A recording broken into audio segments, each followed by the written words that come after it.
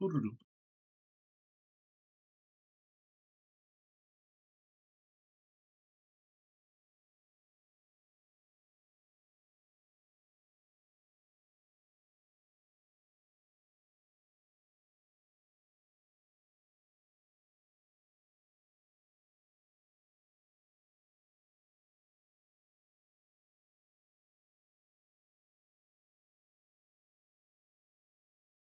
Hmm.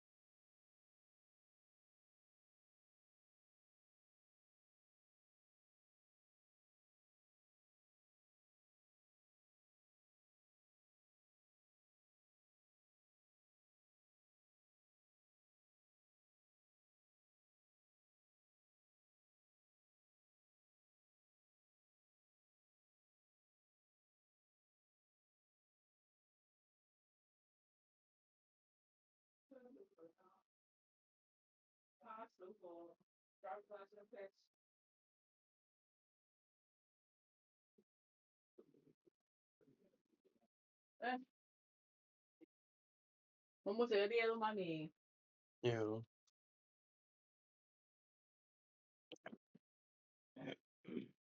Okay. YouTube is up, going. You guys all ready for some Dungeons and Drag?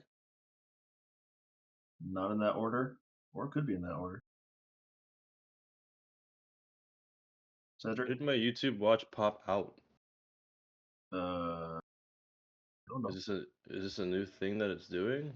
It could pop out if you want to. I don't want to. Why is it doing this? I don't know. Pop it back in. I don't know how to. There's nothing that says I can do that.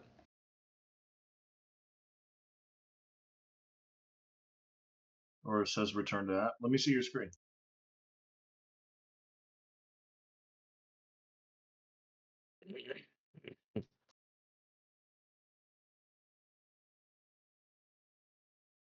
It's just here. Focus on it. Go down. Press down. Go around. Like this? Exit. And then just re-enter. Huh. That's odd.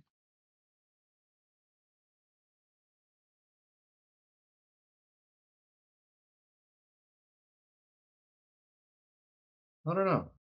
I don't really know, to be honest.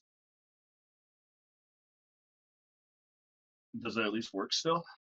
I don't know. Are you playing something? Not yet. Let me put on the music. Let me put on some random stuff. Here we go. Campfire music. I think the thing about ACE Yeah, it'll tours work. is that they have a very high level of academic content. Oh, but you have that an is ad very... though. All right. Well, I mean, just I guess just leave it like that. I can't even pop this out. Huh. It's so Odd. AIDS. All right, everybody ready? Preston, you ready? He's not even in the Roll20 yet. Gosh darn it. Cedric, one of these days I'm just gonna... Fuck you too. What did I do to you? What did I do to you? What did I do to You you? ate my best friend. Huh? Damn. Oh, well, fair. Fair. Eat rocks. Eat You think I rocks. don't already? D&D... I mean, you're not fucking North Korea, man. No, they only eat when they're told to. They don't even eat rocks. You know what's They crazy? only get rocks on special occasion. You know what's crazy? That team, the North Korean football team who went to play the World Series, are still missing. We all know what happened. I wonder why. But I wonder what happened to them after their 7-0 loss that got them kicked out of the World Series. Either they're dead or they ran away. Oh, I'm they're hoping they dead. ran away. I hope they ran away too, to be honest. They're gonna be living in fear their whole lives.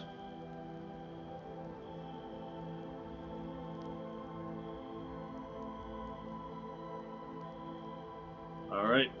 Let's get this show on the road. Let me pop open my ghost. Where is it at? There you are. Every time I drink one of these, I lose a year off my life, but it's good because it's for D&D.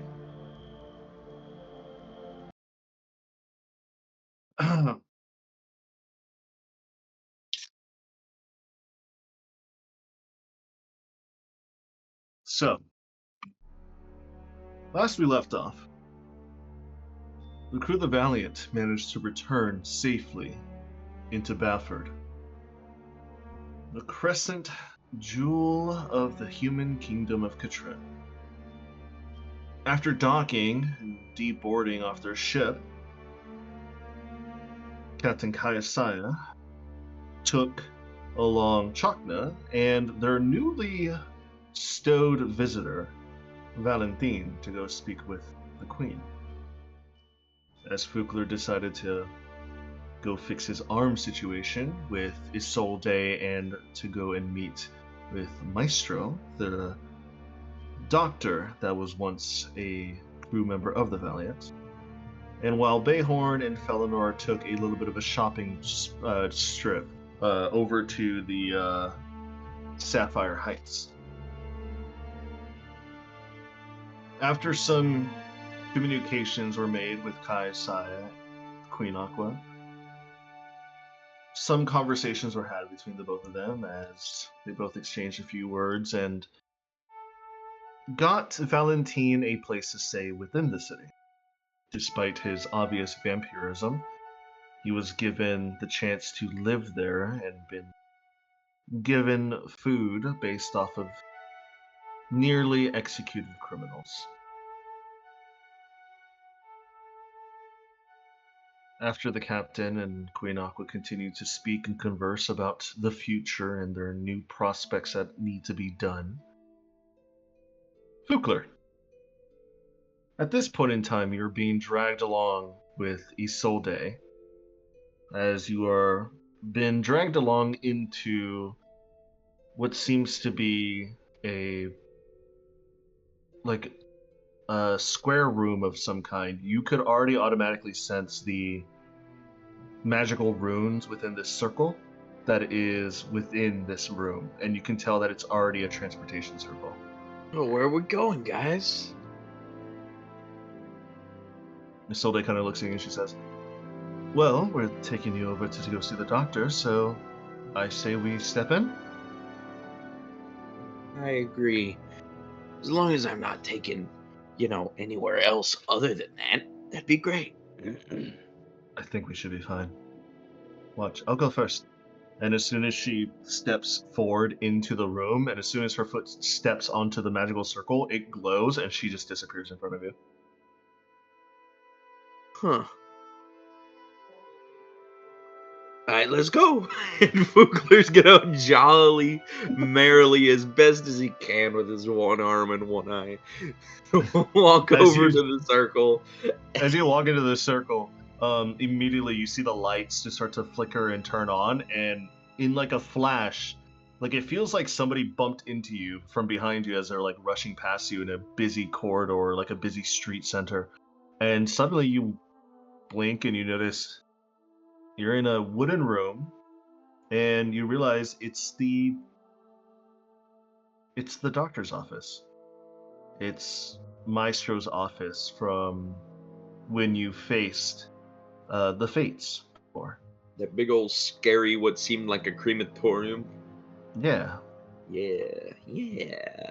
And as soon as you step in through, you see the human male with a little bit of with some reading glasses on. As he's holding onto a clipboard, and he's looking down, and he looks over at you, and he says, "Ah, welcome. Oh, see you lost some weight on your left side. Um, I was informed that you are going to be receiving a new arm." Something like that. Yeah. Well, we've been cooking up something. You hear a woman's voice cough from behind him, and you see popping up behind him is a kind of red, more purple akin skinned woman with long braids on the both of her sides going all the way down to her waistline.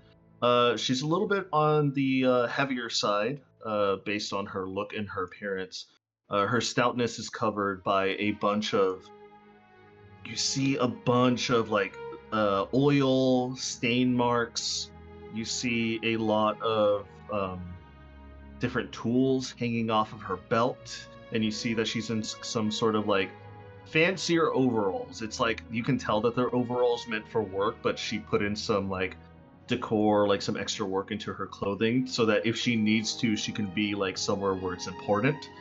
And she looks over and she says, "My name is Vivi. I was told by the Queen that you needed a replacement, so here I am. I am the resident artificer, I guess you could say." Nice. And then she kind of walks over to you, and then she like awkwardly she puts up her left hand, and she noticed immediately like you don't have your left hand, so she really puts it down and puts over her right hand. Fukur. Is she trying to shake my hand? Yeah, she's trying to shake her hand. Okay, Fukler will reach out and shake her hand. Holy shit, dude. Well, I appreciate it. It's been a bit of a tough week. I can tell. Imagine. I also noticed that you don't particularly have a pair of eyes anymore, just the one. We were only told to fix up your arm. I hope you have a eye under that patch, do you? Yeah, and he'll flip up the patch and look at her. Oh, you do have an eye under there. Good. Oh, looks finely well made. Looks like you also have some sort of artificer with your crew, right? Yeah, he's my buddy Chakna. He's been traveling around with us for a while now, and Maestro over there seems to know him personally. Yes, I do know him very personally. I was his pediatrician, after all. You were his what? Another fancier term for doctor.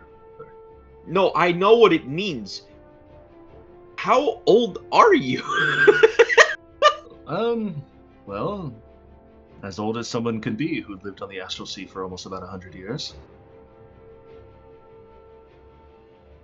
I wasn't born on any Earth, I guess you could say. I was floating off in the expanse for many, many years before I was picked up by a Devaliant.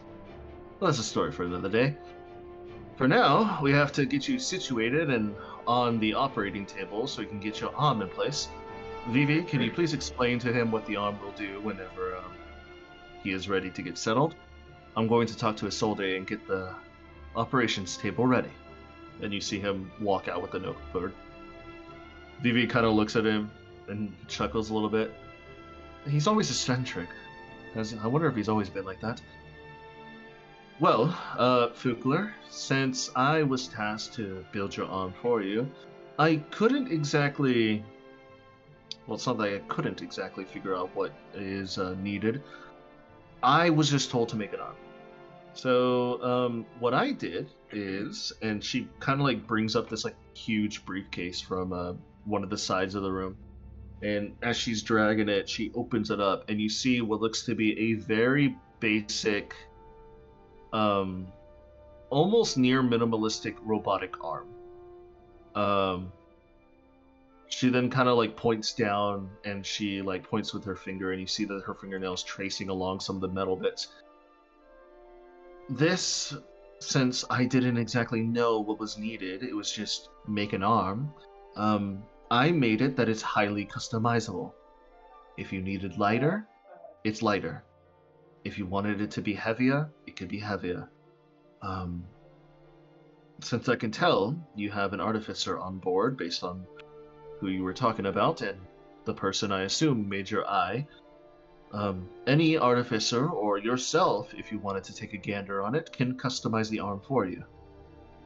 That is not the only thing it can do. If you decided to etch magical runes, if you wanted to add some sort of munitions component or some sort of experimental component on there, you can do so at your own risk.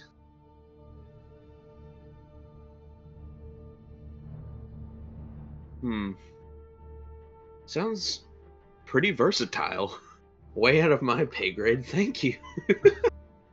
Well, I mean, can't exactly disappoint the queen when she asked me something personally. And she also gave me enough pay to boot so I can take a few days off and go visit my brother. Well, doesn't that just sound wonderful? It is. I haven't seen him for about a year and a half now. Him and his stupid bird. Well, not really a bird. More like a furless thing with a top hat. Anyways. What? Wait a minute. Wait. Hold on. A photo is coming back to me. Hold on a minute. I have furless thing with a pterodactyl with a top hat. Oh my god, we're talking to a character's sibling. Okay. Mentally noted. Continuing on. It's good that you can go see your brother. And I am extremely grateful for the arm you've provided me. However, I didn't think it would get here so quickly, if that's the correct term for it. Well, I didn't build it from scratch, if that's what you're saying. Well, I mean, I'm pretty sure it'd be fine to tell you. You know how Queen Aqua is... Well, her armor is mainly... It's not really her, but she wears it like it's her type of stuff. Yeah. Well, based on her past, and I'm not too sure how much she told you, but I can tell you a little bit, I suppose. Back in her past, when she was first found in the cave, she wasn't a full body, so there was plenty of replacement parts that we scavenged and found, and we modified and tuned up. This is just, how you say, an older model of what her armor would have been. Sure, I got you. So, it's not the newest, but I definitely did clean it up, made it look squeaky clean, and added a few personal bits and versatility to it, so it could be something of your own later down the road.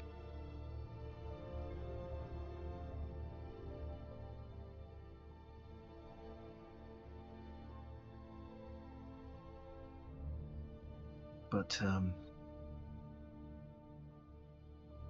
how's the world outside right now?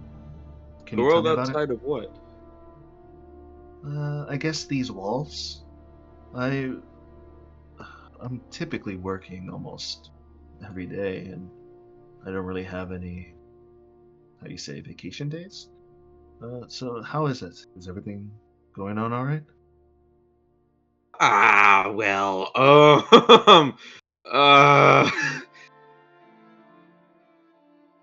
not a good time to visit the moon. You do know there are people on the moon, right? I've been told, and of course, thanks to the Queen's new ally, it wasn't really easy to keep that hidden, especially from her close associates like myself. The close world to you, the world that's close to you, the current nation that you're in, pretty peaceful. Oh, that's good. The other ones, however, could be better, for lack of a better term. I've been doing a bit of traveling around as of recent, and we've been solving a couple problems here and there. The fires in the south, that's where they are, aren't they? The constantly burning land and stuff. To the east. To Far the east, sorry. It's, well, they've recently seen an incredible receding, so the fires are almost out now, or should be completely out now. The Dwarven and Orcish nations, I couldn't tell you more than anything about those. But as far as to the east, to the north, it's completely blanketed white. And it's quite peaceful up there. A friend of mine lives up there. Or lived. I don't know if he's currently staying up there. But things seem to be looking up, but at the same time seem to be getting a bit more chaotic. So if you are going to vacation, make sure that it's carefully chosen. Does that make any sense? I feel like it. That makes sense, yes. Yeah. No, carefully choose where you would go these days. Otherwise, could be just completely pandemonious whenever you get there. Who knows what's gonna happen next? You know what I mean?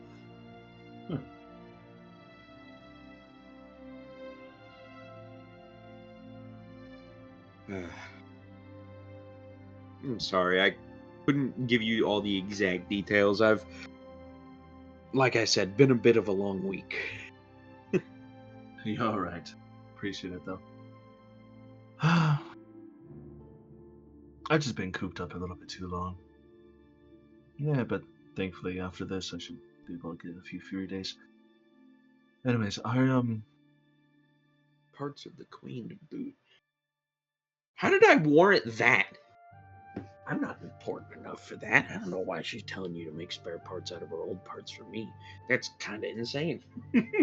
I don't know. Maybe she sees something important in you. Maybe. I don't know what she sees, but whatever. If I'm warranted as important enough, then yay.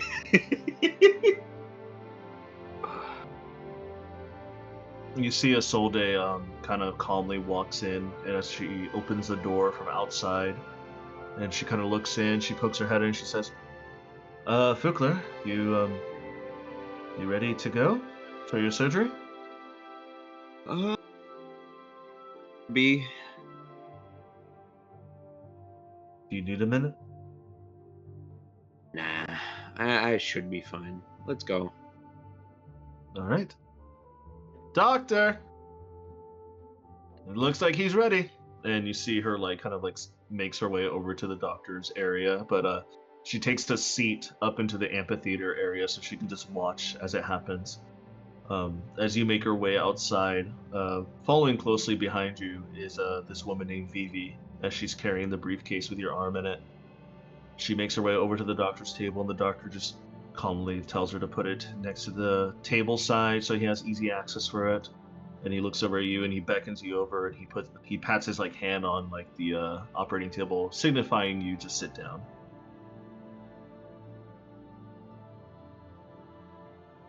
You see that the stained glass window behind him is still the same.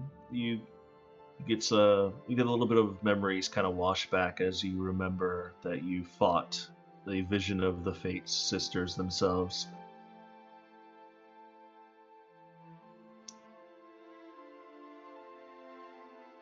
The doctor looks over you and he says, All right. Do you want some sort of anesthesia, or did you want to go through it?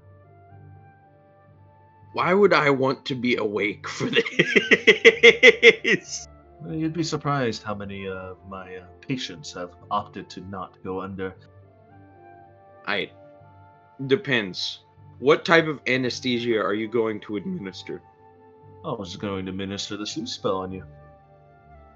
That's fair. I like that. See, he could have just opted to hit me over the head with something really, really heavy. I'm not Yeah. about. But the sleep That's true. spell. I don't think Sleep we would ever do that to you. Isolde, assistant, can you do the honors? Sure thing. And you feel a massive pain on the back of your head. Oh fuck! Wow. As your vision starts to blur a little bit, you see the doctor kind of look at you and he says, "Sorry, I have to get you in some sort of dazed state first before I do this." And you see him kind of sprinkle a little bit of like fairy dust on your face, and immediately you start to like fall asleep. Roll me a Constitution saving throw, unless you want to fall asleep. I mean, he was saying he's probably just gonna opt for the sleep spell, so he already said it. And Wasn't lying. he's not lying. So he's just gonna opt to fail the con saving throw. After like a solid like 2 to 3 seconds, you start to yawn, and he just starts to say, "All right, now count down from 10." 10, 9, And you're out.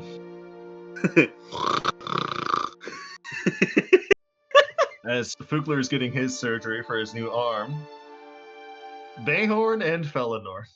Oh boy. As you are both currently finally landing from the Zeppelin, as you have made it to Sapphire Heights, you see what seems to be grand, like 2 to 3 story structures all around you. The majority of them are covered in like white stone or some sort of marble. You see the cobblestone streets are fairly clean comparatively to some of the other places that you've been inside the city. Not as prestige as the Diamond Heights that you've once visited with Needle's mansion and his family. But in general, it's still a very prestige and very lovely place to be in and look at.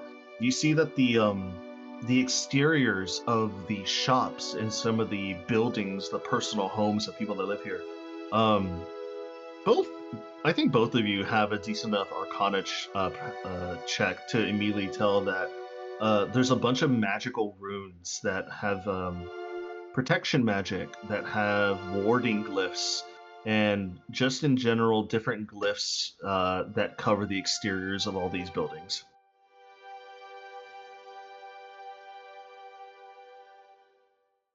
You see a bunch of younger looking adventurers, a bunch of them with like leathers and some steel and some iron wearing clad people. You see not a lot of children. You don't think there's a lot of children that would be in Sapphire Heights in this time of day, as right now it's a little bit of high noon. You smell that the air is like a scent of like parchment and like essence and like some perfumes that are just abound.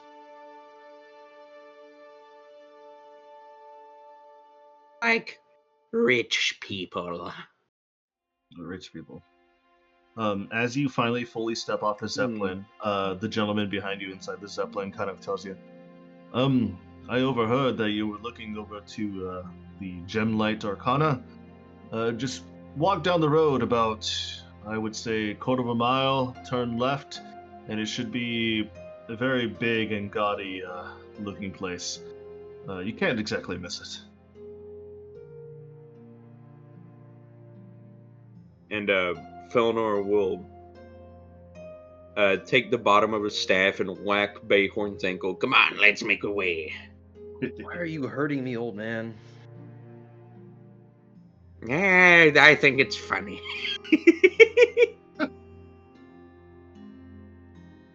I think it's just neat. How old's the ferryman?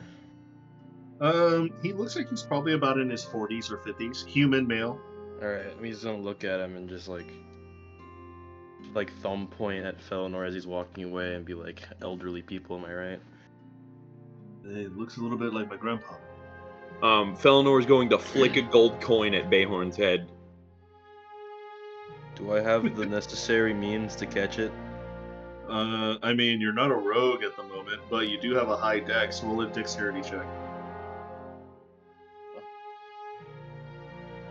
A dirty 20. 30-20, you catch it. Tip the ferryman for us. He's gonna give it to the ferryman and say, here's a tip from me. From you. Bastard, I ought to kill you.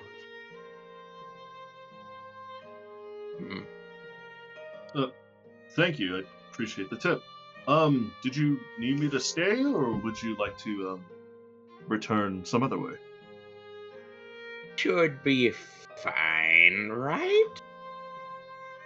I don't know. Do you have any other way to get back? No. No. No, I don't. It seems as you get older, your planning eludes you, old man. The more words that come out of your fucking mouth. Well, young man. Don't I have a meeting with some important people soon? What were they called? I can't remember.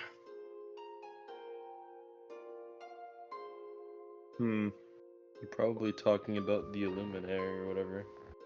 Yeah, those people. Wasn't I supposed to meet them in a couple hours? I don't know. I'm not your sure calendar. I was. I know you're not my calendar. I'm thinking to myself. You can think? I can think really well, youngster. I can think so well that I can make people shit their pants. I'll have to teach you someday. Is that why you do that every day? I have never wanted to cast Feeble Mind on someone more than I have right now.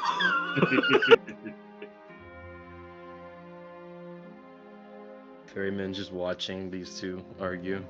Like, Yeah. Strange clientele I've picked up nowadays. Yeah. The Illuminate, that's what they're called, right? I forget what they're actually called. I think it's the Illuminati. The Illuminati. Illuminati. Illuminati.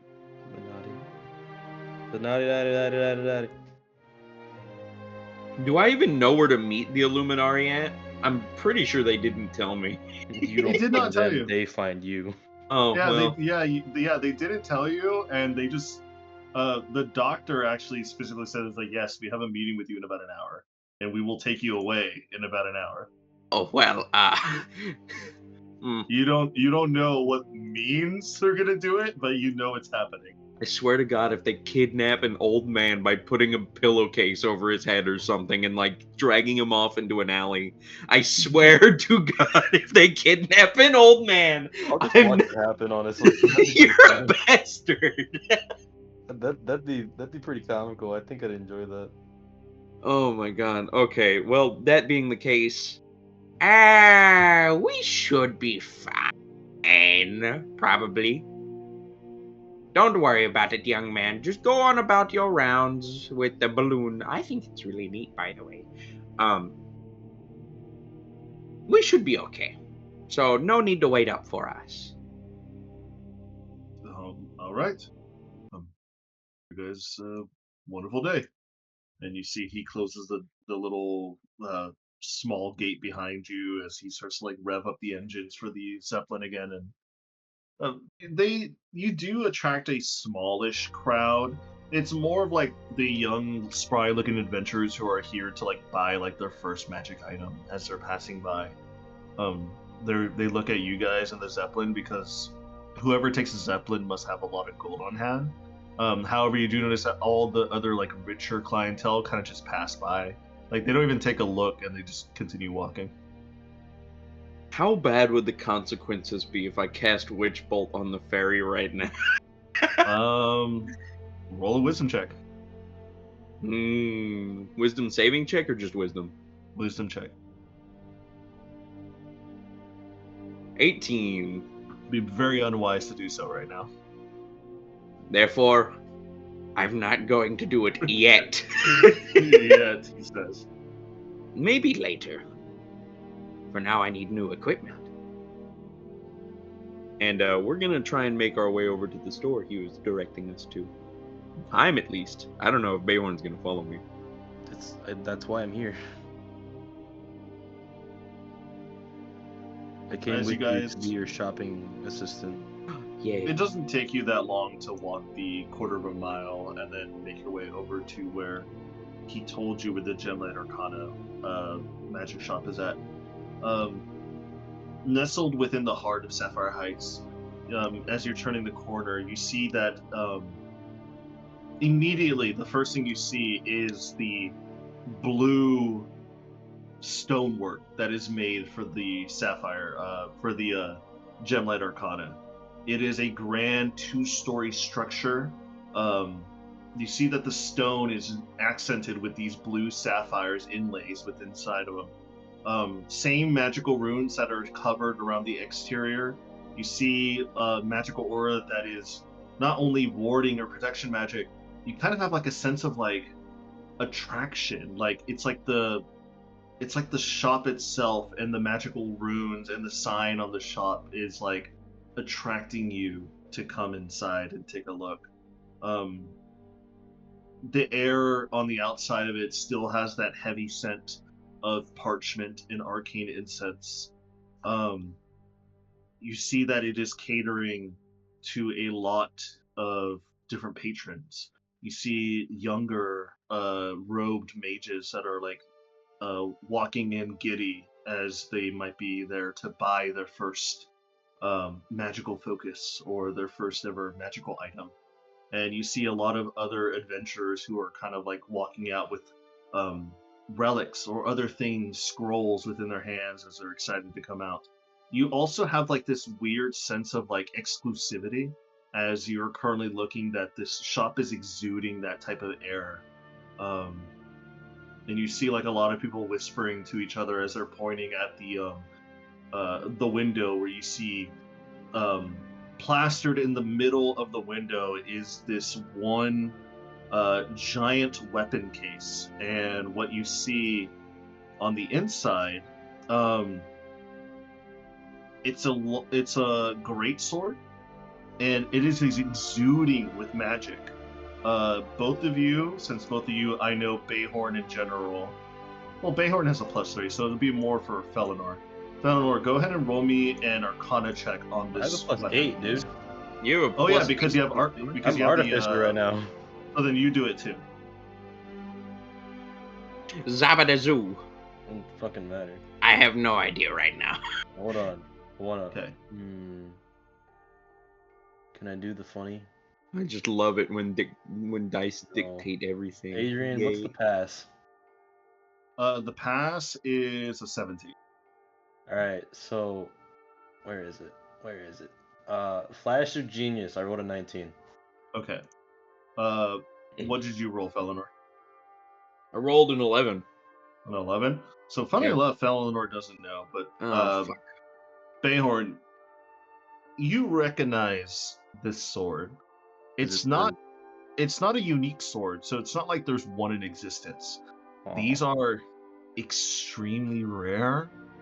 This sword has been said to be only used by the most legendary of holy warriors. You see what looks to be a blue sapphire studded hilt with sapphire studs within the handle for the blade. The hilt guards are this pair of like angel wings or bird dove wings that spread. And you see along the blade itself has like intricate holy runes that kind of widen out at the bottom, soften, and gets a little bit skinnier in the middle, and it comes into a heavier, large, sharp point. You know this blade from, reading and your past thievery lives, and also your time at Strixhaven. This is a Holy Avenger. Holy Avenger? Do I see any security measures on that? You also see that around the weapons case, roll me an investigation. I rolled a natural 20. Do I need anything else in the 28? Do I need to get a 30? Oh no, you got it. Okay. Immediately you clock that the Holy Avenger is real. However, the weapon case that is stuck inside of it has expertly covered invisible warding glyph runes. And on top of that, you notice that the cabinet case itself, even though it's real, you see it slightly breathing. They hire a mimic? You think they might have hired a mimic. Does it look like a mimic? It doesn't look, I mean, a mimic could look like anything. Cedric, that's a dumb fucking question. Hang on. Does it look like a mimic? Are mimics, I wonder. Are mimics classified as animals? Or are they creatures? Like They're monsters? creatures. Monsters. Oh, so I can't speak with animals to mimic. That'd be really funny. Crown of Madness, I could make it eat a random person. Can I? Do you have Crown of Madness, Cedric? Second. Wait. Adrian, it isn't classified as a beast, is it? It's classified as like a monster. Monstrosity. Shapeshifter. Oh. Because I was like, well, it says beasts, so maybe, but no, I can't do that. And you notice as you're looking at the Holy Avenger from the glass casing, as you're looking in closer with your natural 20, you see that there's like some sort of small adhesive that is keeping the Holy Avenger within the casing itself. So it seems like it in there. they stuck this thing in here for the sole reason that it looks like it'll be nearly impossible for any standard thief to take this weapon. All right, now do I know if I manage to break into that case and at least grasp the sword to have it classified as like within my personal belongings, and I immediately casted etherealness? It would be. Do I know if I can take the sword with me into the ethereal plane and then just leave? You could try. However, you don't know what the magical runes would do to you, because there is magical runes around this thing as well. Yeah, never mind. This thing's gonna be expensive too. I can't buy it. I was gonna buy it and give it to Fugler.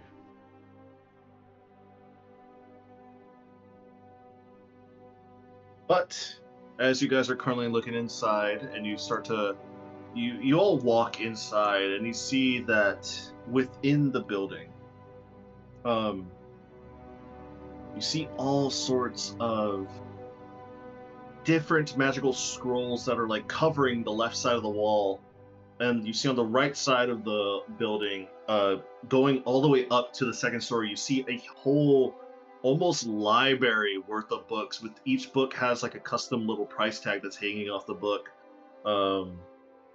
You see within the middle of this grand area, you see a lot of, you notice entry level or beginner arcane focuses. It seems like a lot of first time mages or early scholars or sorcerers who are barely learning to harness their magic typically come here. It seems like it's kind of like how it's kind of like Ollivanders from Harry Potter, like how like most witches or wizards come in.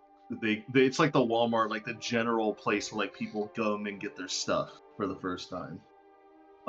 However, as you're currently walking around, you see a bunch of gnomes, a bunch of elves that are walking past you, helping out different people and putting up stock. You see one that has silver hair, and you see piercing amethyst eyes coming from around. An elven woman. You see that her hair is kind of tied up in a bun with some sort of, you're not exactly too sure if it's like some sort of like hair tie or some other way that she put it up. She kind of like walks over to you two and she says, hello, my name's Elara Violet. I am the owner and the practitioner for the magical shop that you're currently in. Welcome to the Gemlight Arcana. Is there anything I can assist you?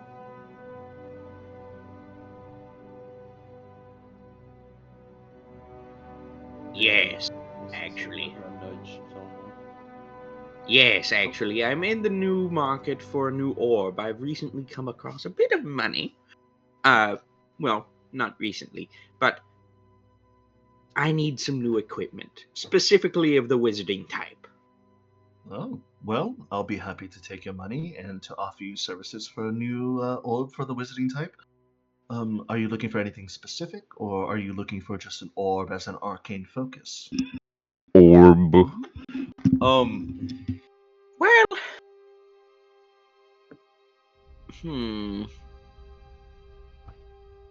do you have anything specific? And if so, what do you mean by specific? Well, all sorts of arcane focuses.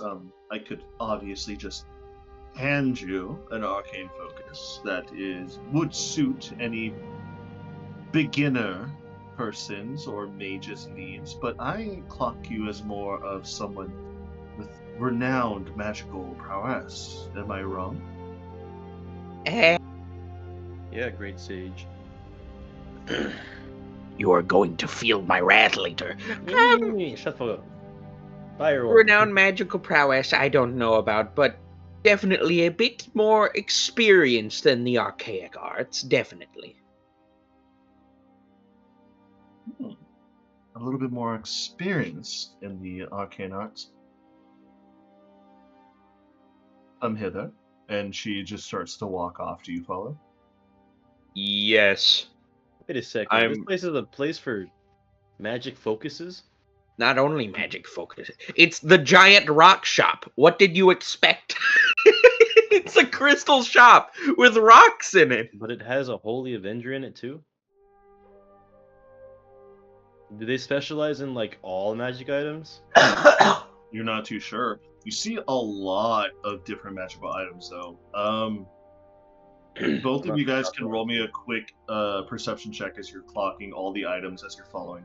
Please, please. Okay, dice. If you roll bad one more time, you're going in the dice. I Like got an the 18. never to be seen 18, again good. dice. Hang on. Where's Dice, if you screw me now, I'm eating you. what did you roll, Preston?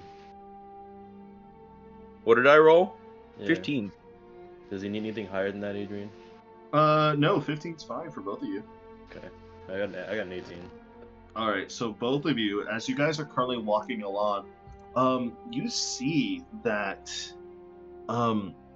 besides all the mundane or basic magical items and focuses that are laid across all the tables in the middle of the room, on the edges of the room, not only do you see some of the same items that are spread across, you clock different items have like a different sense of magical feel.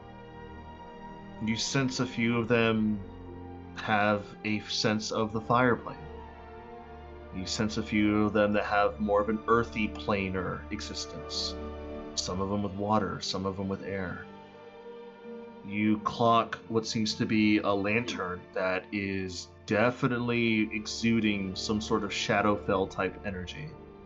And another one, you see a wand on one of the table sides that definitely has some Fey magic within it, because you're used to the Fey magic thanks to bubbles. It seems like this shop, or at the very least this Alara that is the one who supposedly owns the shop, has gotten a lot of different magical items from a lot of different planes of existence. An But interesting eventually- selection you have here. Oh, well, thank you for noticing the quality of my items. Speaking of quality, I have some things for you here. And she takes you over to this, seems to be like this, open chest, and you see a lot of different smaller and bigger magical orbs that are just like staring back at you. It almost looks like, with all the orbs that are inside this place, if there was any more orbs in here, it'd be like a bunch of what are those little like I forgot what they're called. Like Orbeez. Like if there was any more in here, it'd look like a bag of, or like a chest of Orbeez in here. Oh my god, there's so many there. There's so many in here. She kind of looks at it and she's like, there's plenty of just general arcane focuses that you can use as orbs in here. However, there is a few that I specifically like to keep an eye on. And she pulls out what seems to be this one orb that has like green mist within it. It has like, it's fully glass, and the glass is like so bright and clean that it looks like even with the green mist in it, it kind of reflects your faces off of it.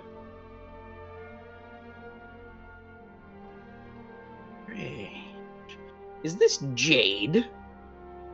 It's not exactly jade. It seems to be made out of glass, but the green mist inside of it seems to be some sort of magical, how should I say, power within it that you can release. Interesting. Not only this orb, I also have this one as well. And you see, she pulls out another orb.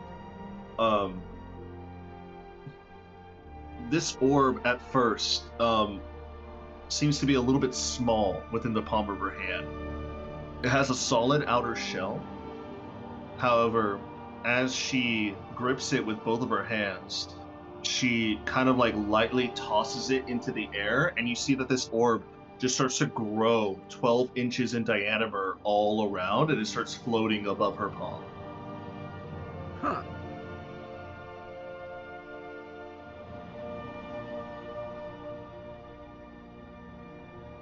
Is it growing in size?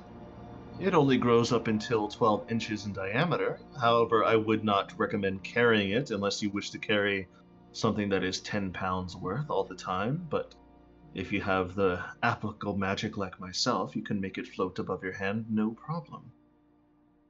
Is she using Mage Hand to make it float above her hand? She is using Mage Hand to make it float.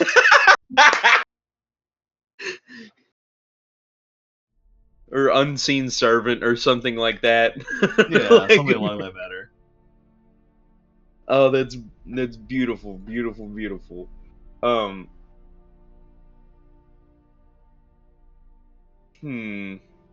It's a modified devastational. With a little bit of magic, flick of the wrist, and you see that some magic kind of like exudes off of her fingertips, and she flicks her wrist above it. That solid shell just opens up, and you see within the shell is a pure glass orb that starts to get filled with a burning inferno within inside of it. And then she flicks her wrist again, and that burning inferno turns into a torrent of water.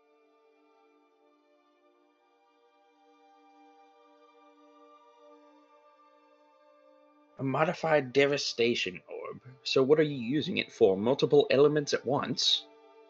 Multiple elements, or if you'd like, you can use it as a get out of jail free card if you're facing a dangerous creature, or if you really, really do not like somebody, you can toss it into the air in front of them and it'll go kaboom. That's only with the shell off, and she flicks her wrist one more time and the shell protrudes back into the orb so it protects it. As long as the shell is covering the orb, it will not detonate. It will not do anything to harm itself or anybody around it. However, if you wish to use it not only as an arcane focus, but as a last-minute ditch effort, you can do so. And how much would this ring me up? The Devastation Orb. It is a very wondrous item, also rare as well. Give me one moment here. Let me look at my ledger, and she pulls out what looks to be a small little notebook, and she starts to flip through all of it.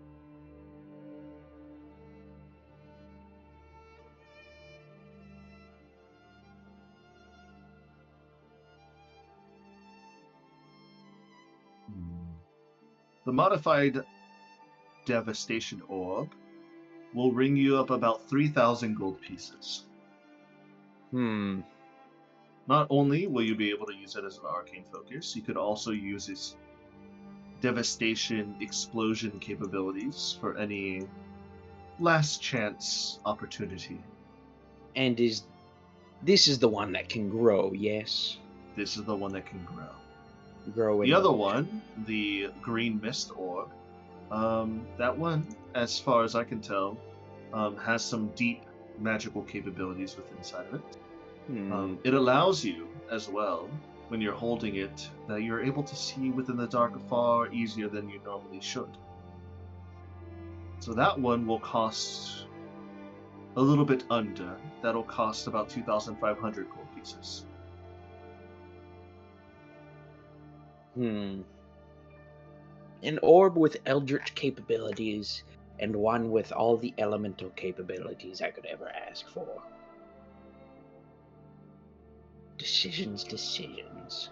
What do you think, Bayhorn? See what else they have and see what's better for you. I don't know what kind of style you use. Agree. If you have any other options, I would like to see them. Of course. Let's see here. While he's doing that, can I kind of like reach out to Rowan and be like, do you detect anything familiar in this shop? Seems like there's a lot of things from a lot of places here.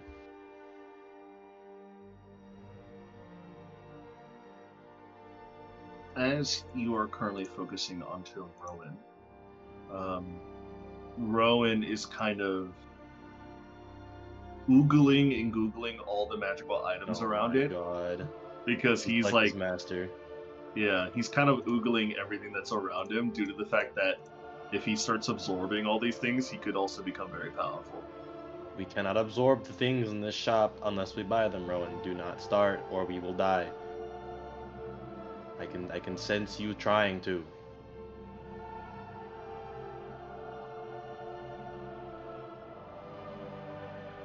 All right. Sorry about that. What was the question again that you needed, Fukler? This is fun. Fukler. Or, sorry, Valinor. Both start with Fs. F to pay respects. Well, if you're also looking for orbs, we have the modified devastation orb. We have the green mist eldritch orb. I have a navigation, direction orb, a shielding orb, a time orb, and a Stein rune orb.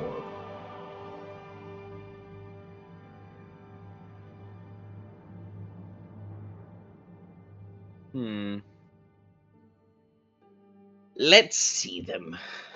I want to give All them right. all a good look, if you don't mind. She pulls out, first is the Orb of Direction. This one is fairly common, and she just makes it float in front of you as she's pulling out other orbs. You see that this orb is a fully glass orb with a bunch of like golden runic patterns on the sides of it. However, on one end, it has a big N. On the other end, it has a big S. And in the middle, you see what looks to be one of the compass diases, and it's pointing like it's trying to make its way over to the north as it's like slowly floating in the air. So it's an orb that shows you which way is north. There's the orb of direction. The navigational orb. She pulls out another orb that is a hollow. You see, it's like 6 or 7 foot in diameter sphere. It's thin, polished. It's like polished material. With a large rune embossed on the outer surface. And she doesn't actually put anything on it. It starts to levitate on its own above the ground. And she says, that is a navigational orb? Fair warning with the navigational orb. Supposedly, it pairs itself with the castle, and you're able to move said castle with the navigational orb, but I haven't been able to track that castle down. Castle? She continues, as she's continued to like dig within, she says, this one is the order shielding. She pulls out what seems to be a spherical chunk of crystal that is actually like glowing with you see it seems to be like this lightning and thunder glow as it's like sprouting out magic on its edges. Well, aren't you just full of anger? We also have the time orb. You see that the orb is less of an orb and more just a round clock. Chronomancers are funny sometimes. And then finally, she brings out the Stein orb. You see this orb that is made purely out of granite that is about the size of a little bit more of an adult fist.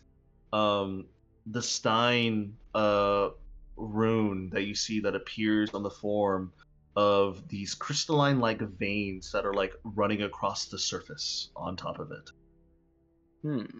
This one, well, if you're a dwarf and you're a mage, this will make you a very happy dwarven mage. Allows you to hold your ground. I know that you can't be petrified with it. You can melt into stone as a bonus. Quite a lot of stone work with this one, I guess you could say. Interesting.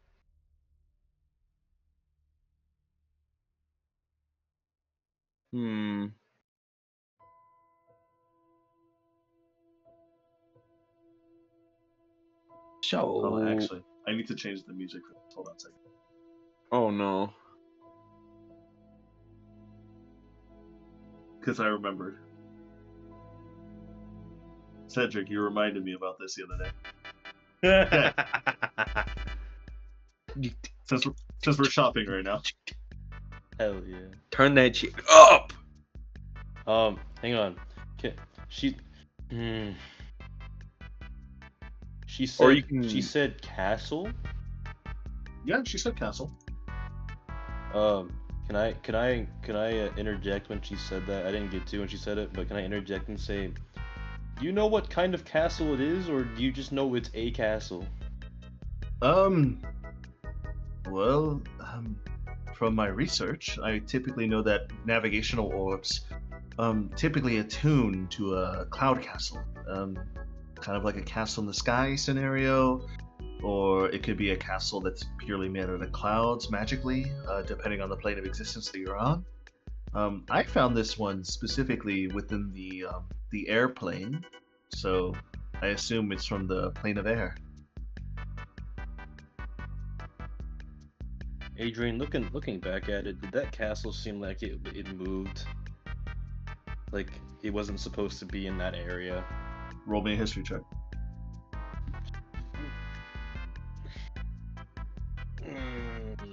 Did the 16 beat it? Yeah, 16 beats it. You remember that the architecture of the castle that you saw matches towards the architecture that you saw within the grand city that you were in, or Rotterdam. So you assume that it's a castle that was built before the calamity, and then something happened to it, causing it to float, and it's never been found, but you're not exactly too sure.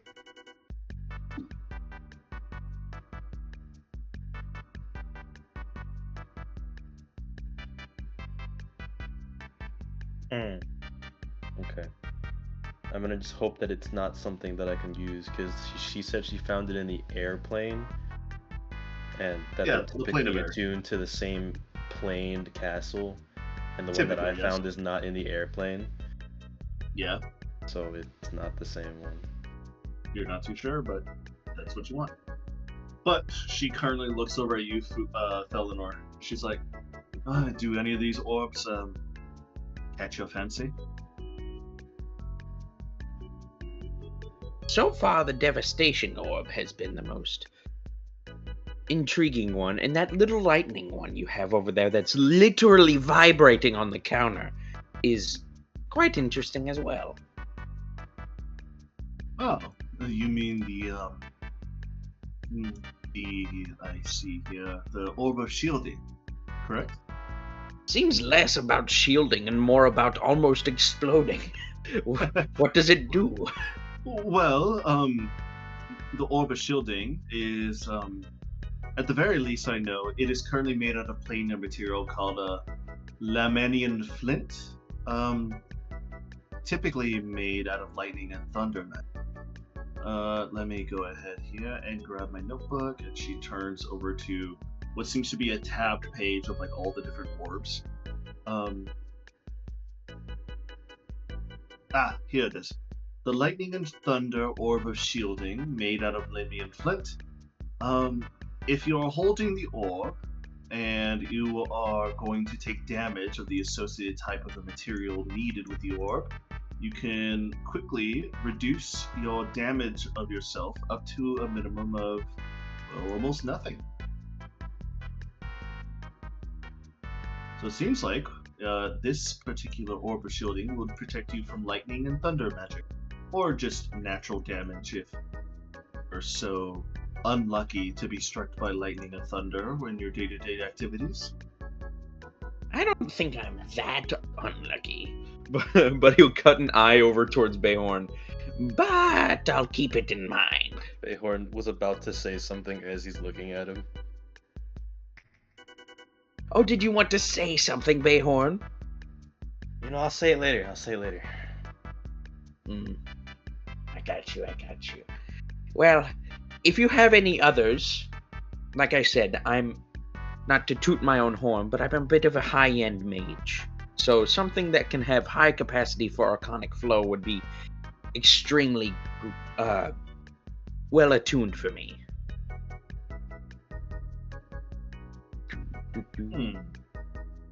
Well, if this is it, I'll go ahead and make my selection, though.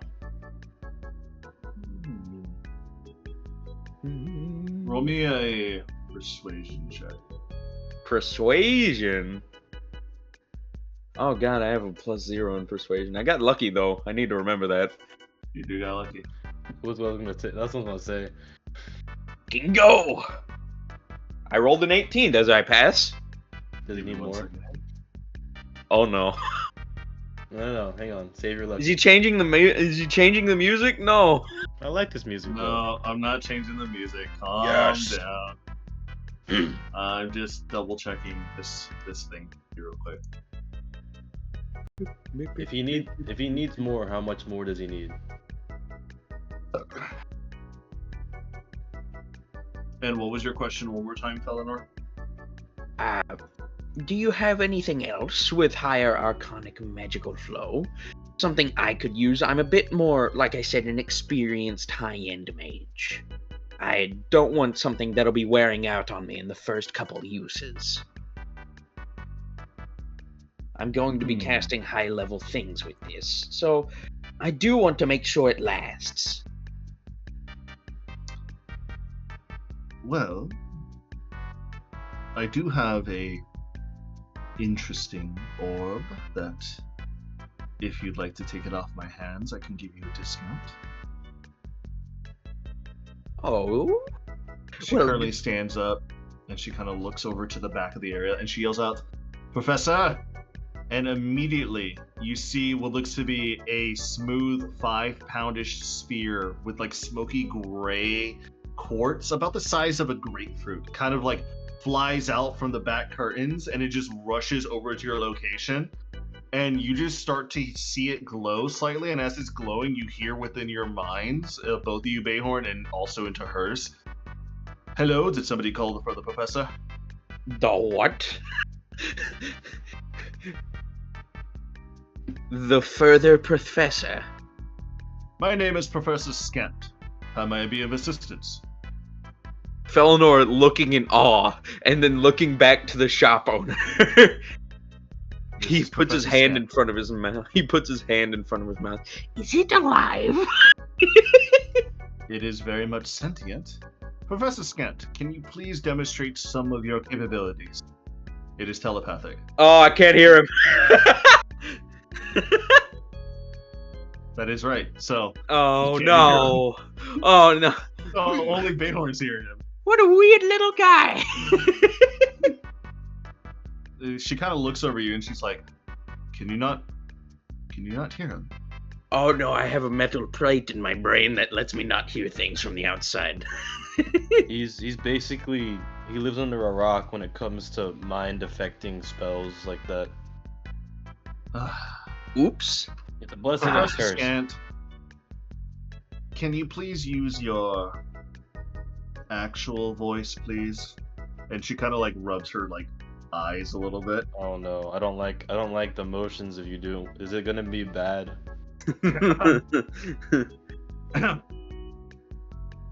Why, hello there. My name is Professor Scant. How may I be of assistance? You know, I'm are gonna a look around for charmer. Professor Scant, what can you show me? Well, I can't exactly show you anything due to the fact that I have no appendages, but I can speak and read to you Common, Draconic, Elvish, and Loras, dead language of the Empire of Netheriel. Loras, it's not every day you get to hear about that. I also know the history of Netheriel, vampirism and the traits of vampires, rituals surrounding the making, bottling, and drinking of Everquist, and also Taras.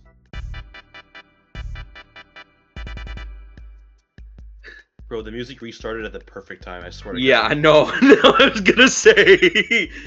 You know the nature of Tarasques? Of course I do. What else do you know, Professor Scant? That's all I know. Oh, do you wish to learn? I'm always excited to learn new things. I like this one. Felinor says, pointing at it. This one I very much jive with, as the young kids say. I've never said that before, but go off, old man. You see Professor Scant, this orb kind of like looks you up and down, and it feels kind of weird because orbs don't have eyes, but you can definitely feel like there's eyes trained on you at the moment. He says, Laura, it seems like this one is not a dunderhead like all the others. I already like him a lot.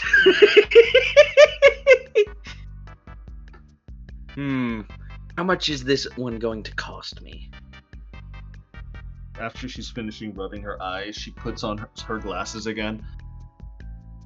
To be honest, as much as I would like, I would give it to you for free, but I need to make a profit. 2,000 gold and he's yours. Uh-oh. It's not every day you get a talking professor inside of a orb. What's the lore behind this? Why? As you say that, Professor Scant kind of looks over at you and floats in front of your face. Kind of like Well, Ghost would you does like to know? in Destiny. Well, I was once owned by a Valerine Harpel, then stolen by Nas Lamatir, and then I eventually broke out of my prison. So I call myself Professor Scant, because I scanted my way out of there. So, have you always been an orb? As far as I remember, yes. I'm The gonna roll an crystalline's Arcana check so on him. powerful, he can float and talk. wanna I roll an like Arcana this check one. on him. You want to roll a what on him? I want to roll an Arcana check and an insight check because this is Alright. quite absurd. Roll an Arcana and Insight. I rolled I rolled a 25 for Arcana. 22 for Arcana. Okay, so you needed above a 21 for Arcana. Oh, good. It's definitely crystalline. However, you sense something else within it that it's like, it's not fully 100% crystalline. Is it like a personality shard or something?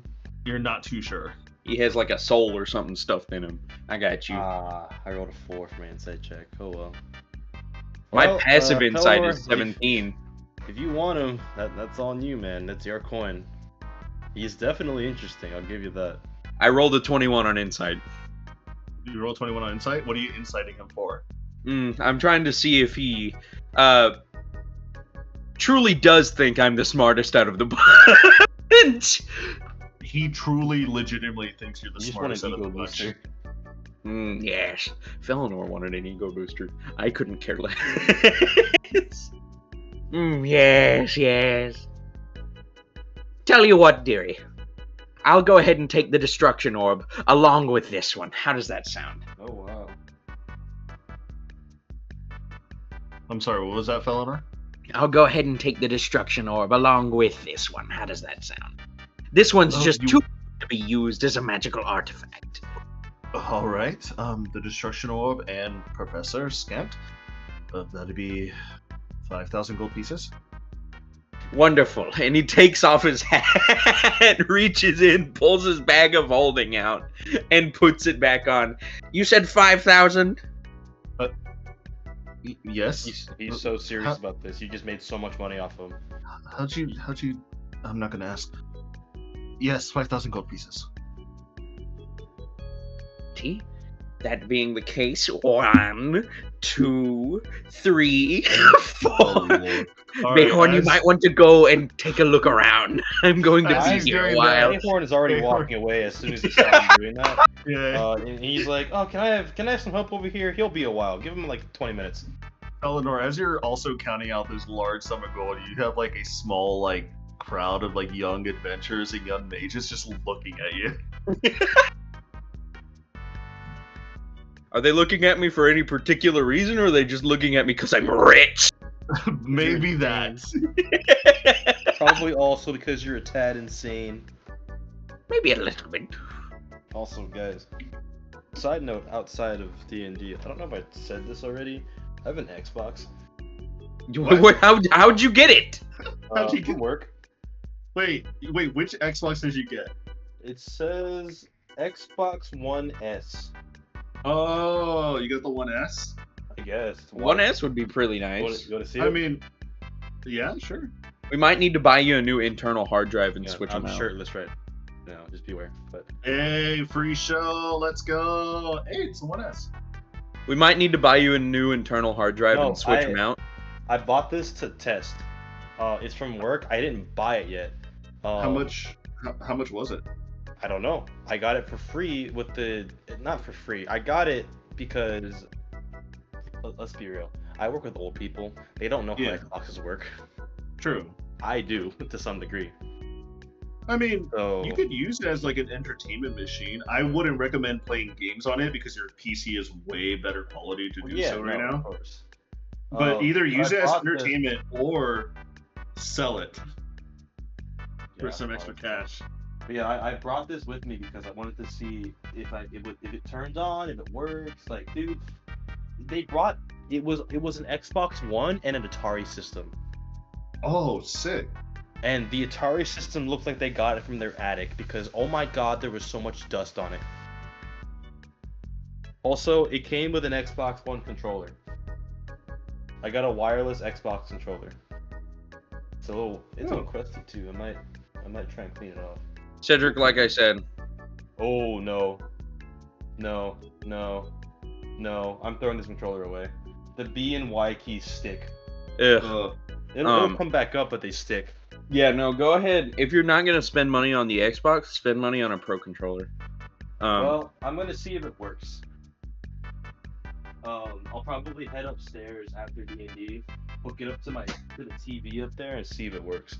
Like I said, we need to get a new internal hard drive for you. Switch them out so we don't get any of that nasty old stuff that was the former gamers' games, unless you want to use them. Well, I'm not gonna connect it to Wi-Fi. I'm only turning it on to see if it works. And then if it does, then I'll deal with that later. Gotcha. Yeah, no, I saw it next to me and I was like, I have an Xbox. Anyway, Hard distraction. yeah, hard distraction. I got so distracted off of that. No, you're fine. Anyways, as Bayhorn, as you hear like the 1, 2, as he's currently counting one by one of gold, what are you gonna do? I'm gonna walk around and out and connect with Rowan again. Is he done oogling? After I told him no. Yeah, you feel like a sense of like disappointment. All right, now Rowan, tell me, do you recognize anything familiar? Maybe like one of your brothers or sisters, or just something you've sensed before. I don't sense any of my brothers or sisters around these parts. But I do see a lot of things I would like to sample. He hungers. Like what? And he's gonna walk around and he's just gonna let Rowan like just kind of mentally like a radar ping things as he walks around. He doesn't explicitly ping you for anything. He legitimately, you see like one of his living web tentacles, and he starts to point. Oh. He's Bayhorn's gonna try to minorly cast, or he's not gonna cast. He's gonna minorly try and stealth check Rowan, so that people don't see a fucking web tendril pointing at things. Rowan does that himself. He has a stealth check of his own, you know? I don't. You know what? Actually, Rowan, what can you do other than like absorb magical artifacts and like gain some of their power and all that? What can you do? Well, to be honest, I didn't really think about that. Can you like cast spells or like attack or like do other things? I could shoot a lightning thing at people. Huh?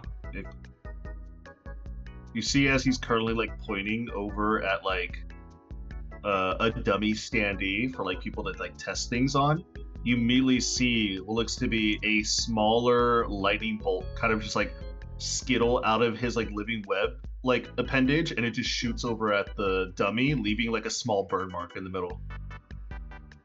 Could I tell he was full forcing that, or like He was not minorly? full forcing it. Okay, good. He's like, oh, okay. Let's test that out outside the store, so we don't get kicked out and not able to buy anything. You see as he did that, as he's hiding and you're like watching this go down, you see like this little like small child is currently holding like a wand and is pointed already at the dummy, and he's looking at the wand, at the dummy, at the wand, and he just runs off to find somebody. Oh god, I've accidentally just birthed the wizard. I really hope he has magical aptitudes, or else I just made him very sad. You made a Actually, I just made a funny NPC idea for campaign 3. Moving on. Moving Oh on. no, Rowan, what have you done? Oh no. Alright, Moving on.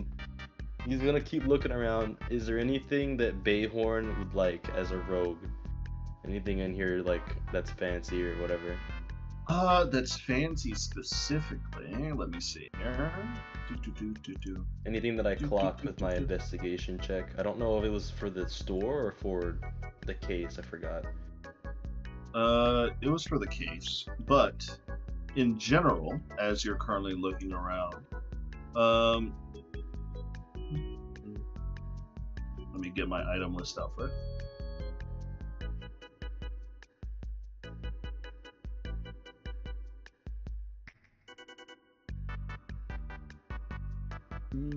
Filter that out. As you're currently looking around, you see what seems to be like a different, like a table full of like different gemstones. You're not exactly too sure if any of them clock for crystalline.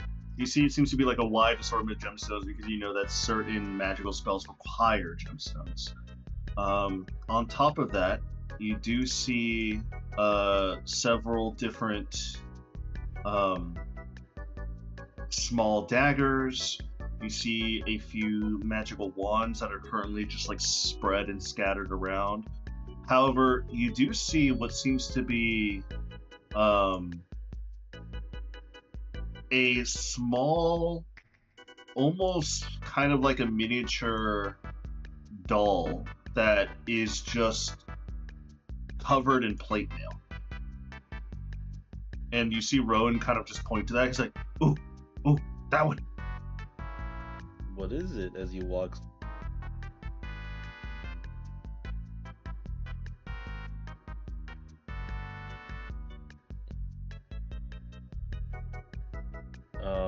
He's gonna look at it real hard.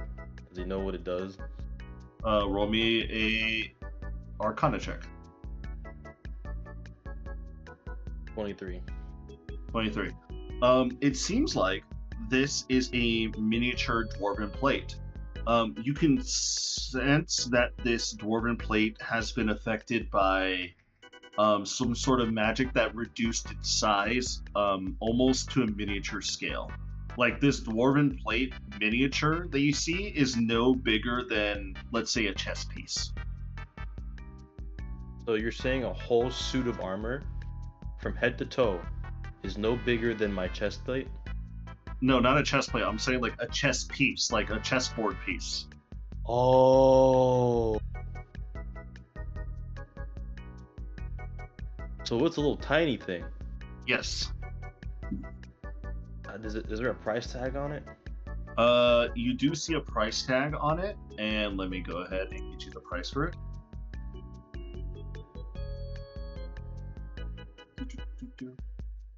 5,000 gold pieces.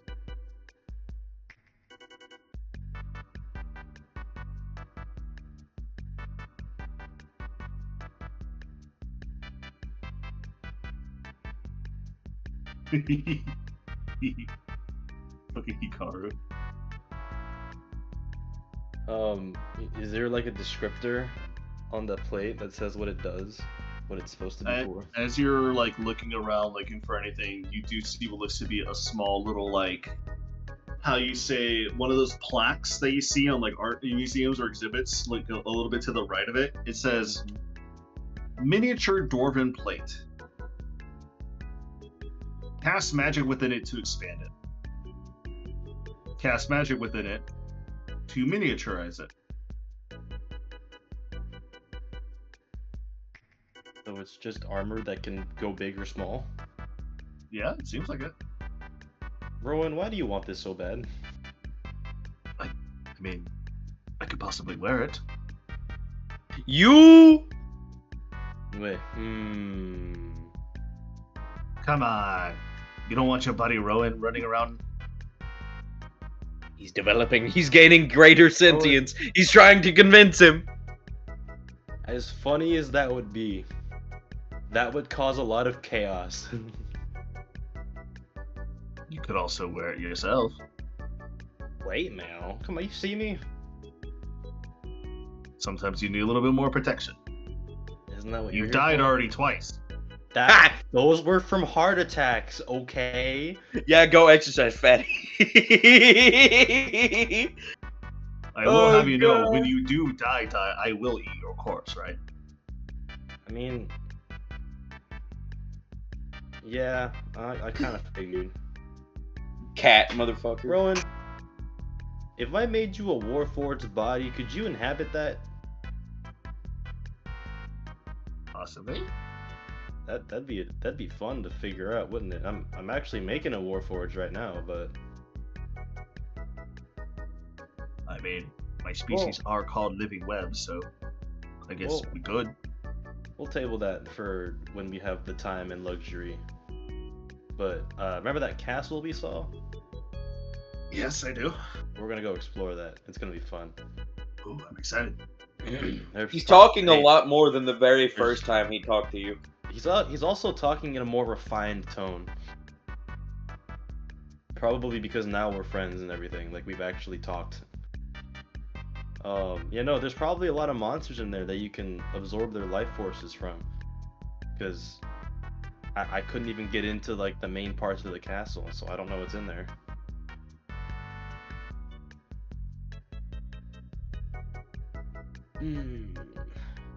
Alright, besides what Rowan was looking at, is there anything that I would want as Bayhorn? The rogue Bayhorn. As Bayhorn Row, you kind of turn and look around. You have to pass by Felinor again, as you see Felinor is currently like with Alara, and Alara is kind of snoozing a little bit based on waiting on the time. And you hear 2,321. Oh god.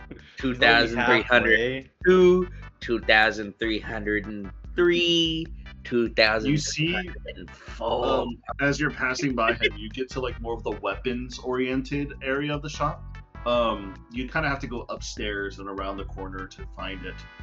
You see what looks to be this beautiful, ornate, hooked obsidian dagger. Almost looks like a bird's talon. And it's very ornate and very beautiful. Underneath the price tag, you see it's worth $3,500 or God gold damn. pieces. What does it say it is and it does? It says it is a magical weapon. And it says, on a lucky hit,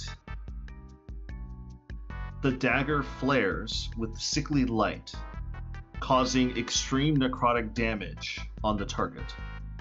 Well, like a crit? Also, if you were to fell a target within battle with this weapon, the creature will instantly disintegrate. So no downs, it's just dead.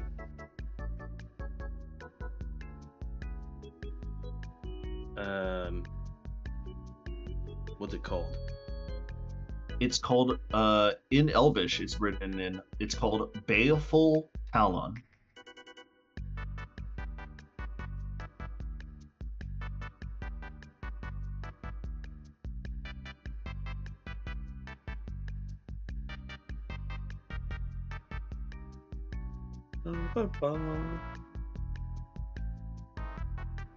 Hello? Yes. Okay. What else do they have in this case? Because it seems like the case that I'm looking that I want to look for. Let me take a look for you. Give me 1 second here. Let me grab all of my weapons for you. As you're currently looking around, right? Not only does it show the Baleful Talon, you see what seems to be another dagger that is actually currently kind of not calling your name, but it's kind of like intriguing to the eye to you. It has a very scaled handle with like a golden pommel on the bottom, and the handle leads into what seems to be like this wicked curved dagger with a green emerald in the middle, as that emerald kind of bleeds its gem-like appearance, almost like gem blood, as it like kind of curves with the blade itself up to the tip. And on the tip, on the very tip and downwards onto the spine of the blade itself, not where the blade's at, you see what looks to be a filigree of two snakes bending into each other as they're coiling, before the two snakes' heads kind of match and they're biting the edges of the emerald gemstone in the middle.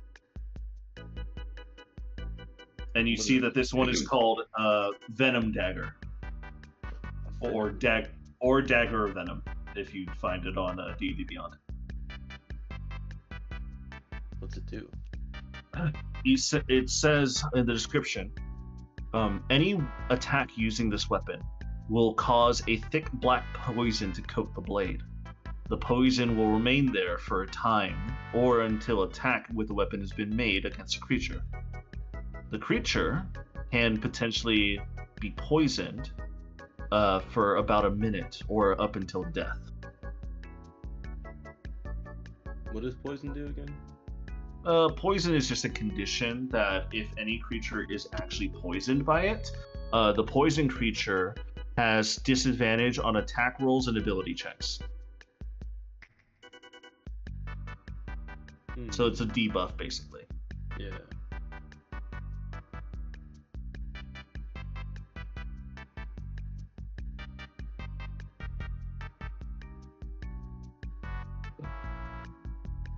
I think some fancy stuff in here. As you're currently looking around, you see what seems to be one more blade that catches your eye. It's more of a sword, less than a dagger. This sword has a very bony leather type handle with a bone or some sort of tooth that is used as the pommel. The two hilt guards are kind of curving as like little claws. In the middle where the hilt's at, you see this dragon's head is kind of roaring, almost like it's shooting the blade out of its mouth like a fire breath, as you see this very nice and well-polished iron and steel blade that reaches a very nice sharp point tip, and it's called the Dragon Slayer. And it says in the description, when attempting to fight dragons, you need no other weapon but the Dragon Slayer.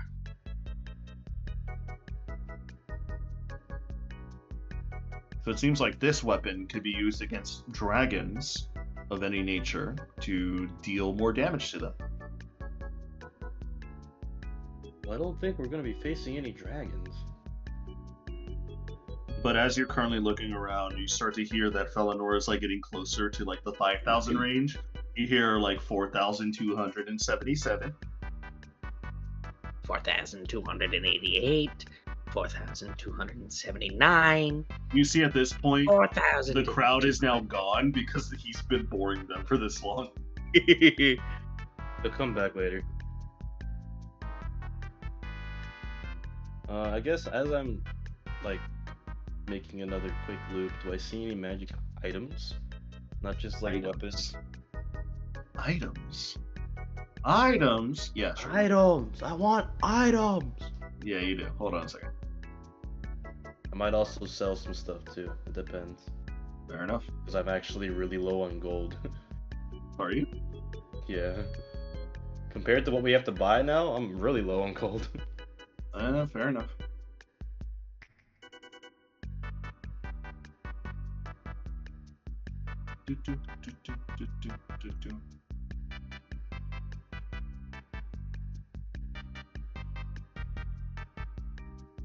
As you're currently looking at the items area, I guess you could say, you see a whole batch of different items about. You notice that there's a few alchemy jugs that are laying about. You notice that there is, of course, the usual scrolls. You see this one cube that you've never seen before. It kind of has like a odd, like, children's drawing on all four sides of it. It's kind of creepy in a way, where it's like you see two hands that have threads, and the threads are like kind of like connecting to this like couple, this man or woman or this boy and girl, as they both have like creepy smiles as they're looking out towards you. Not you in general, but like just like if you're looking at this box from like looking down on it, it looks like the eyes are tracking you, and these weird smiles are like kind of giving you the creeps. This item is called. Okay, here. Give me 1 second.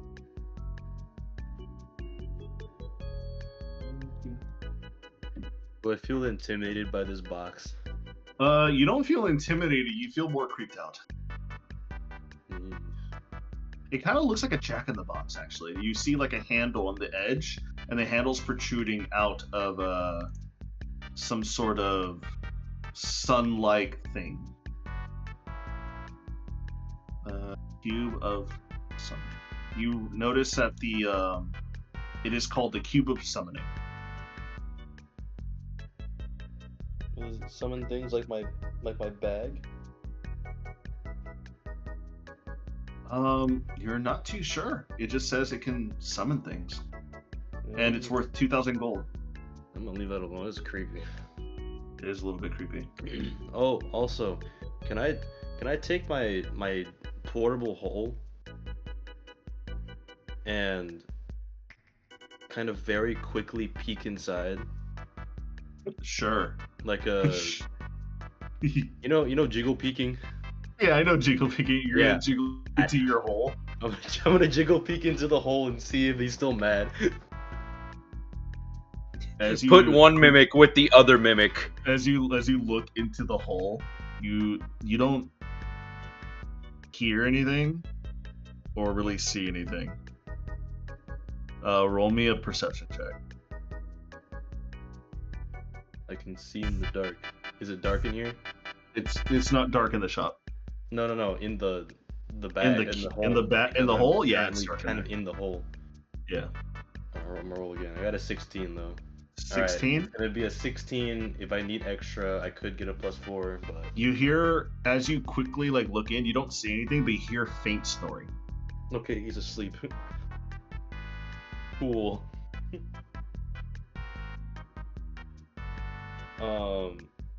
Bayhorn's gonna like mentally ask Rowan, "Are you able to eat mimics? And if so, what happens?" I don't know. You never eaten a mimic before? I never tried. Because I've got a mimic in here, and it looks like a pile of gold, but it's like a gold dragon, like a wyvern.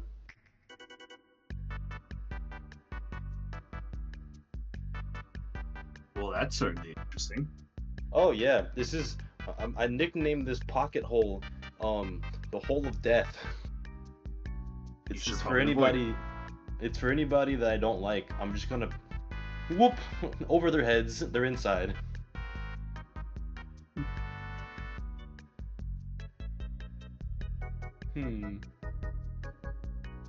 Oh well, let's go back down and see if the old man's counting. Maybe we'll come back and buy something, but I'm broke. As you make so as unless you you make can your way back create down, coin for me.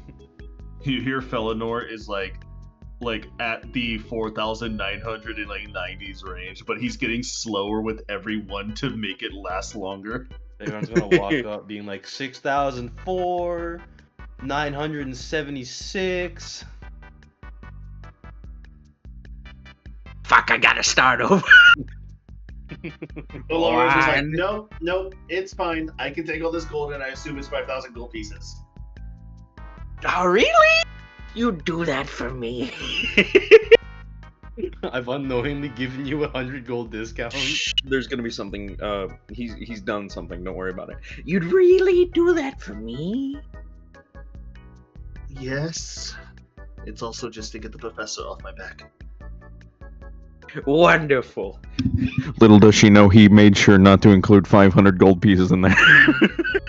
Roll me a deception check. She said she doesn't care though. I know, but just do it anyway for fun. For funsies. A 12. 12? You needed a 10. You're 5. Wonderful. She kind of just racks up all the gold, and she kind of like places it within her own like bag of holding, and she kind of like puts all the orbs away except for your destruction orb and the other orb that you've been wanting for the professor orb. Alright, the destruction orb is going in my how big is it when it's small? When it's small, she says, if you cast a tiny hint of magic and flick your wrist, mentally think of what you want it to do. You can make it as small as you need to the size of a pebble. But you cannot make it any bigger than 12 inches in diameter. Okay. Does it stay the same amount of weight while it's small? It does. Okay.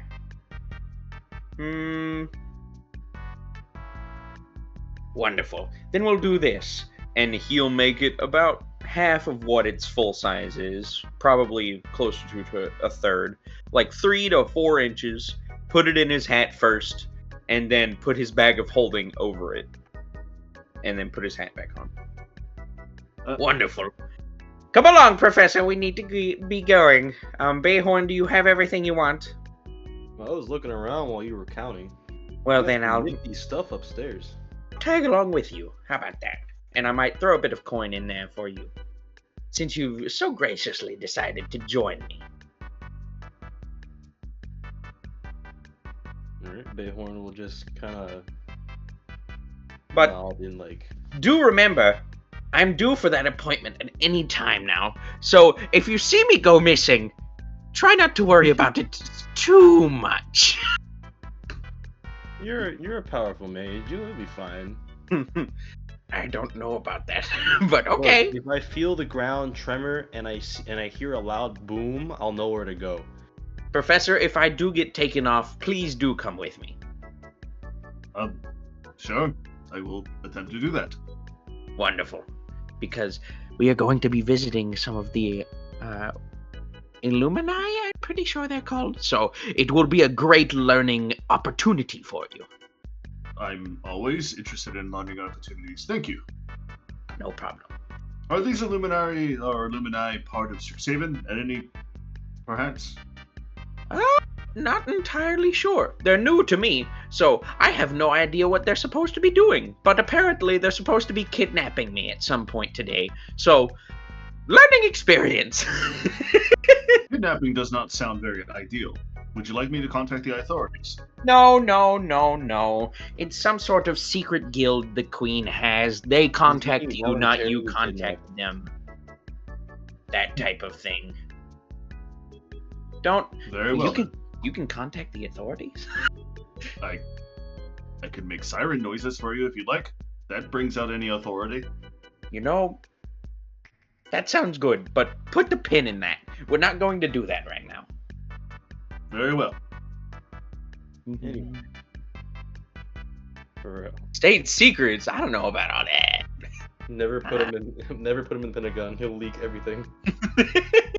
Did you know, speaking of the Pentagon, side tangent, did you know that during the assassination of Osama bin Laden, the pizza delivery guy was delivering to the room that Obama was in, and they figured it out that it happened right at that moment, so they had to make him sign an NDA and give him top secret clearance? That is incredibly fucking funny. So there's just a pizza guy out Like, there that has an NDA permanently signed. Legitimately, there's a pizza guy out there who has an NDA and a top secret clearance because he walked in at the exact time that they said, we got him. And if you look on some photos of like the moment of like when Obama learned when it happened, there's a pizza delivery guy in one of the corners. That's hilarious.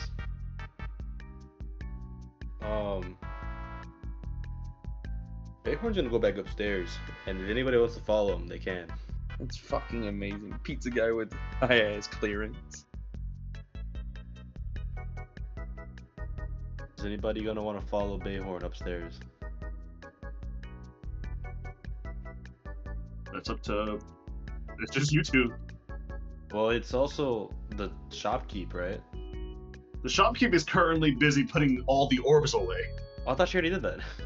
She's barely putting them all away at the moment. Oh, well, then he's gonna tell her, like, oh, we're gonna be upstairs. There's a certain dagger that looked interesting, but I just briefly looked at it while waiting. Alright, I'll take care of you whenever I'm finished here or flag down one of my associates. Okay. And he's gonna go upstairs. Alright. So which item are you going to look for? The poison dagger that if you score a lucky hit, you inflict a bunch of poison on people. Or is it necrotic damage or poison damage? I think it's necrotic. Poison damage. Is it poison damage? Poison, yes. Poison. Give me one I second. don't remember the name of it. I think it wasn't the sickly green one. It was the onyx one, right? There's a few of them that I gave you. It was the talon one. Oh, the Talon one? I don't know what it's called. I forgot. So the Talon one does not have the poison abilities. It did necrotic damage, didn't it? Like a bunch Yes. of extra damage. It's the Baleful Talon dagger. Yeah.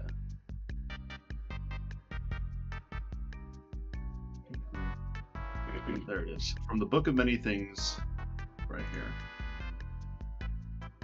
Yeah, the Baleful Talon. It's the hooked obsidian dagger.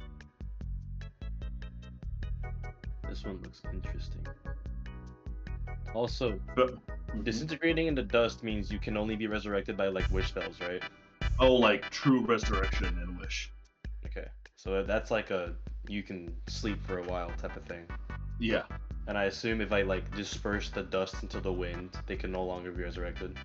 I mean, yes, but you still need true resurrection. Because true resurrection doesn't require any bodily parts. Oh. But you do show your way over to the Baleful Talon with Felinor in tow. And Professor Scant also in tow, but he's currently just talking to Felinor at the moment. And Bayhorn's gonna be like, look, it's this cool dagger. As he's gonna investigate to see if he sees the same high security, like invisible traps that he did on the other thing. Roll an investigation check. I rolled a 13. 13? Not the mimic or the breathing. You do see a lot of the warding runes and glyphs abound, though. but you're not too sure what they do. You just know that they're there.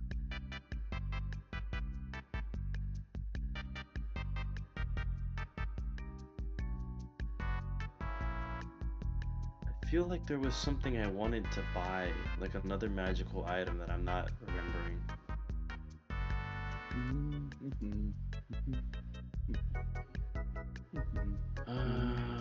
Crystalline? No, not that. We are in the crystalline store, right? Yeah. I technically just bought one. You did just buy one, yeah. I could sell the headband of intellect and some other shit.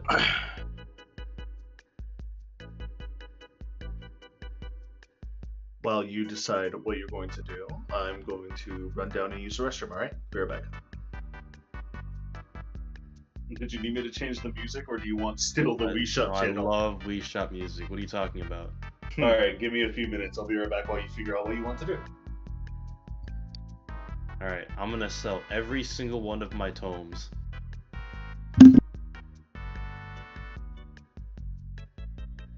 All the tomes. Every single one of them. Every single one of them. I'm gonna run this shop in the ground.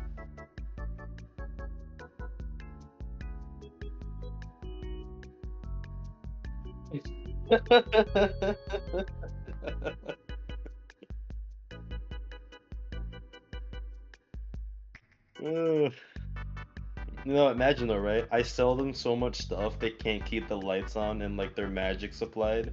So I walk in the next day invisible and I steal all their shit, including my stuff back. The perfect con attempt. When you're too big to fail, selling edition.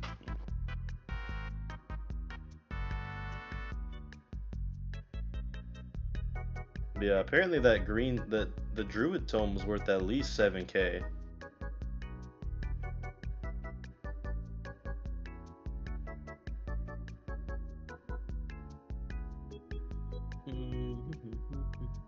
Could sell the scroll of protection. I have yet to use it and I don't think I ever will.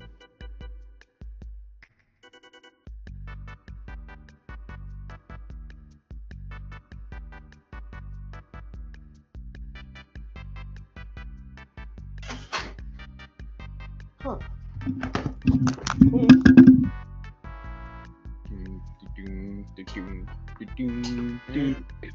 You know McDonald's has spicy chicken nuggets now. They're probably just as ass as the other ones. They are not.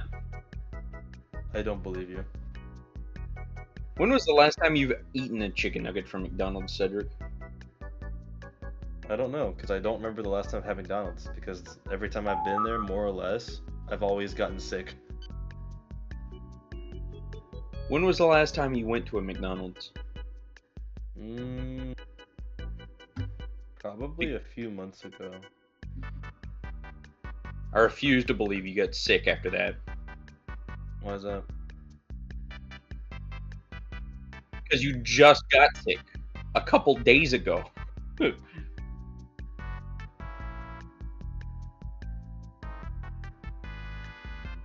You guys don't have any flavor. Preston knows that. I beat your ass up. Beat your ass up. Oh yeah, by the way, Preston's British.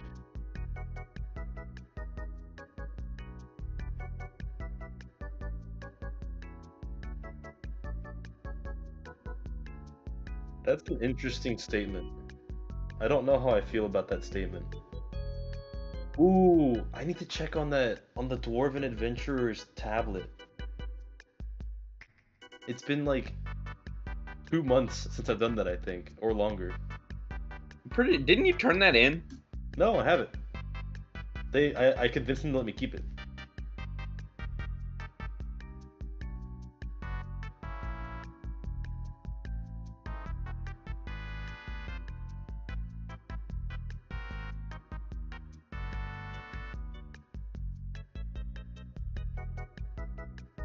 I could also sell the ruby and topaz crystals that I have.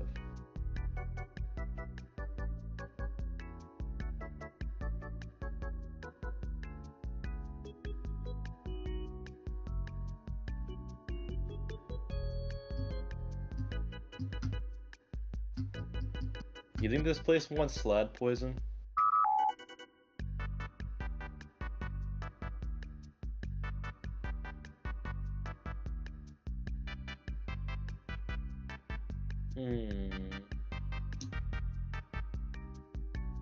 Did any of you want the Wand of Wonder?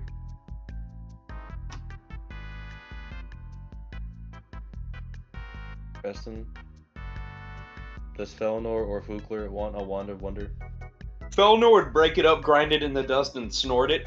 Fugler would probably use it to some degree, but Felnor would just absorb it somehow. The Wand of Wonder can cast second and third level spells, and like one first level spell.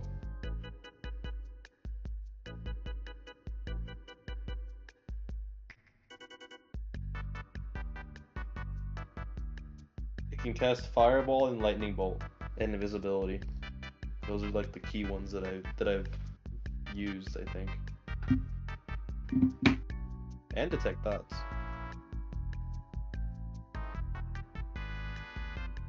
Well, yeah, because you're a min-maxed wizard that doesn't need a Tome of Intellect.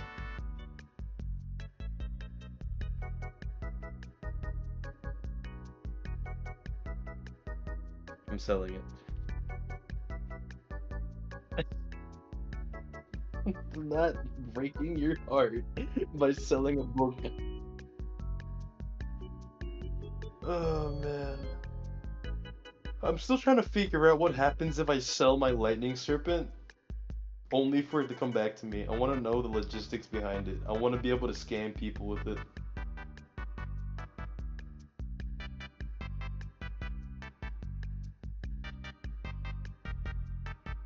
That'd be so funny. I also really hope that I get to go and explore that castle today. I am back. Alright, I'm selling all my tomes. What? I'm kidding. I'm only saying that because Shelby gets really distressed because one of those tomes is the Tome of Intellect. That'll set you. That'll give you a lot. I'm not gonna lie. Yeah, it'll give me like what, 15 grand? A little bit more, maybe, depending.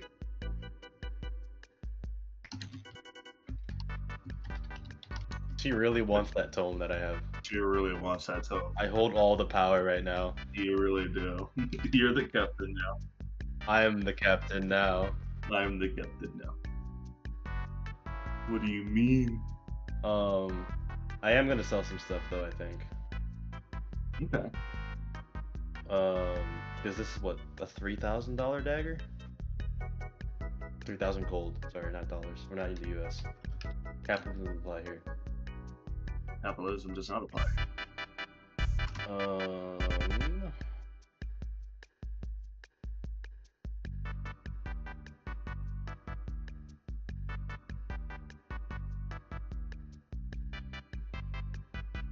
Has Alara finished counting? Can I look over the railing to see if she's done yet?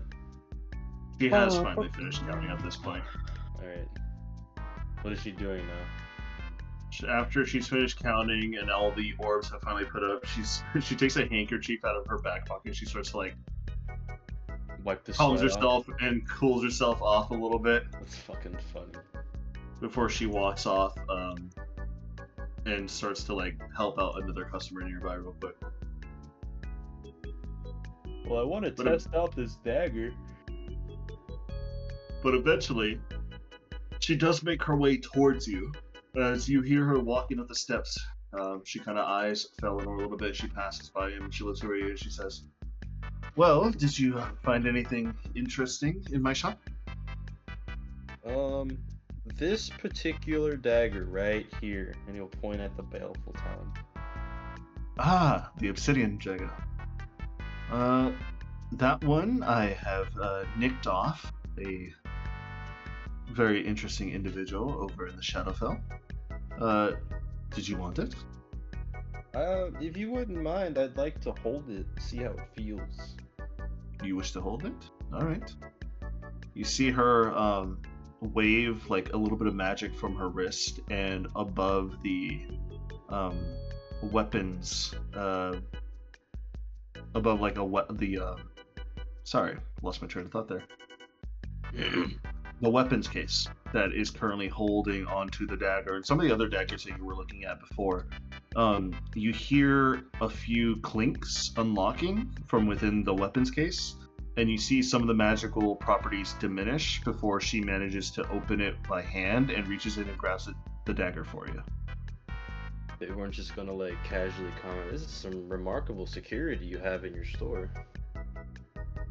Yes, I've learned from many mistakes and many revelations of different kinds. I appreciate it, though. I've also learned and taken a little bit of inspiration from some different dungeons that I've explored in some of my own adventures that I had. Forgive me for being possibly a little too observant. The case that you have the, what is it, the Holy Avenger, right? Isn't that the sword you have? Oh, yes. Do not apologize for being too observant. I have that out there for a reason. You always attract customers with some of the most expensive items to bring them into the shop. If I'm not mistaken, aren't you housing that in a mimic? Honey. And she kind of leads into your ear a little bit. This whole place is a mimic. And she leans back. Alright. Is she lying to me? Do I sense any lying? Roll me an insight check. Does a 14 work? She is telling the truth. Can I make a quick perception check or investigation check around? Like Sure. just around the building? Which one is it going to be? Either or, depending on what you get differently is a different answer. 25. 25? You notice that at the soles of your boots, you sense a little bit of adhesive that like is so subtle that with you as a trained like thief and a rogue, you can sense that there's like a little bit on your feet, and you realize that you're standing within something that you're not supposed to be standing in.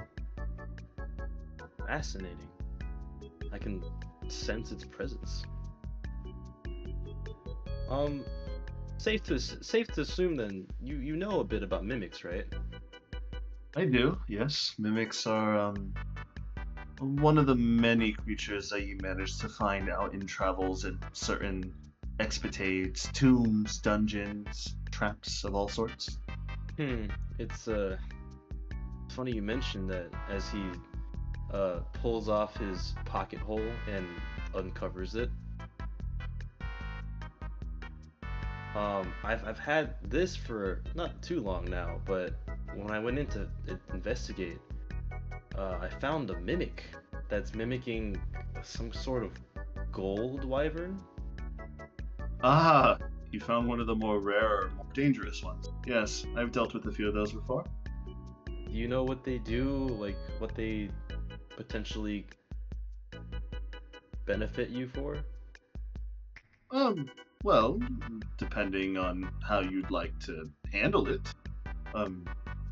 Mimics can be pets, if you'd like, for some reason. I have the one here, as you can certainly guess out. It's more of a business transaction. I give him, or it, I'm not exactly too sure what its gender is. I give it food, snacks, treasure of its own.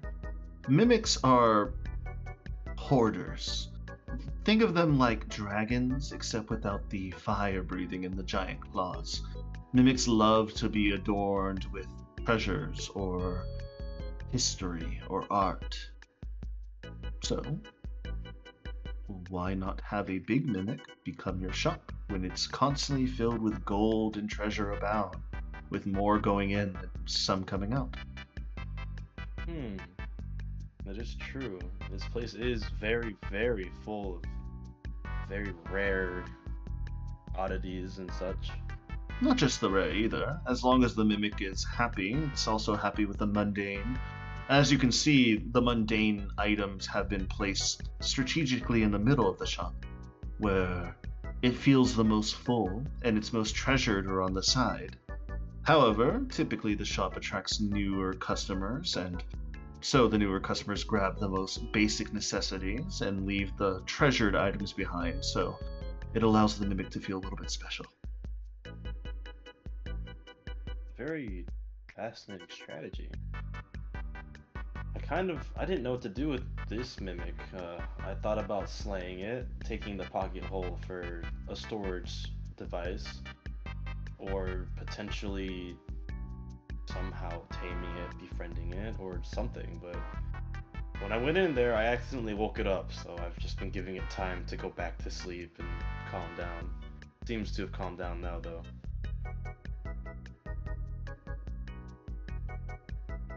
Well, every mimic is a little bit different. Think of them as a dog or cats that are very wild and possessive and that can kill you within a few minutes, and then slowly eat and absorb your very essence and your bodily functions. How do you manage to communicate with your mimic? It's less of language and more of a feeling.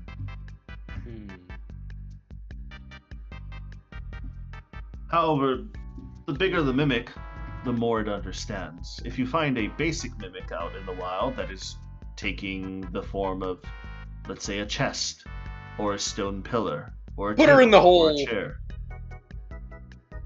then those smaller mimics typically wouldn't really listen to reason. The bigger mimics, however, well, they live long enough so they have a little bit more intelligence than the rest. You reckon that this wyvern of mine is able to listen to reason then?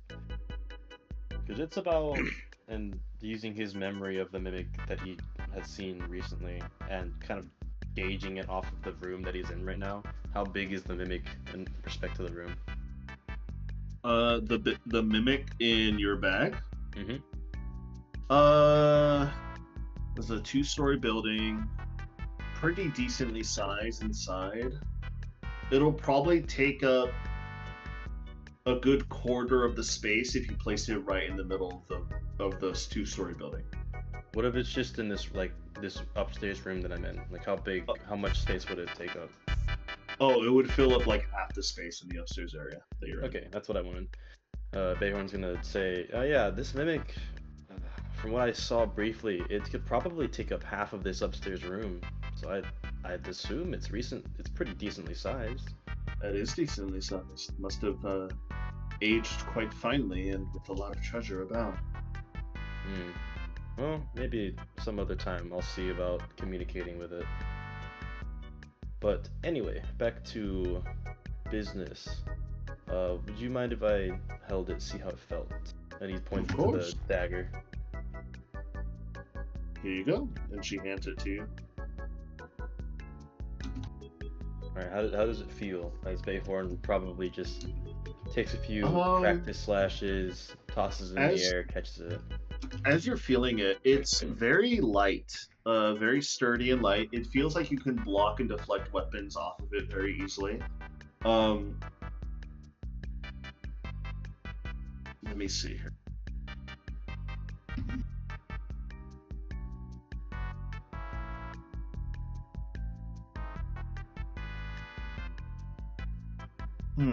It's not very dense either. It's very solid, however, due to the fact that it's made out of obsidian as well. It's probably just as good as your lightning serpent. Okay. In terms of weight, at least.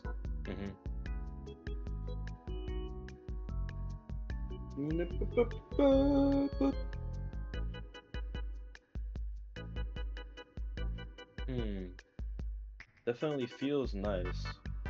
I wouldn't mind having this in my arsenal, but let's see if I'm able to afford it. I'm a little short on coin, but I was also looking to relieve myself of certain items. If you are also in the business of buying things. I am in the business of trade. What would you have in mind for me to take from you? Well, this could also just be a separate transaction of me just selling you things, but let's see. I do have these two, or not two. It's a pair of little pieces of them, and you'll pull out like the chunks of ruby and topaz crystalline that he has. Okay. Like I have these that I dug up myself. Not too sure how much they'd be worth.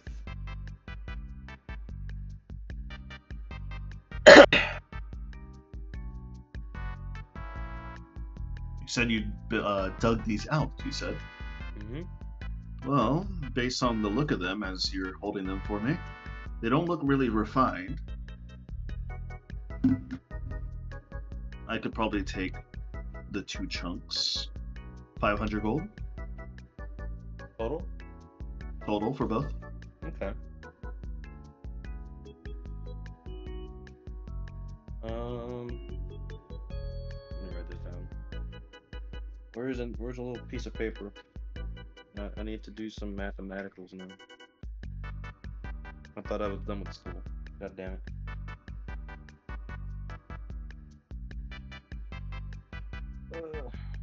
This is HP.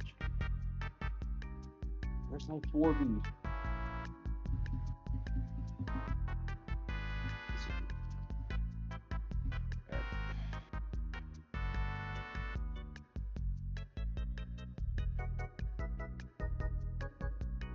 That, and then I have I am probably never gonna use this. He's gonna show the Nolzur's marvelous pigments that are full, I believe, because I did roll max on it. Mm-hmm. And these basically have never been touched, besides like the singular drawing I made, that really shitty dagger. Yeah. And he'll show that to her as well. He's like, I found these. You've got all pots in them, and it's basically untouched, save for like the one really crappy drawing I made just to experiment and have fun with it.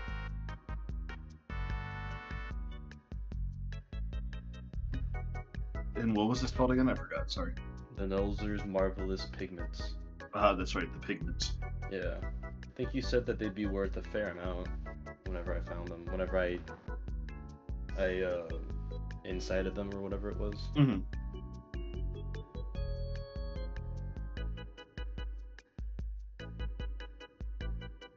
Since you rolled on max,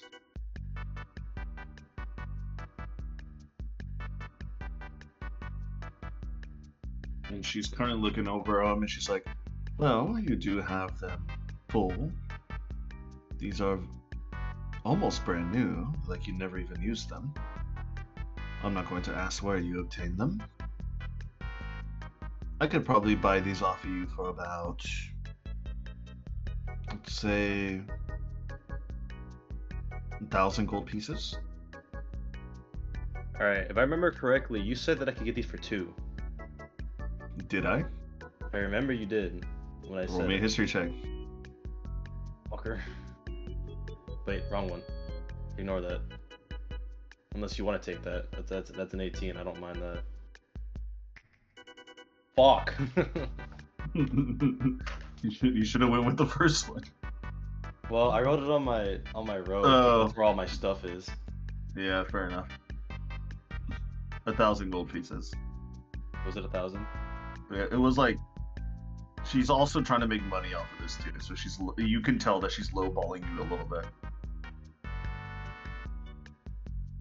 Due to your passive insight 17.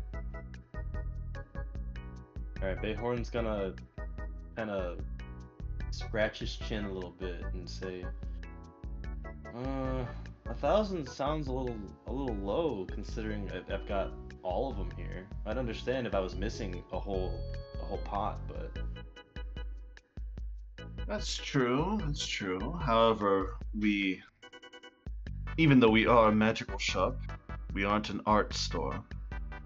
that's true. I guess I might be able to find somebody like a renowned artist who. If you go down to the opal side of town, you might be able to find a place to sell these magical pigments. Okay, then I might hold on to these ones for there then. All right. Let's see. Anything else you wish to unload? Alright, Preston, you gotta tell me right now. Are you okay if I sold the Wand of Wonder? Yes. Okay. I have this Wand of Wonder that I also picked up in my journeys. I'd say I've kept it in relatively good shape, although I have used it a fair amount. Oh. As you pull out this golden rod with like a bunch of like different inlaid, different balls of like different colors of magics. Interesting. Where'd you find this one at? We were led on a quest to find a certain person of interest, and while I was looking for supplies, I found a hidden compartment that had this and some other odds and ends in there. But this was the most interesting one. Well, let's see here. It doesn't look broken. Looks like it's very self-intact, cleaned. I can get, let's see here. I can take this for about, let's see, Wand of Wonder.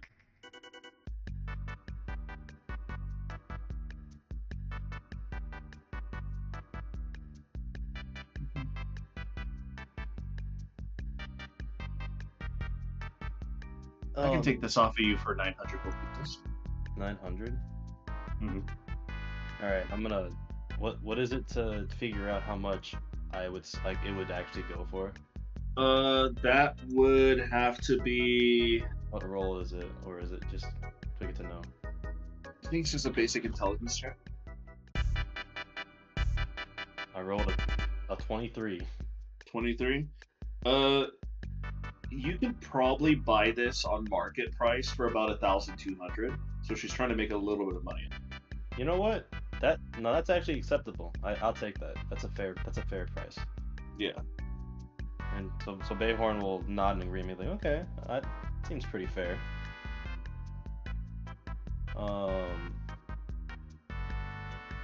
And then Bayhorn will rummage through his bag, and while he's doing that, he says, "I noticed you sell scrolls here, right?"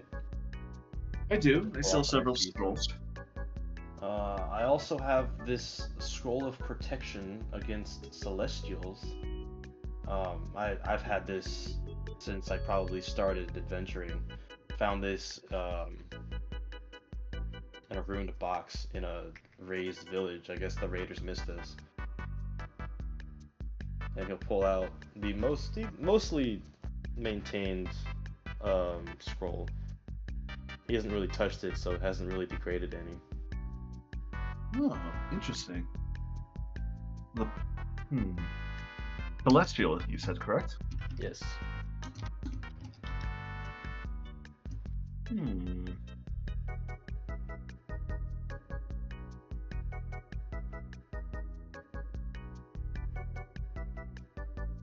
Celestial. And you're willing to give this up for a price, he said? If the price is right, I wouldn't mind.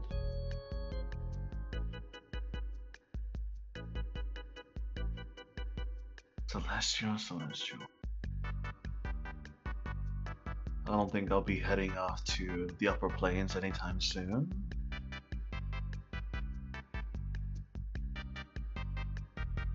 $350 gold pieces. Alright, how much does it actually sell for on market?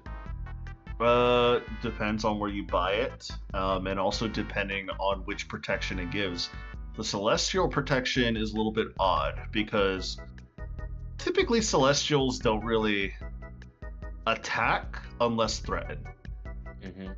So it's not like it's a protection against, let's say, fiends or undead or elementals. So this is celestials, it's like they don't really attack unless they're threatened or like you're doing some shady bad shit. Typically any protection spell scroll goes from like 250 to like almost 2,000, depending on what it is and how like powerful it is. Okay. Since it's a celestial one, and she's offering up only what did I say, 300? I think so. She's basically banking it on that fact that it's like she's probably not going to be able to use it or sell it anytime soon.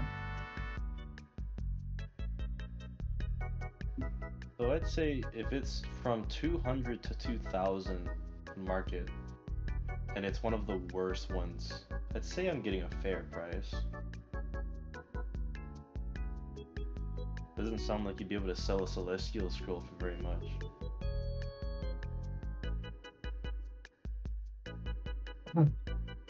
Said 300. Yep, 300. I'm up to 1700.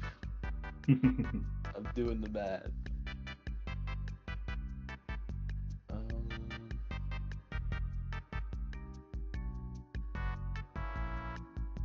I'm running out of things to sell.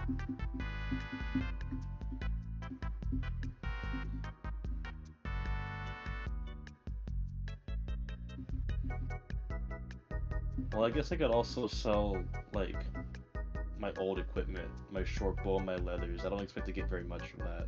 Cause, like, I know you said you sell mundane stuff. Maybe you can also just happen to take this. I've had it for so long. Oh, and which are you giving up? What things? The short bow and the leather that I started out with. Oh, okay. So they'll definitely have signs of wear, but they've also had signs of like meticulous maintenance done to them, so they're still in pretty good condition.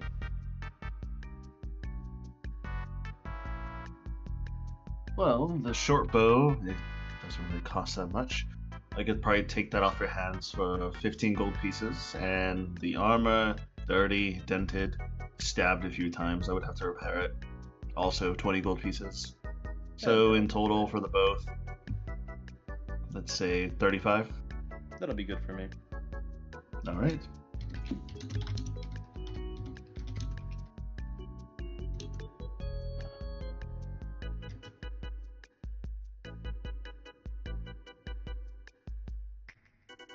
Is there anything else you wish to sell?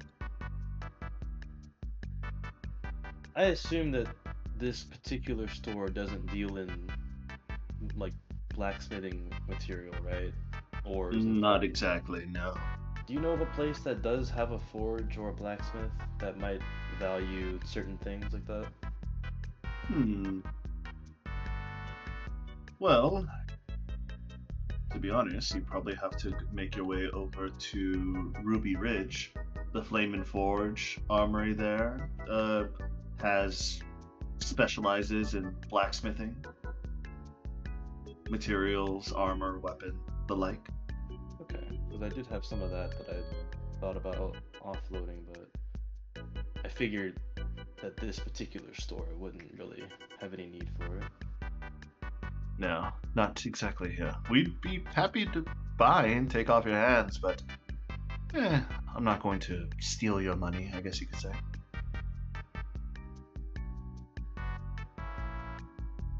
Well, I think in that case, that'll be all the things that I could probably sell you. So, the crystalline chunks, the Wand of Wonder, the Scroll of Protection, and just, my old stuff should total up to, what's that, 800, 1735? Yep, 1735. Alright. And he'll look at her and say, "That'd be alright for you.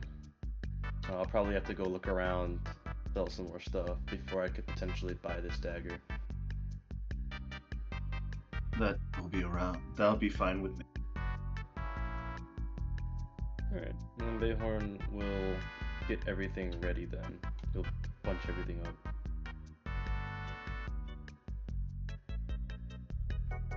Alright, as you bunch everything up.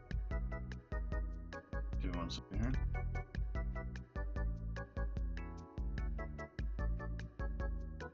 Eleanor. As he is currently bunching all of his items up, and you see as he's like making the final bits of transactions, you hear a soft, faint whisper in your head, coming from a male voice that you haven't heard before. Am I hearing a whisper in my head?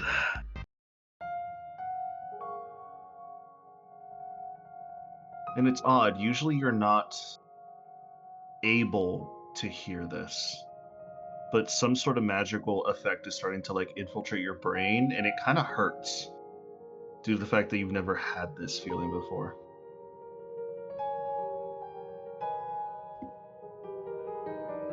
It's time to say goodbye.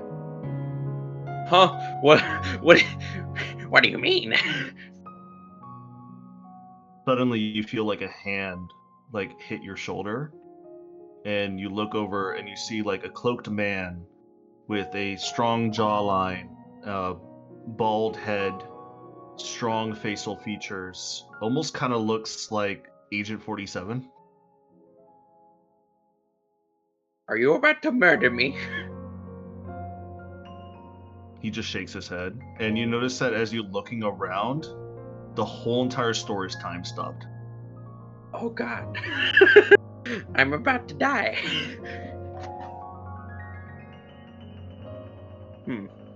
Say Either goodbye you're to your here friend. Oh, goodbye to my friend? I'm not here to kill you. Okay, If that's I good. was, you'd be gone by now. Well, that's good to know. Is Bayhorn also time stopped? He is time stopped. He's like in the middle of like bunching everything up at the moment. Advantage time! Felinor goes over to Bayhorn and like molds his face into the most egregious looking smile possible. And then after that, he picks up the professor, putting him under his arm. Alright. And says, "Well, I have all my things, and Bayhorn, try to tell the captain I disappeared while I was gone. Or, at least, I have some business to attend to, if that sounds more convincing. I'll be back."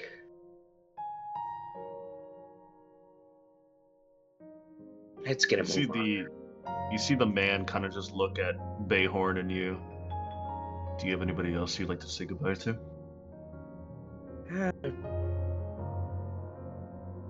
A couple people, but they're not here.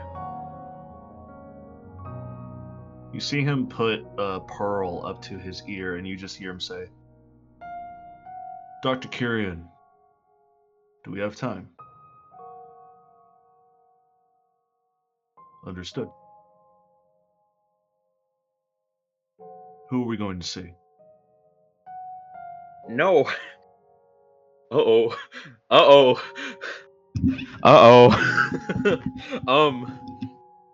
Alright, so this is Felinor sending off, no? Mm-hmm. Okay.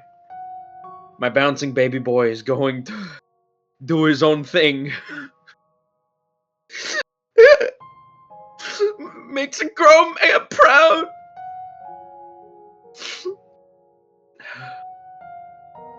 This being the case, well, how long do you think I'll be gone for? Well, at least for this interview, before I can see other people again. Well, we have time. And he just starts to walk down the stairs and outside. Do you wish to follow? Sure. I don't As like he that walks answer. As he walks outside, he uncovers his hood, and he's purely bald, except for the fact that the back of his head you see like this large etched rune within his skin. Almost looks a little bit more gnarly than a tattoo. It's like if somebody actually took like magical dust and embedded it within his skin. Brutal tattoo you have there. And you see that as he's walking outside and you walk outside, the street is time stopped. Oh God, what have I gotten myself into? The birds above are time stopped. Oh no. You don't even hear the wind. What type of chronomancy is this? If you thought that you saw greatness, you'd be mistaken. I have a couple questions as we take a walk to our next destination. I'm assuming you'd wish to say goodbye to the captain and that dragonborn of theirs. Well, yes, but also, I'm just wondering when the next time I'll be able to see my little buddy is. He'll be around by the time I see him again. That's the hope. But, Walk with me. yes. And he's gonna follow him. So I know your name, at least what you call yourself. Felidor. Yes. Very interesting name. So I must ask an elderly man, what's your goal? Goal? Well, I've always been an academic of sorts, if that makes any sense. Not the typical classic academic, though I have been doing that for the past couple hundred or years or so, studying, researching in my own laboratory. I've been more of an outgoing academic, see it with your own eyes type of feel. Research, find new arcana, all that stuff. Like I said, at my new laboratory, or my old laboratory now,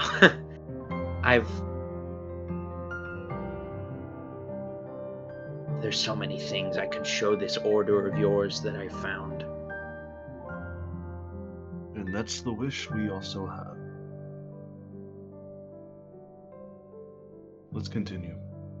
And as you're walking through the streets, it's odd, it's eerie,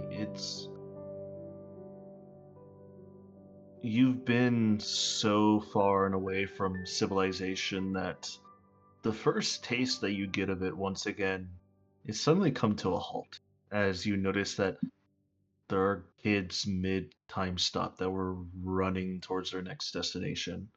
You're also trying to put the pieces of like how much effort and power it takes for a time stop of this magnitude to happen on a whole city. You're starting to like wrap your brain around it. And you notice that the gentleman who you're following kind of like bends down and gets onto one knee as he mage hands a little girl's ice cream that has fallen off the cone, and he puts it back on top of her cone for her, and he just continues walking.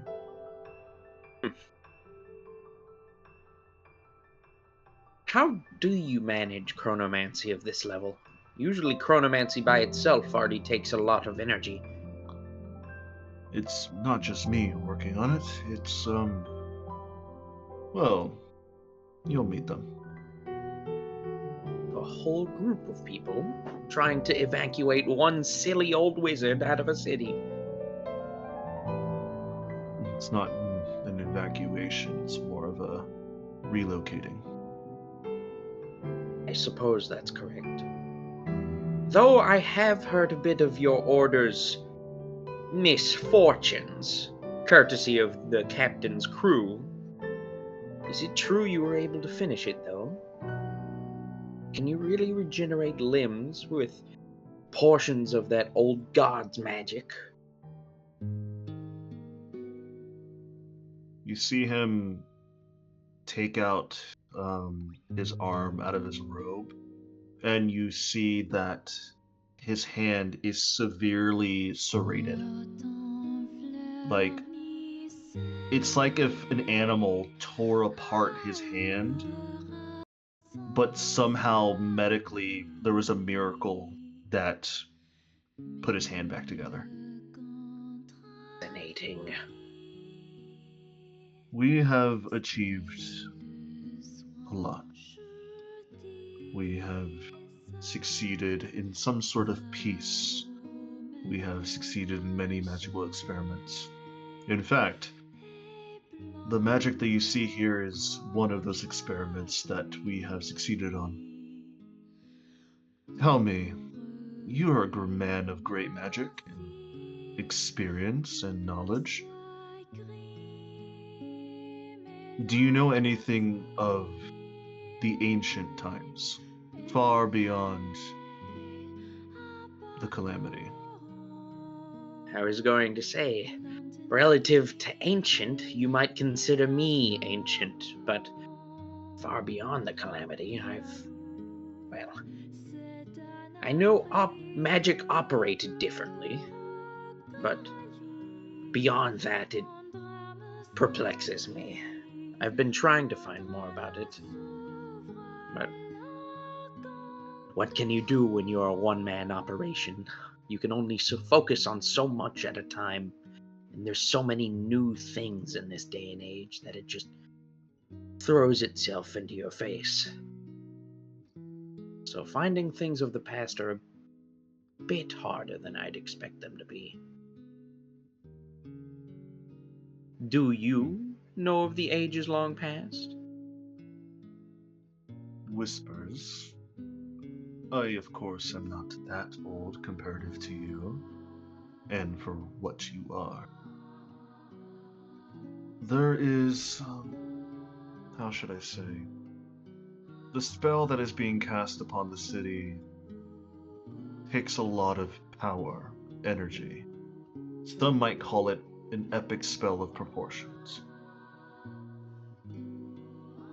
It is called Le Fez Bur's Weave.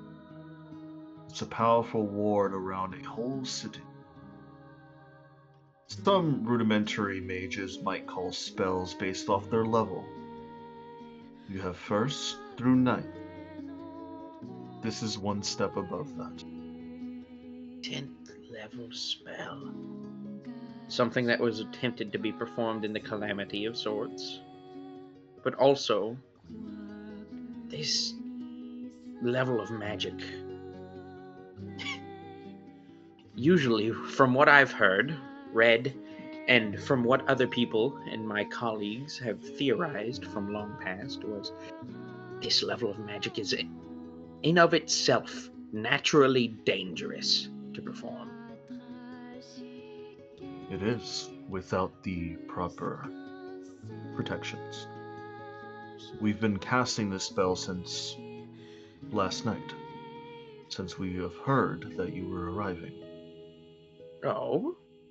And it takes formidable amount of people to do so. At the moment, to ward the whole city in this time slot requires 20 of our best to concentrate. Wonderful. This is amazing. You'll have no shortage of brains to pick when you arrive at the society.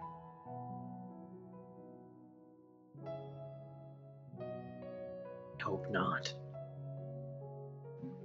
You've gotten my hopes up, young man. I hope you know. It's not just hopes. Dreams. Desire.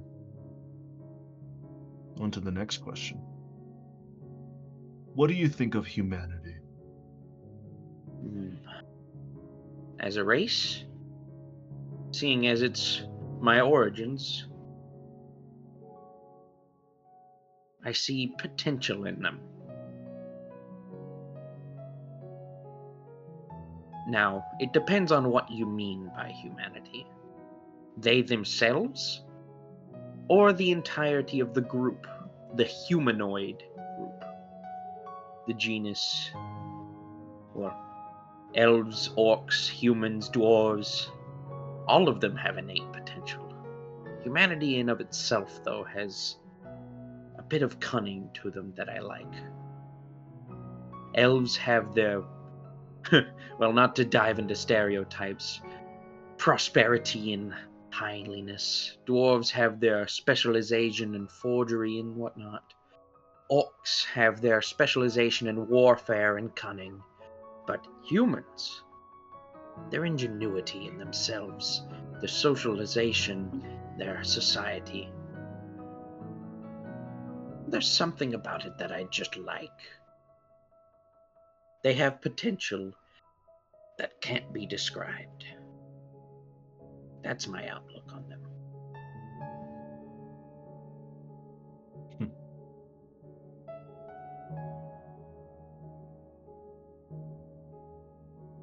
What do you think of kings or queen? Some would Kings- say Queen Aqua would be worth more than 1,000,000 soldiers on a battlefield. Well, Do you think one person such as that is worth more than 1,000,000 women? it's forced to be put into perspective, no? I don't think any one life is worth more than the other. But, based on her position, she leads countless lives. She is the head of the snake that makes up this body of a kingdom. And if you cut off the head, the rest falls into utter chaos, no? So, some might say she is more valuable, while others say she is just as valuable as you or I. Any normal man, woman, or child. She is a person. But yet, she's also a leader. So, that in and of itself makes her important in her own social aspect. But just on her own? No. She's another person. And it depends on who you talk to, whether she is more valuable to them or to others.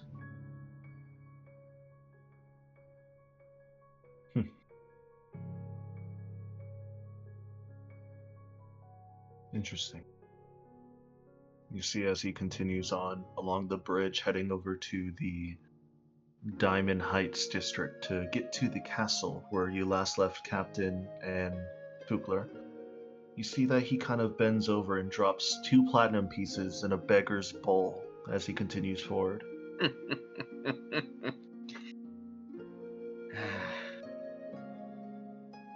You know, all men and women are not created equal. Some are born faster, some more profound with beauty. Some are born into poverty, such as this. Others are born sick and die during childhood.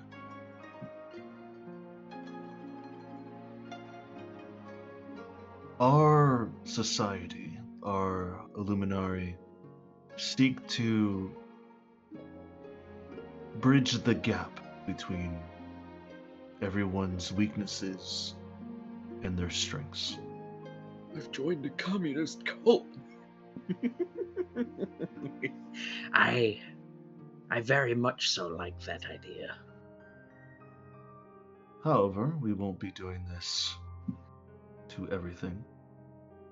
If you force the hand that allows everybody to become strong and everybody to not have any weakness, it dilutes the system, the mentality, the drive of others and those within them.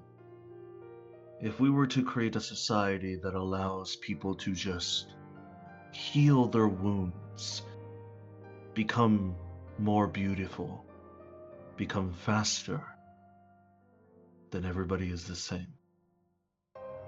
That is not our intention. Our intention is to upbring those who need it most, and to praise those who have already made their way at the top,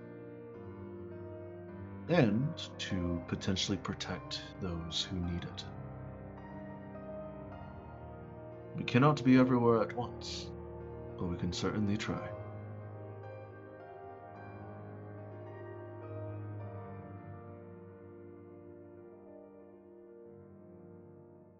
As you continue on, he doesn't speak for a while. About an hour passes before you even get to the castle area. And you're noticing you are now passing by your ship or at least the ship of the Valiant. You see Bubbles is mid-dive into the water. You see Finnegan is currently outside on a chair with what looks to be a replicated wooden cane on his side, as he's still covered. You can't see his chest because he's covered himself up, but you can see on his arm and his neck that obsidian corruption that he's given himself due to his transformation. And you see out on the docks, caught in between a quick kiss with each other, you see both Captain and Commander. You see Kaiasai and Chaknip giving themselves a bit of peace of mind. And he just looks at you, looks over at them too. Say goodbye.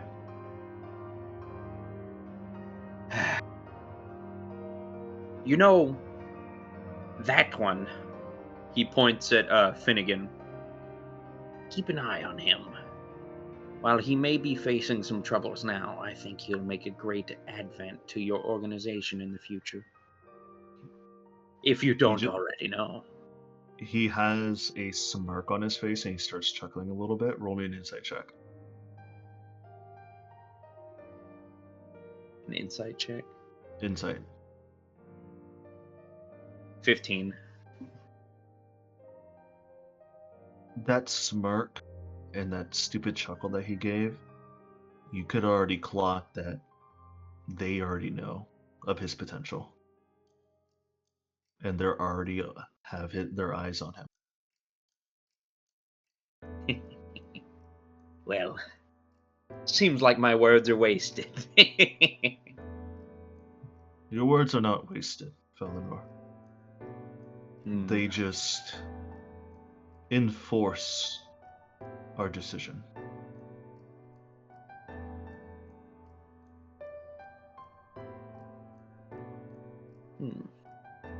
Well,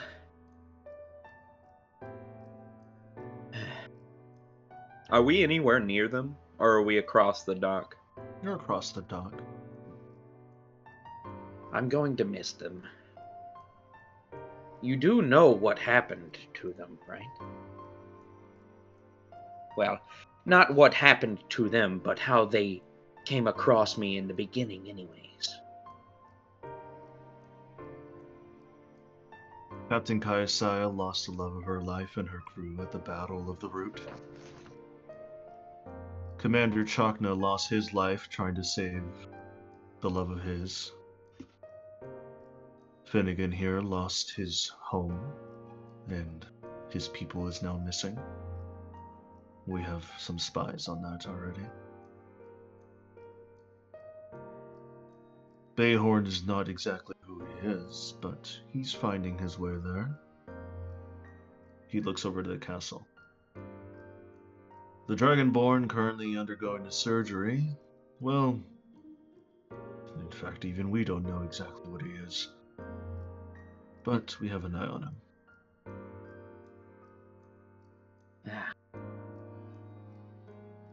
He's a monster, that's for sure. And you're a man lost to time.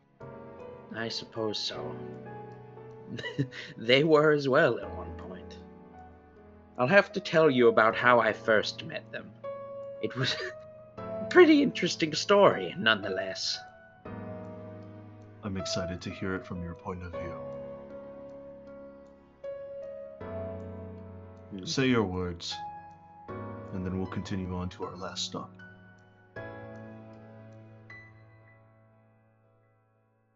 Captain, if you can hear me through this incredibly complex web of magic they've made, something I can almost pick the magic out of the air from, I'm leaving.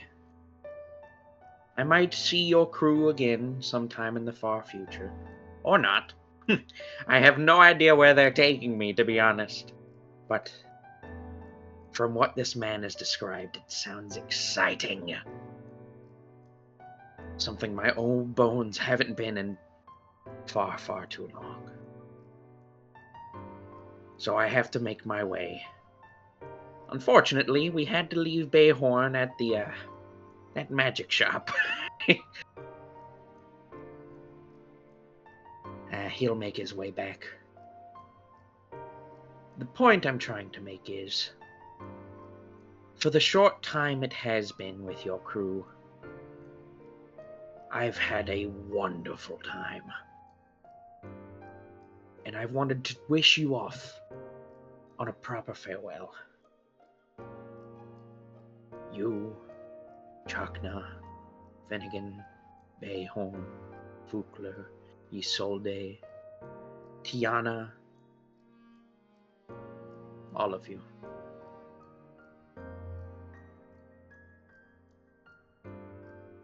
You all deserve, well, not deserve, but will achieve greatness.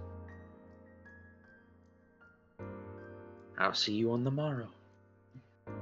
And he turns back to the dude who's bald. I do believe we should be making our way off. I never caught your name, by the way.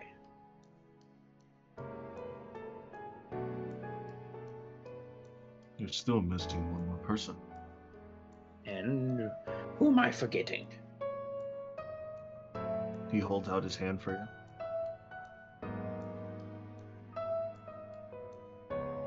He holds out his hand, pointing where? Yeah. To you. Me? Take my hand. And he'll take his hand. As soon as you take his hand, you feel a magical shunting motion happen, as you are now standing above the operating table with Fukler with an ice pack on the back of his head, currently asleep, as the doctor is currently stitching up the last bits of skin and muscle fiber onto his brand new robotic arm. This one is the one. While he may make you question yourselves, wondering what he is, and how he's here, and why he's here, he's a tough cookie. That's for damn sure. He absorbed both the hand and the eye of Vecna, and stabbed, or at least gotten his friend to stab himself with the Sword of Kaz. After those two were evicted from him, he somehow woke from where a normal man would be dead.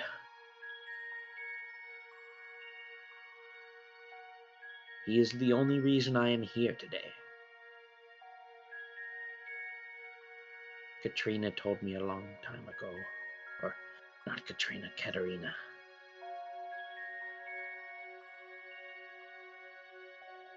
That he told me, or he told her rather, to find my corpse and find some way to bring me back.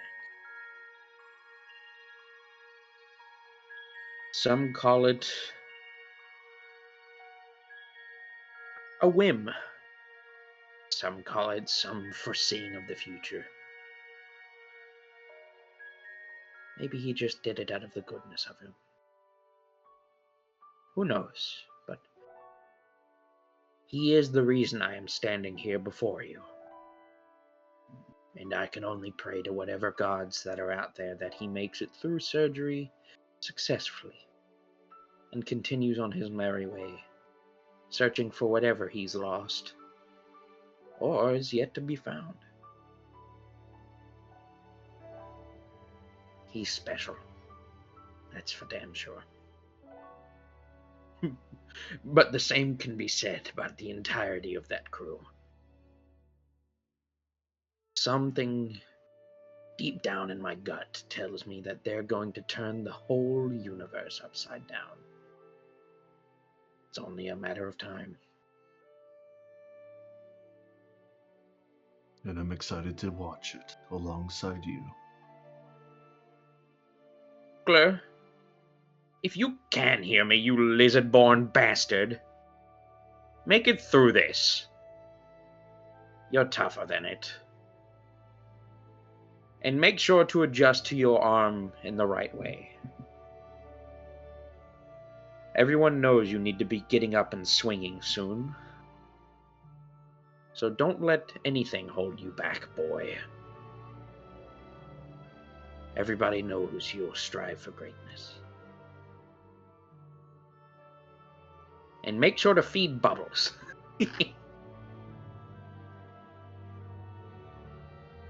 With that being said, I do believe it is time we make our leave.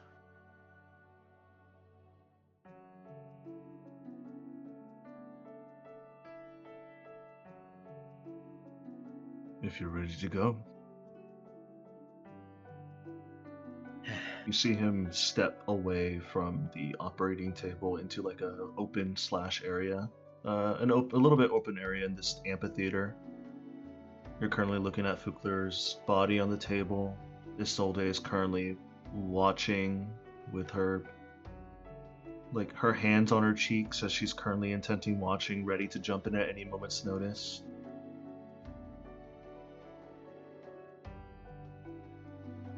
You made lasting impressions on these people. Is there anything you wish to leave behind as a gift? I'll make sure it gets to them.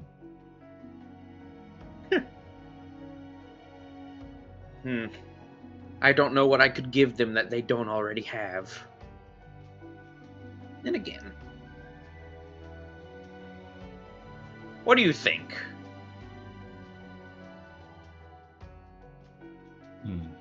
I don't know if I have much use for this. Though, I don't know if they'll have much use of it either. I haven't used it in so long. I've been sitting in that same laboratory for centuries. And so it's gotten quite dusty. And he pulls out the cubic gate out of his hat, blows dust off of it. Do you think they could put some use into it? I'm sure they will. With how many tight situations this bunch of people gets into, I'm sure they can make it into an emergency exit or something of the sort. And I can just try and make another one.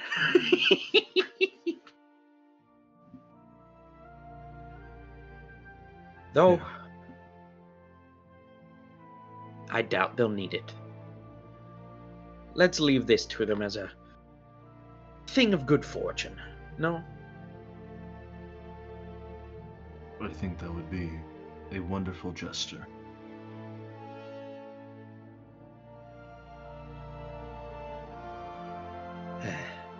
I'm gonna miss them. And they'll miss you. But I'm sure they will appreciate the time they spent with you, the time they have gotten.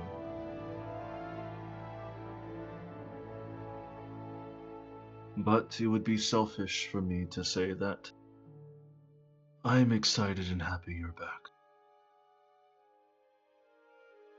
Like I said, I never got your name.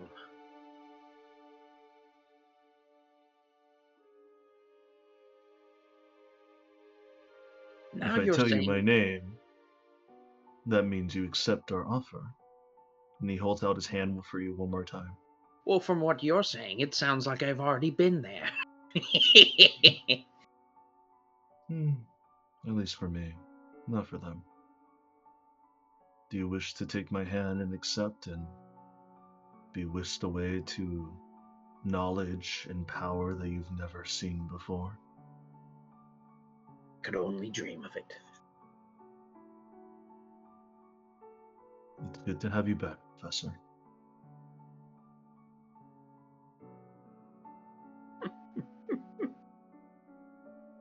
You must know who I am by now, right? Been a long time if I do know who you are. It has been almost 1,000 years. I left just before the calamity. Take my hand. And Felinor will take his hand. As you take his hand, you sense a huge burst of magical energy as the 10th level time stop has starting to collapse within on itself as you start to see dust particles slowly start to move first. And as the air starts to rush in, he says, "It's me. It's Tarnus. I'm glad to see you." And the both of you are shunted away, never to be seen again.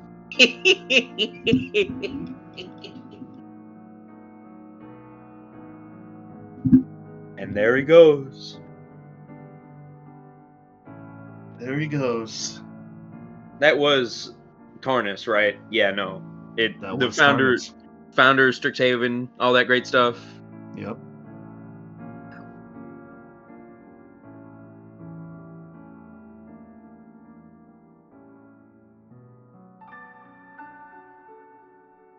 Kaisaya, as your lips break from Chakna's, you feel this weird sense of chronomancy that you've never felt before.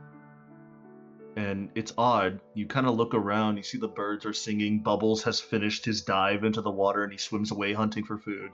You see Finnegan is currently sitting outside enjoying the fresh air and the sun on his face.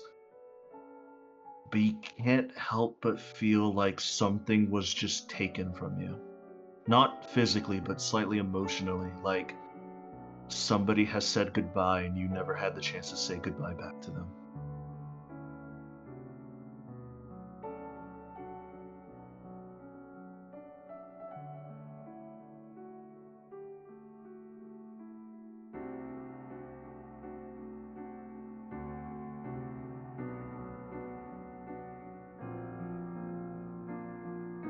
Roll it.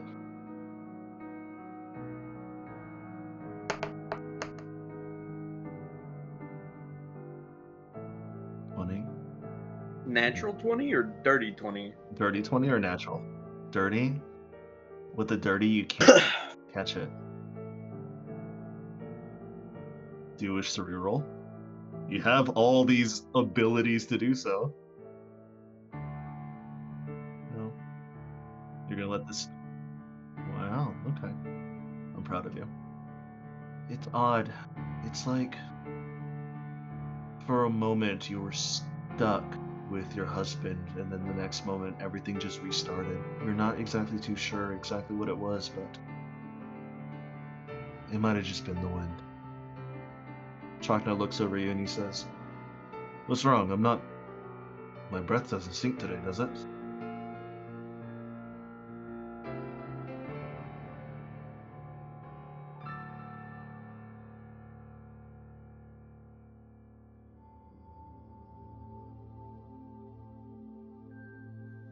Maybe it was in your imagination? I'm not too sure. He kind of concentrates. I don't do anything.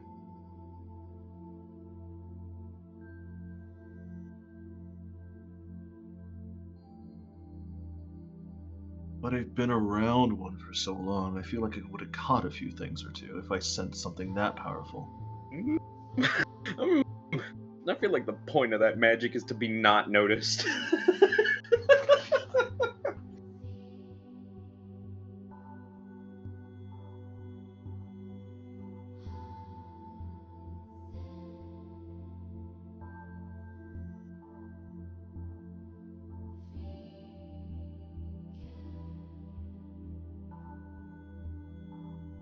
Oh.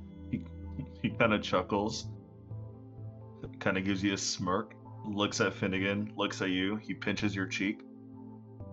Maybe it's because you're not the genius that you think that you are. Just in some subjects. But I still love you.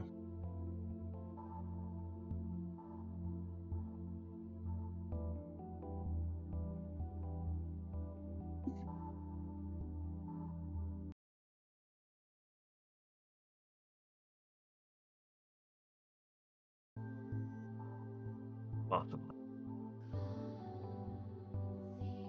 As we move from you, Bayhorn. Cedric, are you there? I'm not here. I'm here. Bayhorn, as you're currently bunching up everything, you see as you look up, as you're bunching up everything and giving it over to the shopkeeper, Alara, she kind of looks at you and she says, why do you have a weird grin on your face? Are you alright? Bayhorn's gonna feel his face while looking around.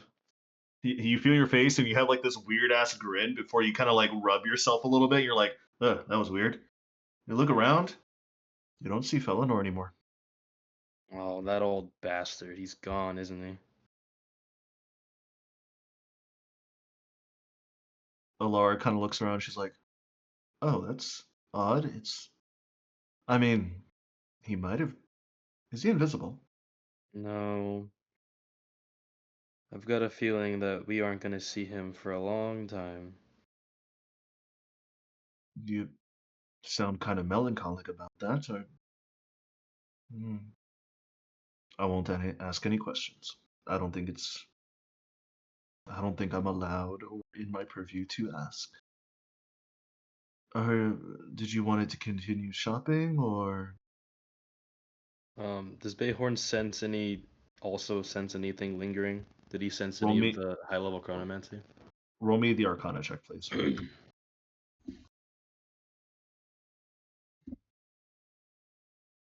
The 17. You don't. It's just like it's like if you just had like a sense of deja vu in the middle of your day, and you're just like, huh, that's a little bit weird, but you don't really sense anything too catastrophic or too big. You know what I mean? Mm-hmm. But you know within yourself that he is gone. Not dead, just you most likely will not see him again. Maybe if you're lucky, you might, but don't count on it. Hmm.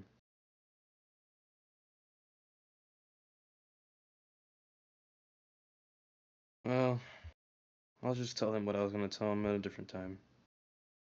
He'll be back.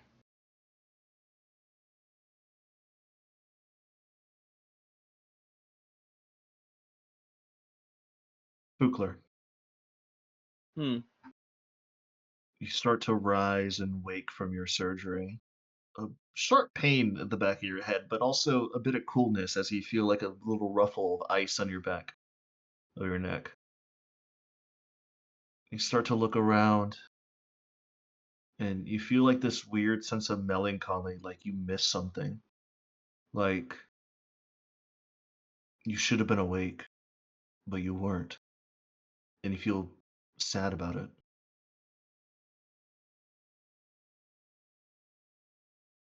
Hmm. Wonder why. You start to like sit up a little bit and you notice in the theater nobody's here. It's a little bit like the sun has gone down a little bit. It's not dark yet, but you notice that the sun is shining through the crystal, or not the crystal, sorry, the glass window almost near sunset. And as you sit up, you notice you feel a weight on your left side and you look and it's your brand new arm.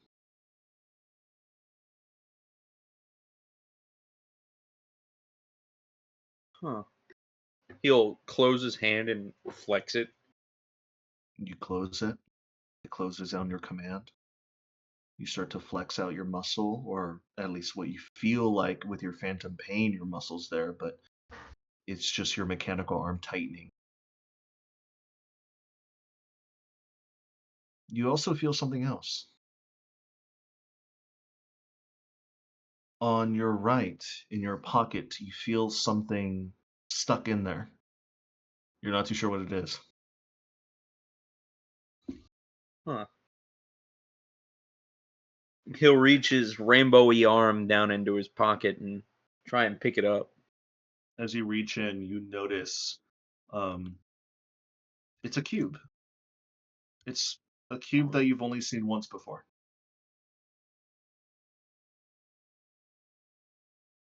And I know where I've seen it that once, right? You've seen it before. It has all the intricate runes on each of the sides, each rune that are keyed to a different plane of existence. You old bastard, you left, didn't you? You hear out the corner of your the doctor Maestro. He's like, "No, I didn't. I'm right here. What do you mean?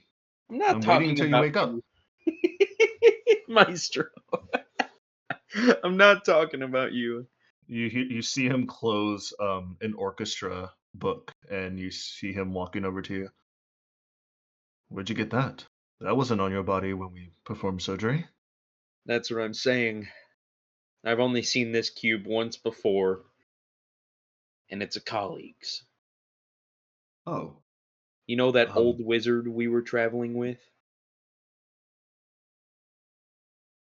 I do recall him. Yes, I only saw him for a moment. I had a feeling he just left. He Oh, pulled some shenanigans and managed to get this into my pocket somehow. well, since I am part of the lower ranking of the Illuminati, I'll see if he's all right, and I'll wish him best of luck on you and your team's behalf. That would be wonderful. Thank you. You're welcome. True, you sing opera while I was under? Of course I do. Would you like to That's- hear it again? Well, I don't know if you were able to hear it with your synapses auto-whack through the anesthesia. I don't think I did hear anything. No. You're right. Oh, well, then I have another chance to sing some opera for you. Would you like to join in? I'm pretty sure Captain would like it more. You're right. I haven't sung to her in quite a while. We should do that tonight.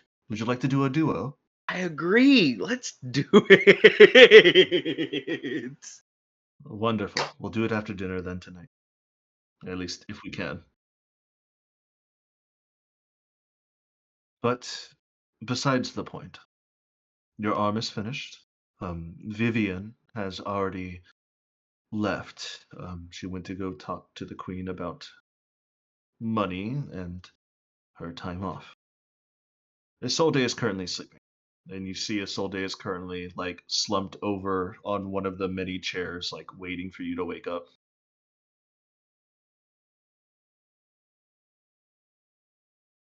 Isolde's sleeping, huh?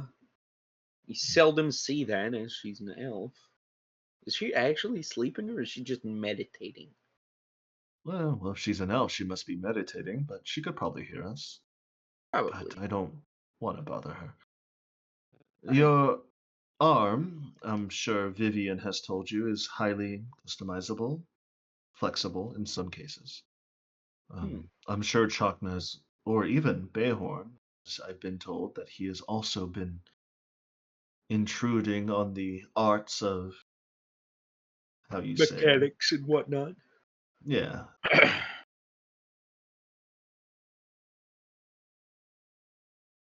It's true. He's definitely been getting more and more into it. I'm glad you have someone else on board just in case Chakna takes ill or falls. I Although I don't doubt wish that'll that upon happen him. though. No, of course not.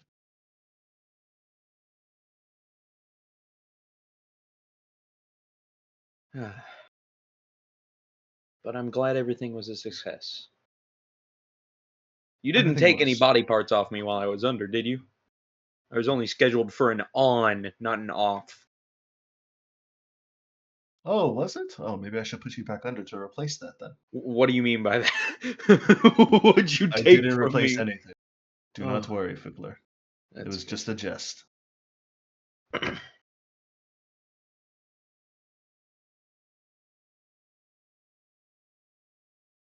When we were cleaning up the mess that, of course, opening up your arm and reattaching everything, I did notice, based off your birthmark in the middle of your chest, had some necrotic residue left over. I hope you don't mind, but I went in and patched up the rest of the residue for you. That's.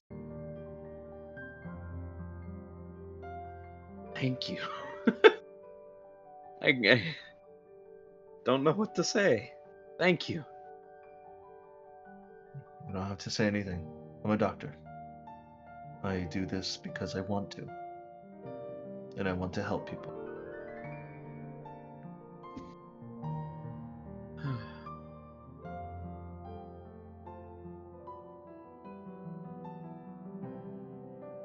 But for now, he kind of just like stretches a little bit, and you hear like a few bones pop out of his back. He's like, oh. Old age. It'll catch up to you. You should probably go find the rest of your crew. I might join you all for dinner. I might not. I have extra things that I might have to look into before I can do anything. But overall, you're all set and good to go. Be careful with maintenance on that arm. Try not to get it too bashed in during combat if you can help it, please. You won't be having a surgeon 24/7. Well, at least. How's my pupil doing? Is Finnegan alright? Finnegan? Oh, he's doing relatively well. You yourself, he points at him with his non-injured arm, you might want to go take a look at him because he is currently having cancer, crystalline cancer, I'm pretty sure it is. So, I'm gonna be honest, it doesn't look great, Oh. but I'm sure he'll come out of it fine. But if you could do me a favor and give him a good once-over, at least, that would be awesome. I will do so before you leave. Wonderful. And what do I owe you for installing my arm?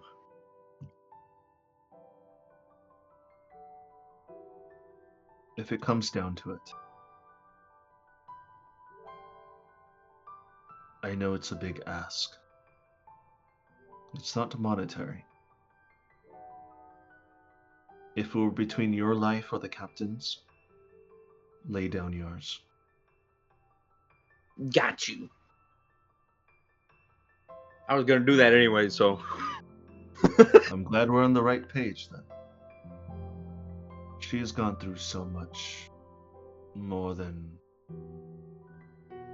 almost any of us have. Well, besides you being possessed by, from what I've been told, a very powerful Forgotten One, and your elven friend, Beahorn, has been running and fighting his inner demons in his past. All of you have been through so much. But if it does come down to it, make sure she's safe, please. I can't be there to patch up her wounds as much as I want to, but I have other obligations here.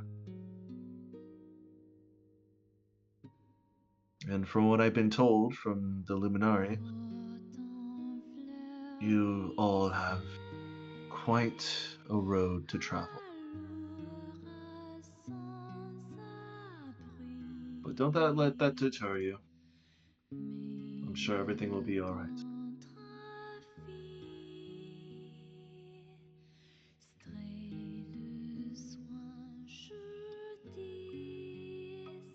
It won't. I have a feeling we're gonna have a fun time. Fun isn't what I would call it. Dangerous and idiotic is what I would. As much as I wish for all of you to just retire and live all your lives in peace, I can guess that the fates have other plans for all of you.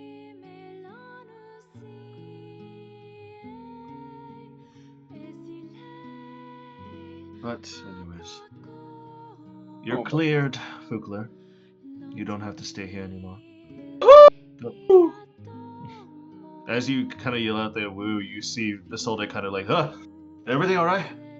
Oh, hey, Wait, you're hold awake. on. Let me count.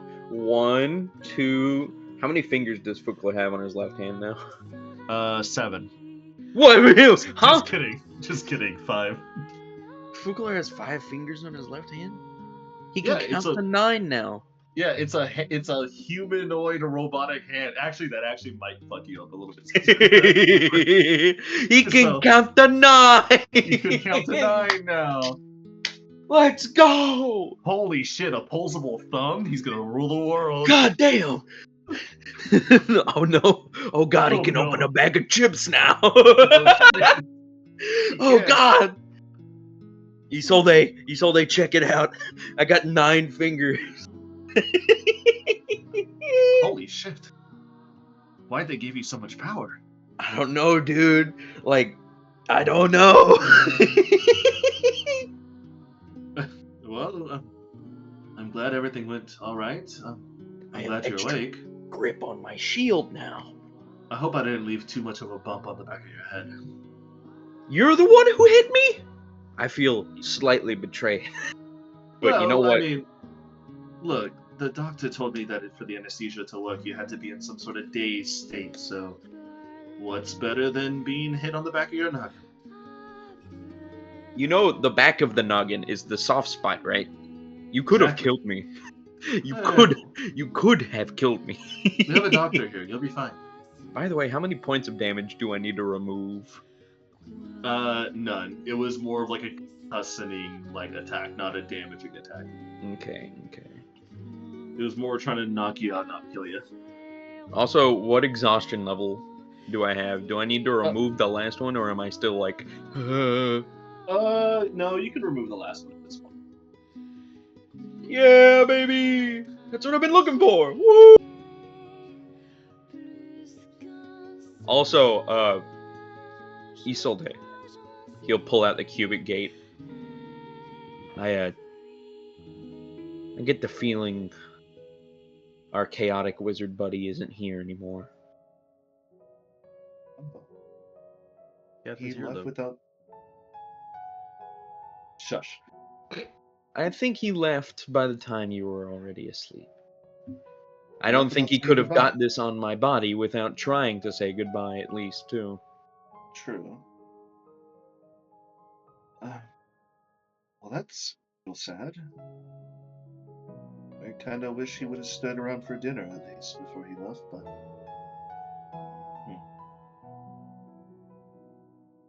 Well, wherever he goes, I hope he finds a modicum of happiness, entertainment, and knowledge.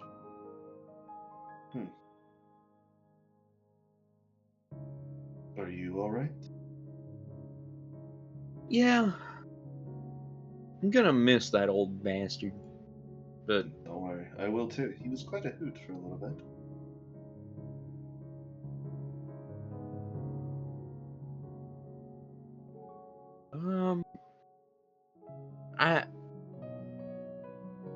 I have no idea if that's gonna be the last time we'll see him. But I'll make sure to visit him in my old age. At least. I hope soon I can visit.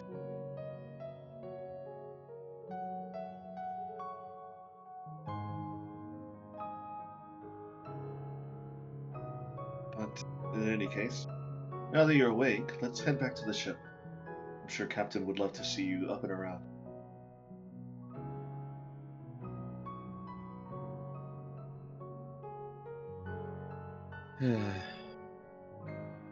I'm sure she would. Make haste. I'm feeling uppity. This is the first time I've felt this enthused since I got that eye in my head. Well, let's continue on then. Maybe we'll make something out of the night. Maybe. Also, Maestro, remember, please do take a look at Finnegan. I can't emphasize how much I'm concerned about him.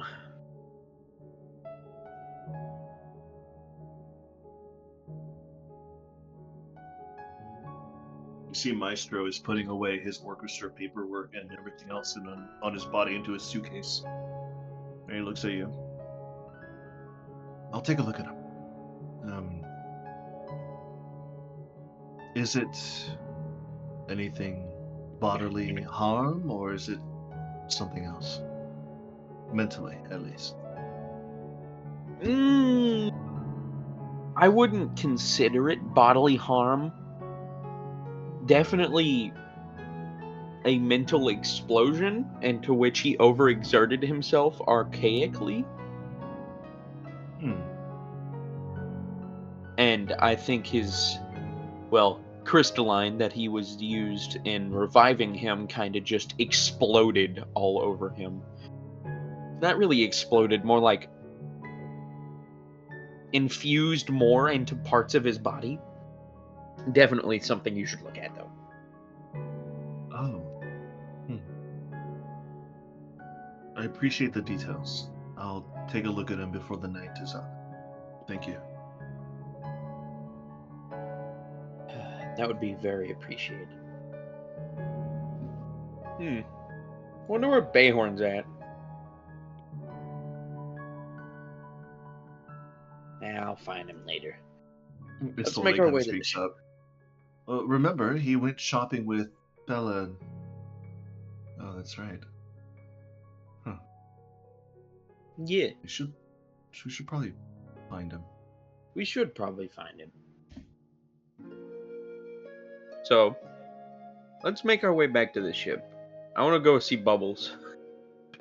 Yes, let's make our way. As you two make your way back to the ship, Kayasaya. At the moment, in part of the story, it's almost sunset, fully.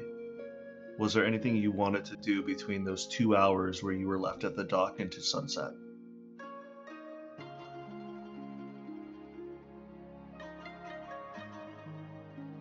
Okay, how are you going to get in contact with him? You make your way over to the standing slab with Chakna in tow. You have a clear view of Finnegan currently sitting outside, and he's still enjoying the sun. He hasn't really moved. He's kind of just said, "I'm rotten here, so just leave me be," type of stuff. You still see him like actively move, so he's not dead, but he's just sitting outside.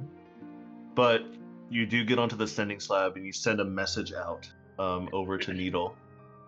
You feel it immediately connect because he's on the same plane of existence as you, at least that's what you think. What do you say?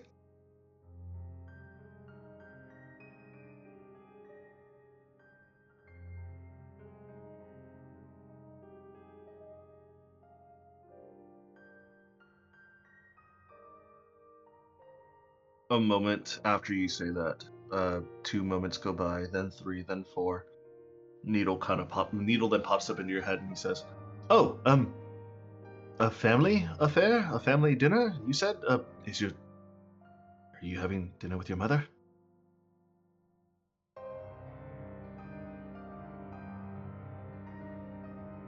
Oh, is it a private dinner, or is your crew going to be coming along as well?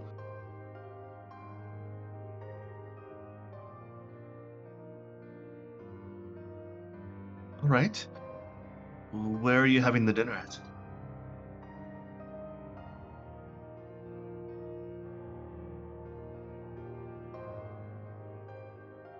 All right. I will be there to make you all dinner then. And I'll also make some dinner on the side for everyone else as well. Of course.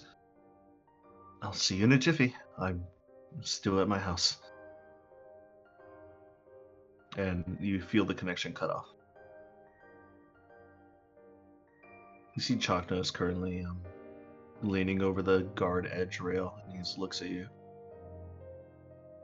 You sure you want to have dinner with your mother tonight? You could take the day off. Say something came up.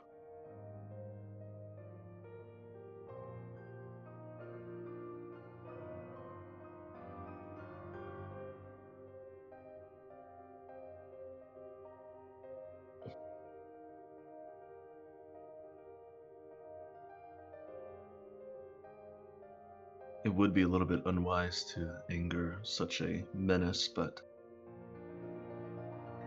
I'm just asking more for your sake.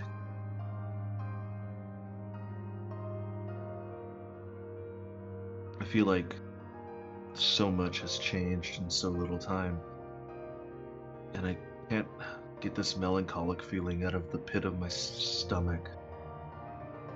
It's like we lost somebody. Not. So, I hope it's nothing. I just can't get it out of my mind. Actually, he taps his comm badge. I'm connecting to both you, Fukler, and to you, Bayhorn. Where are the both of you at right now? At your mom's house, shit lives. Oh no! I hear the Imperial March at the end, and him just saying, "Oh no!" The CIA got him for making a joke. 3-letter agencies got him. Oh no!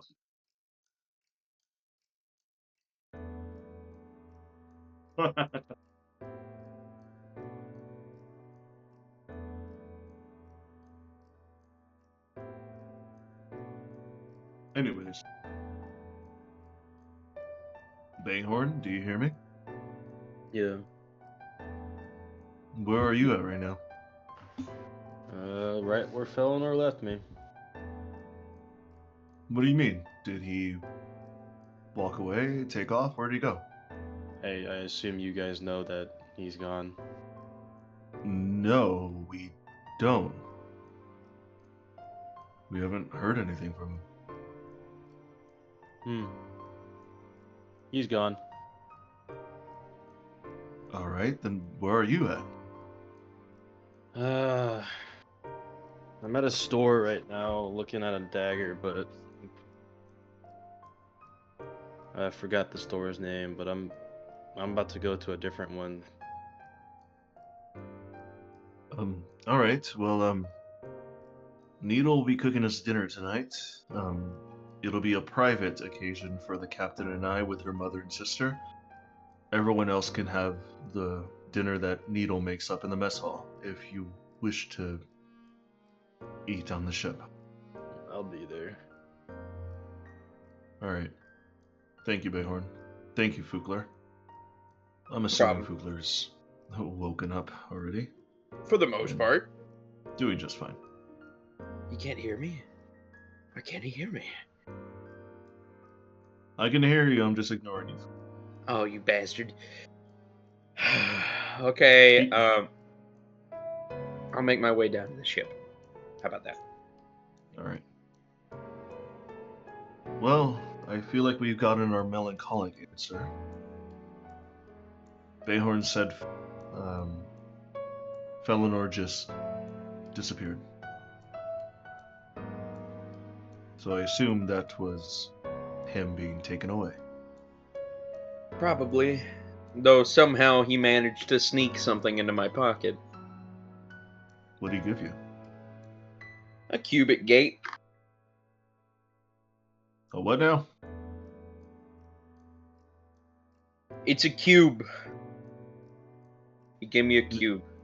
No, I understand. I've heard of that item before, but I never thought he would just give it to us, but that man works in mysterious ways. Hey man, if you wanted to leave it with me, I'm not gonna object.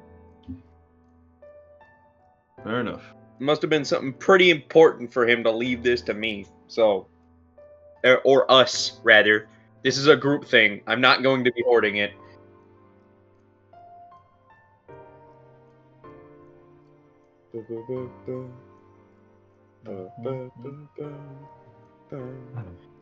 Alright, well. When you have ideas with the cubic gate, it doesn't have infinite charges.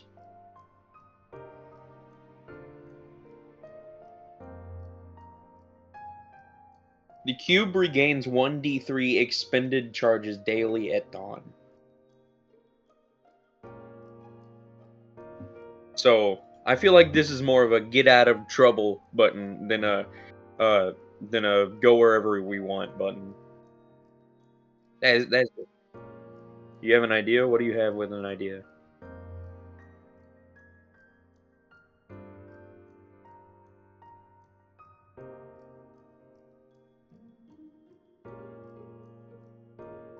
Sorry, what was that?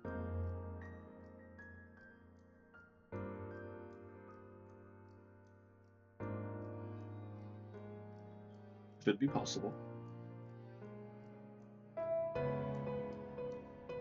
I mean, as long as you don't break it, it's probably fine.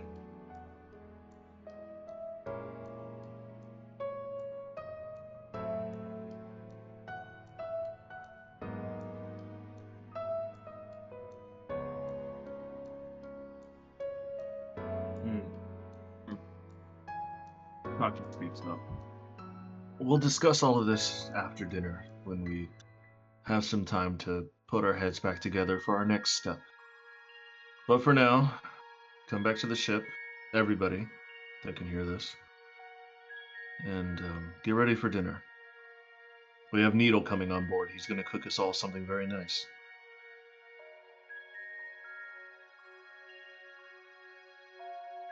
Heck yeah. And Chakna taps his comm badge to turn it off. Well, Cap, it seems like he finally left us. It's odd.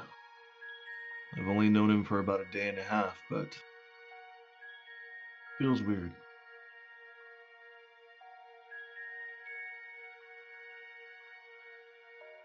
In any case, it seems like he left that Cupid gate to Fukler. I don't know if he meant for Fukler to have it, or it was just the easiest for him to leave it there, but... Should we get ready for dinner? Alright. Let's get ready for dinner. See, Chakna leads you, and he wanders over to you guys' shared living quarters as you all get ready for dinner tonight. Fukler, I know you're returning back to the ship, correct? Yes. Bayhorn, where are you doing right now? I want to go to the forge. I think I threw that paper away. It was like some like Ruby Forge or something like that. Yeah, it was the Ruby Ridge Flame and Forge Armory. That place. As you make your way, since you are very well versed and skilled at patrolling and moving around cities, as you're currently making your way over to Ruby Ridge, which thankfully isn't that far from your current location, you hear in the back of your mind a slow and kind of a spiteful growl. I can't believe that bastard left us without saying goodbye. And you hear Zorzark. I think he did say goodbye, but I don't think any of us could have heard it.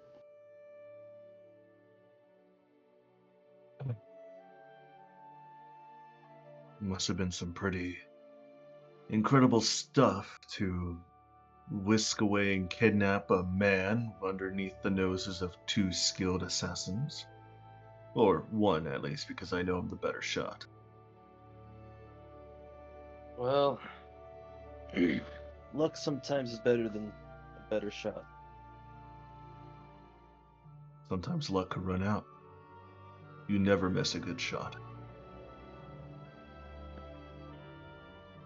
Well, from what I can tell, it must have really been high-level magic because I think Felinor ended up playing a prank on me, using my face as Play-Doh. Yeah, that actually was kind of funny when I recognized it. We'll see if we see him again. And if it's been a while, well, it isn't like we're not used to breaking into places we're not supposed to be. We can What do just you find him mean? again. Prisoner breakout? Find him from that secret society of his? I wouldn't say break him out. He seems to want to be there. I'm more just saying we could go visit him. But That's something fair. tells me they're not going to allow normal visitation, so we're going to have to get creative. Fair enough. I mean, to be frank, anything that has that type of ability to just whisk away a man out of our noses, especially us, probably doesn't want visitors either. Well, this time we've got a little bit more time to refine our skills, and we have some pretty strong allies, so if we want to see him, I'm sure we can. Fair enough. Ugh.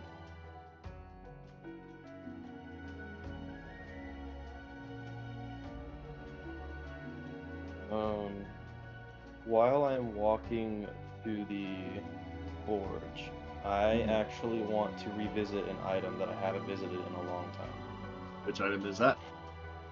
I want to pull out of deep within my backpack, probably in the Yeah. bottom by now, Yeah. the Dwarven Adventurer's Ruby Tablet. You pull out the tablet and you see that it's still there. Bright red ruby. Anything change on it? Any status updates?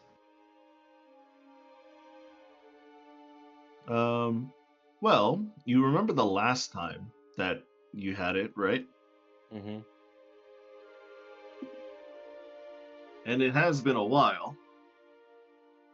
I did tell them that I'd hold on to it and then maybe cash in whatever that quest was since the owner is dead and I happened to find it.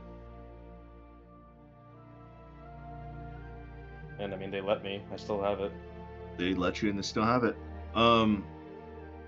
The tablet, the ruby tablet itself, still has the runic words of mission completed on the front of it. Other than that, it doesn't have anything else changed. Is Badford have an Adventurers Guild? It does. Alright, that might be my last stop before I go back for dinner. Because dinner's not Alright. for a while. Alright. So I would say, thanks to your quick speed and quick foots, you managed to make your way over to Ruby Ridge, to the Flame and Forge armor. Alright. You don't recognize any of the forgers or any of the blacksmiths currently working. However, you do see a half-orc who is currently finishing up, putting some tools away, grabs himself a clipboard, writes some stuff down like he's taking down a manifest, and he looks over you and he's like, "Oh, hey, be right there. Hold on a minute." Takes off his overalls with all of his tools and he throws it to a side table. Leisurely walks up towards you a little bit. "Hey, how's it going? Flame and Forge Armory. How may I be of assistance?" Just came by because I was wondering if you guys knew what this was, and he'll pull out, probably a baseball-sized, piece of Sable Theorem ore. Huh. I don't exactly know exactly what it is, but we have been seeing a lot more folks come out with that and asking for jewels or swords or weapons or other type of things to be made out of it. I'm assuming, based off your demeanor, you might know something more than you're letting on. Am I correct? I don't know too much about it. I just know maybe like one or two things based off of my few experiments on it. Got it. Just trying to see if anybody else has insight on it. Well, it doesn't have a name, at least as far as I know. Maybe my boss knows, but he's currently got the day off with his little boy's birthday party today, so we're just taking it over for him. From what we worked on it, it's very light, but very durable. Can conduct a electricity, lightning, thunder through it pretty nicely. Other than that, I'm not exactly what too sure. We have been buying it though to have a stockpile of our own. Anybody that comes in with it, we buy top coin for it. Are you willing to sell? I was thinking of doing some selling, but also if you guys had uh a station to refine this in large quantities, I was gonna see if maybe you guys would let me borrow that station for a little bit. Can't exactly let you borrow, but you can rent it out for a price. We got an oil refinery, got coal over there. We also got some wood as well, so you can break it down to coal and refine it there as well. Um, you want the oil or the coal refinery? Which one's better? Because I've got a lot. Oil. That's what you're gonna need for big bulky items like that. Oil it is then. How much should you say? Uh, What do you charge by? You charge by time or do you charge by amount? we charge by daily rate actually. Daily we charge about what is it? A day. We open right at the crack of dawn, so about 5:30 in the morning during the summertime, and by the time we close, which is close to about 10:30, 11 o'clock at night. So if you want to take the whole day, 5:30 to 10:30, 50 gold pieces per day rate. How much do you think it would take to smelt down, say, 300 pounds of ore? Woo! He kind of gives out a little bit of a whistle. 200 to 300 pounds of ore, that stuff. I mean, shit.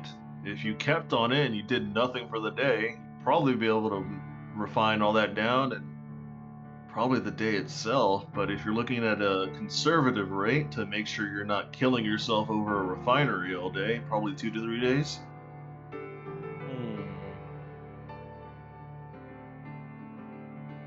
How much do you pay Or per pound of sable theorem ore? you call it Sable Theorem? Yeah, that's what it's called. Oh. Yeah, you do know a little bit more than you let on, do you? I happen to run across a little bit of information. Well, it's kind of a gamble. I mean, we don't know the capabilities. Nobody seems to, so I'm kind of just buying unidentified material and ore off of people, and I don't know exactly whether or not to give top dollar or to pay copper for it. Well, I'll tell you what, and he'll lift up his shirt to show his armor, and he'll knock on it. You recognize this piece of armor? I do. That's odd. What'd you do to it? That's the sable theorem. I've melded some of it in there. Huh. And as you know, Mithril's really lightweight already, so this armor should already be lightweight. This feels lighter than some leather armor that I've worn in the past. By the Sometimes I golden forget I even have it hair. on. By the golden hair of Vossen. Huh. Well, if you That's just something of what I figured out it can do. From one forger to another, because it seems like you're pretty good at a forge, and he gestures to his workstation and all of his work and all that.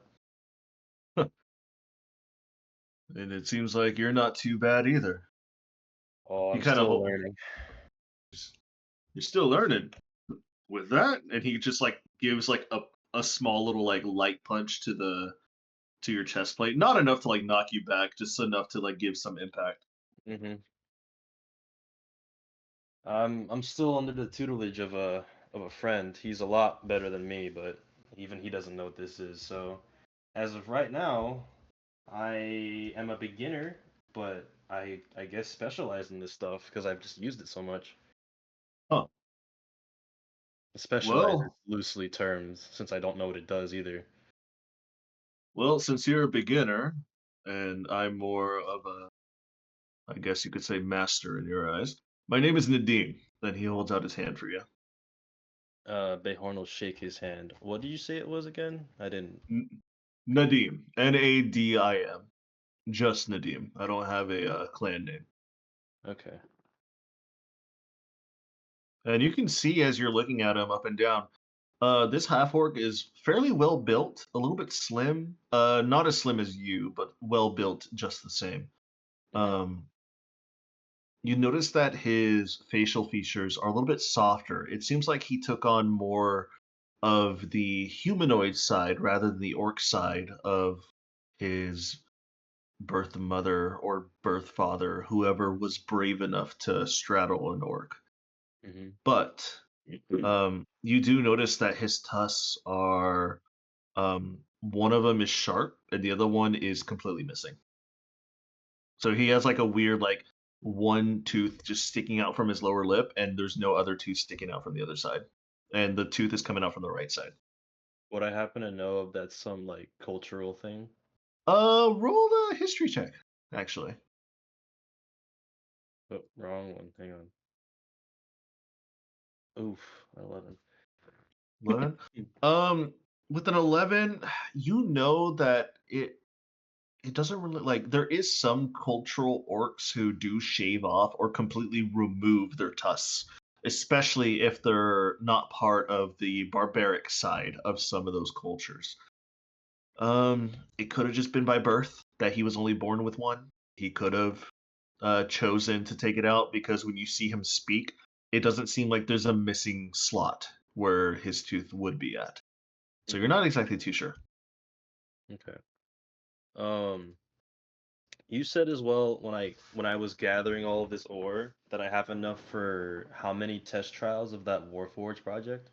Probably two before you have to put the rest into one final run to do it Or I right. have enough for 3. Yes, Now, if I were to melt back down the test Warforged, would that help me out? that could. You'd be getting less than what you put in just due to the nature of that's how forging typically works, but you could. Because I'm trying to figure out in Bayhorn's estimate, because he's already thought of this all out. He's already planned it all out.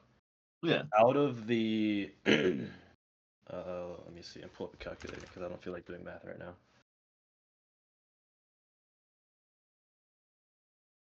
525 pounds plus the 11 pounds of shattered sable theorem, if that is applicable, because I don't know if we can melt it down to make it new.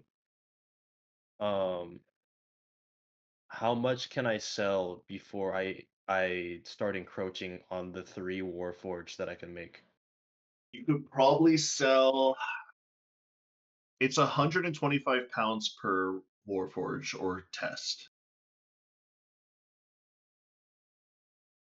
So 125 times 3, that comes out to about 500. 125 times 3? 125 times 3, yeah. That's 375. 375, sorry. So I'd probably I have enough for four iterations of it then. As of Okay, right then you have enough for 4 then. now. Okay, so then I've got like 25 pounds to work with then to sell. Yeah, if you want. All right, he's gonna look at him and say, "So, have you melted any of this stuff down and refined it to its refined state yet?" We have actually. We have some of it over here. Come on, let me show you. And he lets you walk into the forge area. And as you're walking to the forge area, you see a few other people. You see a few gnomes. You see a woman, human, currently working on the forge. As they all look at you and give you like little hand gestures as they're continuously hammering slash putting in their work for their materials in front of them. Um, and he brings you over to a small table near the back end of the forge where there's no customers around. And he kind of just like points his hand over it. He kind of gestures. He's like, "This is what we got so far. Some of it's a little bit crude because we were just learning how to deal with it, but suddenly we started getting a little bit better over time as training happens. Take a look." And as you take a look, you notice that he kind of layers it from left to right. So the left side is the most not the most recent, it's the least recent reforging or the least recent refining. It's very crude. There's like bits of oil stuck into the Sable theorem as like the oil bled into the Sable theorem during the refining stage. However, the more it goes on, the more it turns into that nice, refined Sable theorem that you used to have um, back on the ship. Okay. Um, Yeah, it took us a little bit of tries before we got to at least a midway point, but we noticed that we can refine it a little bit better and further. And then we eventually got to that sucker over there, that little chunk right there. That's a pretty good piece. We're planning on making a decorative sword to the queen for that and giving it to her as a gift, to earn some favors and brownie points for our store and our district. she definitely might like that because I've come across swords that have been pre-made and that stuff, and it's no joke. We hope it's no joke. If we can get enough of this, we hope our district and our Forge and Fire can at least supply some of the military with that. Even though we don't really need to be honest. We've been in peace for so long, but Right. every soldier needs a good blade at the times of need. Mm-hmm. It's good for some of the citizens, I assume, in case by some anti-miracle, like evil comes into this city. Be nice Yeah, for that's the true. entire city to be able to defend themselves, even with just a Exactly. small little dagger. Yeah, exactly. You see, that's why everybody needs a carry. Everybody needs some way to protect themselves. Well, because I'm working on a personal project, so I've stockpiled a lot of this, and I've done the math. I can part with probably 25 pounds of it. All right, But the 25 rest of it, pounds. I need to, refine and get ready. That's fine with us. We've only been buying little bits and chunks, nothing too big of 25 pounds of it. Um, that's a really decent size, actually, now that I think about it. Did Bayhorn leave all of the Sable Theorem on the ship, or does he have it on him? You left it on the ship because it was a lot. Okay. Uh, for 25 pounds worth of Sable Theorem.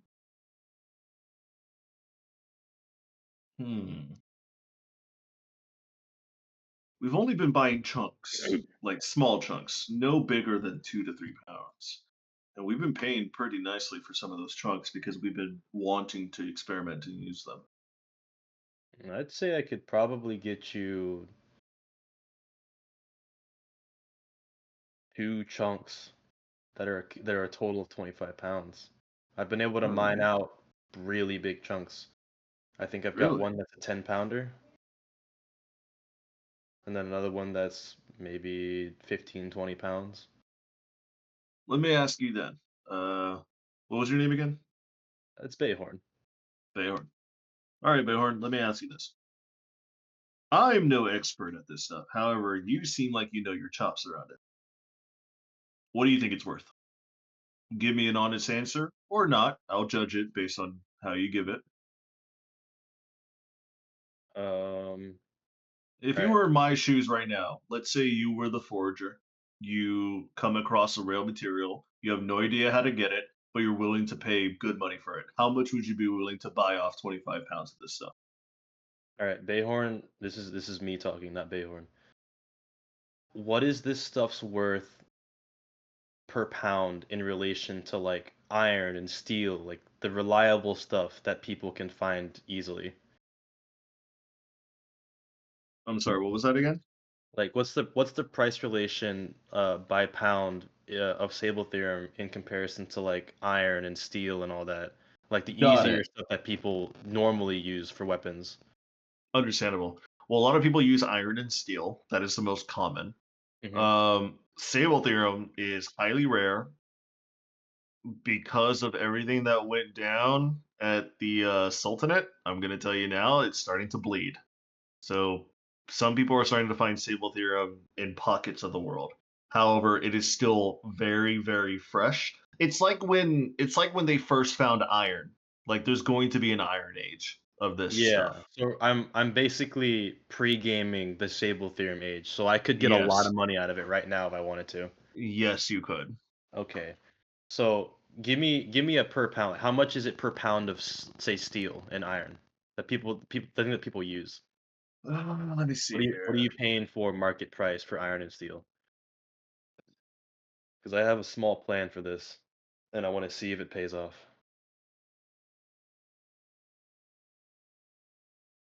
So let's see. The value of metal in, let's see here.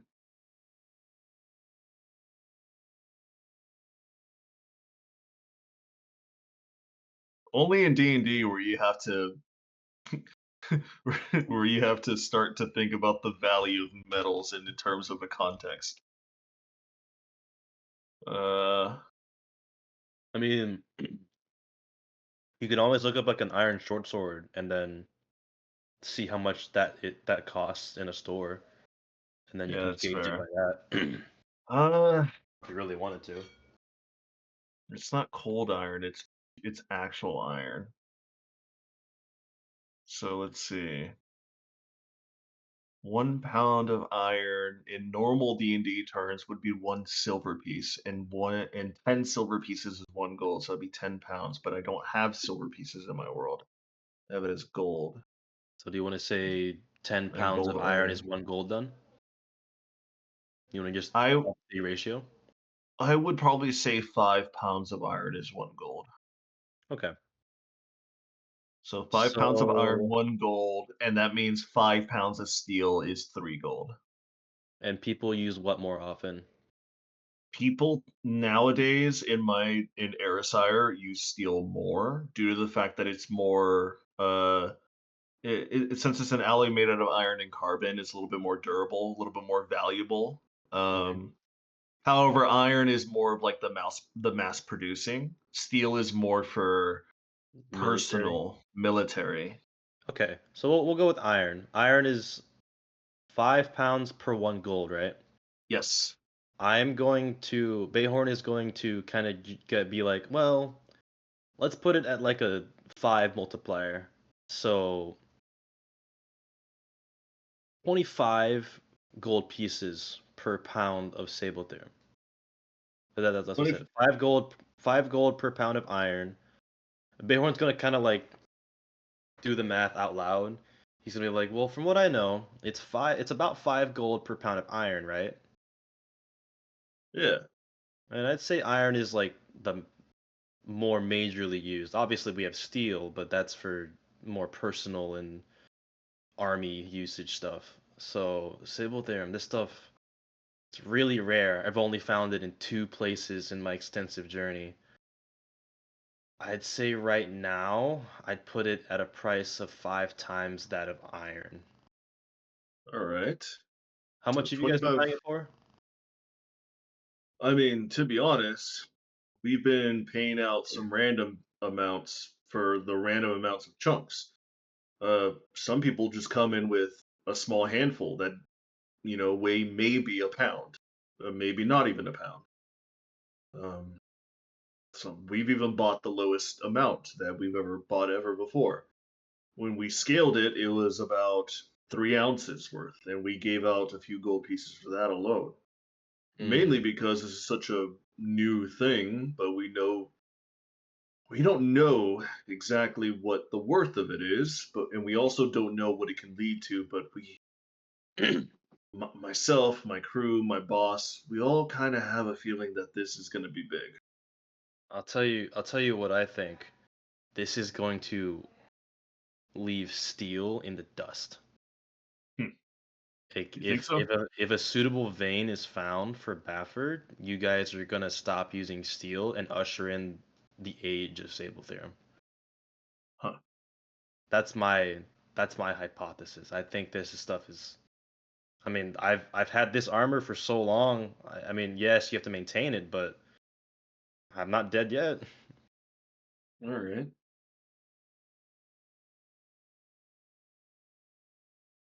So 25 gold pieces per pound, right? Then you have 25 pounds. Yeah. So he kind of like starts making numbers up in the air in his head. 25 gold pieces per pound, 25 pounds, buy the whole lot, 600-ish gold. 625, is that right? That sounds about right. But I do want to use uh that station you've got to refine this stuff. So you can knock off was it 50 you said for your day's use? Yeah. Um I don't have all of the ore right now, so this will just be kind of like a I'll come back and get this done. So we'll hold off on any payments, but I'll part with 25 pounds, and I'll pay the fee to smelt down everything else I have.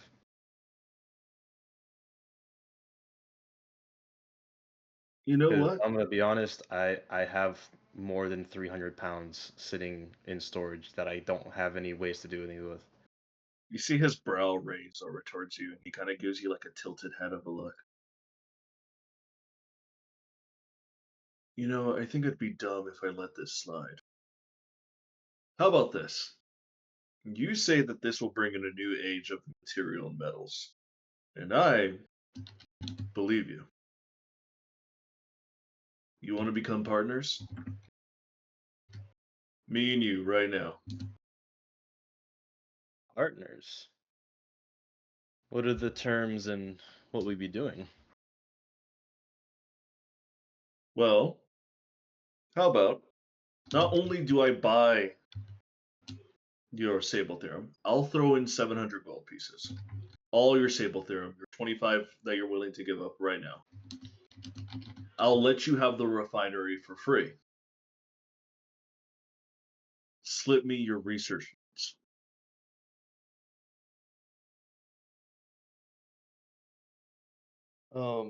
Hang on. So he's asking me to sell him all of my Sable Theorem or just the 25? Just the 25. He's going to give you 700 for the 25. He'll let you use the refinery for free for however long you need it, but he wants your research notes. Okay. So he's basically trading me 700 gold and free usage of his refineries for 25 pounds of Sable Theorem and any notes I have on it. Yes. He also kind of leads in close to you so he doesn't get any like prying ears for you two. If you make this deal with me, and if this is what you say it is, and I have some strong intuition that it's going to be big. You'll be the leader, or at the very least, a co-leader for a great movement in engineering and industrial business. This Do you want your name in the history books? This definitely sounds tempting, but I'm gonna warn you before you sink in on this.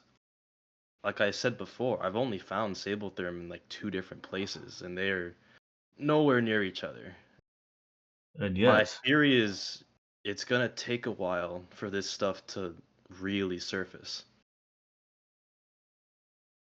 I have big aspirations. Even if it takes me to become 80 years old before the recognition comes to my table, I'll wait. All right. I just want you to be fully aware of the possible risks. But I mean, yeah, I'd definitely be down. And if I All find right. any more Sable Theorem and I can't get all of it or something happens, I'll be sure to try and slip you its location so you can take yourself and maybe a few trusted colleagues there to gather up any more that I couldn't. All right. Sounds like we got a deal then. All right. He spits on his hand and he does a classic like shake on it type of thing. I will return the gesture in the appropriate manner. You feel his grip and you feel like the calloused fingers and the palm of your hand, like just the strong, heavy grip. Like he himself has the makings of a master forger and he's on his way. And you just made a deal with him. I just made a deal with a potential fucking legend. Yeah. All right, hang on. I need to write this down so I don't forget. His deal was he's gonna pay me 700 gold For your 25 pounds. for the 25 pounds of Sable Theorem. Yes. You get free usage of his refineries for how long you need. But he wants any and all research notes, at least copies, so you can still keep your own, of anything you find on Sable Theorem in the future, flash now. Okay. And from there, if some breakthroughs or anything else, you feel like he will also potentially share with. Okay. Let me put business partnership deal. Dude, I And don't. that's This is my first like actual partnership that I've actually made for myself without anybody yeah, being there. What is happening yeah. to me? And another a new hand touches the beacon. In a parallel universe, Bayhorn would have fumbled so hard, and he would have actually sold all of his Sable Theorem for like a gold per. Um. Yeah, no, I just wanted because here's the thing, right? Bayhorn is still like that caring person. He wanted to make sure Nadim was aware he might not see the glory of Sable Theorem in his lifetime, because like you said, it's only just starting to bleed. hmm So I was like, I don't want him to think that I'm tricking him into this like lucrative deal. But if he's this prospective over it, shit, hmm why not? Why not? Um, Bayhorn, after shaking his hand, he'll as a little like passing question, be like, "Do you guys also deal in jewels, diamonds, emeralds, the like, or do you guys maybe have like an area that you refine raw gems?" Well, typically the gem refinery is over to the side. Come over here. We'll show you. Bayhorn will follow. And he shows you a little bit past some more coworkers of his. You see they're all either like sitting down taking breaks or eating their early lunch slash dinner or their late lunch slash early dinners on the job. He brings you over to this coal refinery that he's got over here. This is where you can refine most of the jewels, as you can tell. And he shows like there's a table with a few baskets worth of like different types of gems, unrefined, some that are refined but not perfected, and the few perfected ones are kind of just on the table, kind of loose. But you do see that they do have people around to watch so that nobody just comes in and steals anything. Yeah. Because why would Bayhorn. you steal from a blacksmith who has a bunch of swords and weapons around? Right. That's a horrible idea. Yeah. Bayhorn will approach the table and glancing at Nadim, he'll gesture to all the gems and be like, "May I?" Inferring like, "Can I look at all these and see how they look?"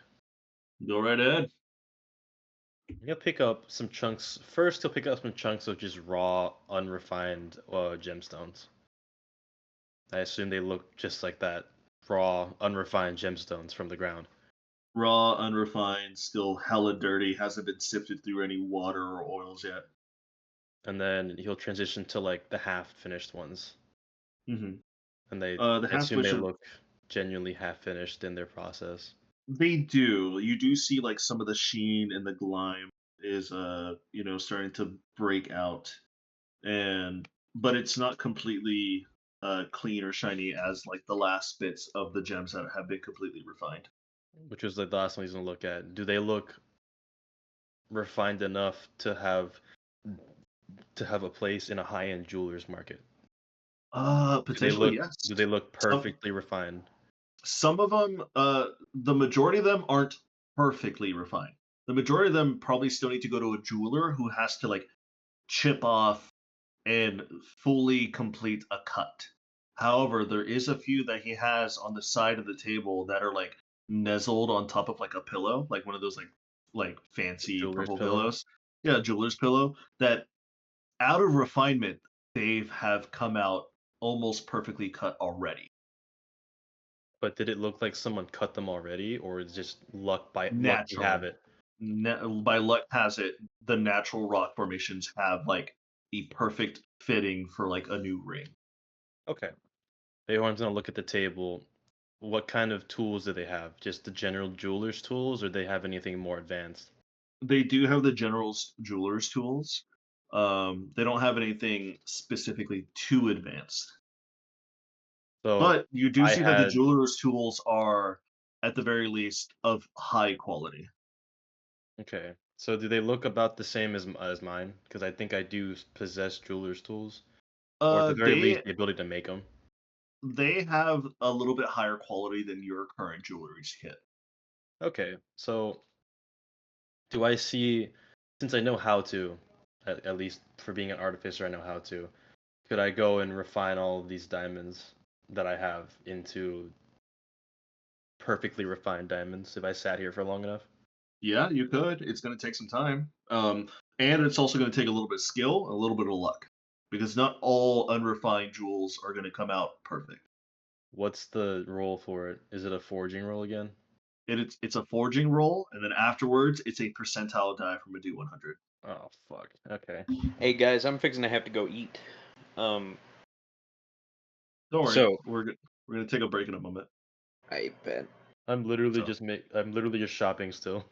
so go ahead. Do you wish to finish up by forging some jewelries, or do you wish to call it there at your little shopping area? Um I was gonna probably spend time refining some of that diamond that I've got. Okay. I don't know how much I can get done in the time that I have. Well, how long do you wish to spend? Because you're not going to get all your diamonds done in like 2 hours by the time you have to get back to the ship. Oh, of course. So do I have 2 hours to do it? You have about an hour because you also got to walk your way back. Okay. Um, how far is the Adventurers Guild from here? Is it You're not pretty too far? sure because you Uh, don't he's know where gonna it's at. he's gonna glance at Nadim and say, "Hey, by any chance, do you know where the Adventurers Guild is here?" DM. Nadim. Nadim. That's the guy's Nadim. name. I was about to Uh, say, dude. the I mean, Avengers speaking of Guild, you DM said? though. Yeah. Well, that one is, or not that one, sorry. The only one that I know of is going to be in the Citrine Crescent, near the Academy. All right. How far is that then? Since I know most of the city now. It's a little bit up north, a little bit actually more northwest. I don't know if you know or have been to the giant track stadium that we got in the city. It's near there. You can't really exactly miss it. There's a bunch of signs that'll point to it. You could even ask around. Okay. So how far is that to me, Adrian? About for you as a rogue that knows how to make their way in and out of a city, about like 30 minutes. Okay. So it'll be an hour because I'm an artificer right now. Yep. That'll be something another time then. I'll spend the time that I have left, um, tinkering with those diamonds if Nadim will let me. I kind of assume he will if I've just signed a partnership with him. Yeah. All right, and he won't pull all of them out because he's not trying to show all of his cards yet. He'll pull out the first of many little gemstones. I don't know how many he has. All you told me was that he has enough to total 1100 gold in unrefined diamonds. Mm-hmm. I'm hoping to multiply that substantially and buy something from Alara's store. Fair. So That's why I'm here. how much gold value of diamonds are you going to try to refine right now? I don't know how much I can refine. I don't know how much each chunk would be. I don't even know how many chunks I have. Well, at this point, it's less of like sizes, and now we're going through gold value at this point. Okay. How long will 100 gold take me? A Just as a hundred first test. as a first test, 100 gold of diamond will Raw probably take diamond. you about 15 minutes. We'll do that as a test run, and then if all goes well, or at least to get the hang of it, he'll do All right. however long it takes for 45 minutes then. So make a foraging check for the 15 minutes. I rolled a 14. Okay. Roll me a D100.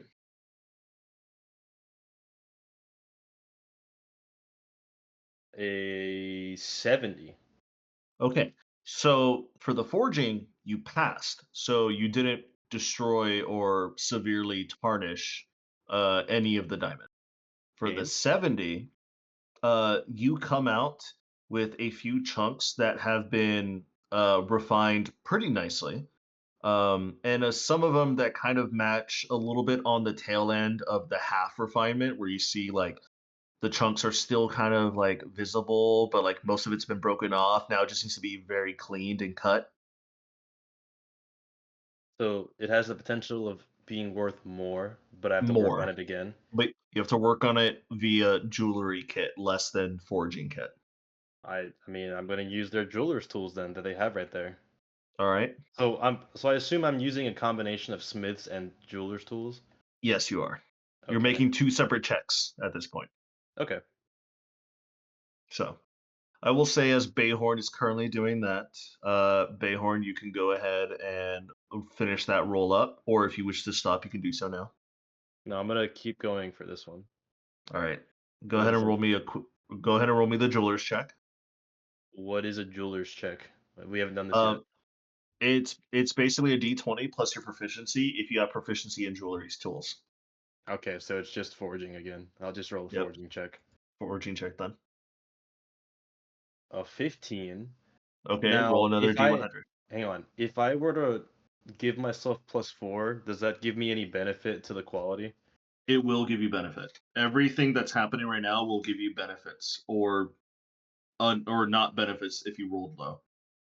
I will add a +4 with Flash of Genius, and it'll make it a 19 as a foraging roll. All right. So then do the D100. Oh no. I love that. Oh no. What'd you I roll? don't, I don't think I have anything to re-roll that. I rolled a That's 23. tragic. He rolled All a right. 23. As you're currently fixing up the jewelry of the diamonds, you're starting to get a few chunks off. You're like, yeah, I'm getting it. I'm getting it. That last bigger chunk of diamonds, you're like, all right, I'm getting it. You suddenly hear a crack as loud as like somebody's cracking or like chopping through like a piece of wood and rock. And then suddenly you feel your jeweler kit just go straight through the middle of the diamond and you broke the diamond in half. Damn. I assume there's no recovering that. You see Nadir is currently looking over you. He's like, ugh, it's a bad break you got there. You might be able to recover it, but it's gonna be worth a lot less now. Yeah, I might be able to make 2 smaller gems, but Yeah, I mean, hey, it seems like this is your first time doing jewelry cuts, but it's I can, definitely, I saw your forging earlier. You did pretty decent, but the jewelry stuff you might need to steady your hand a little bit. yeah. Anyways, he picks up one of his packs.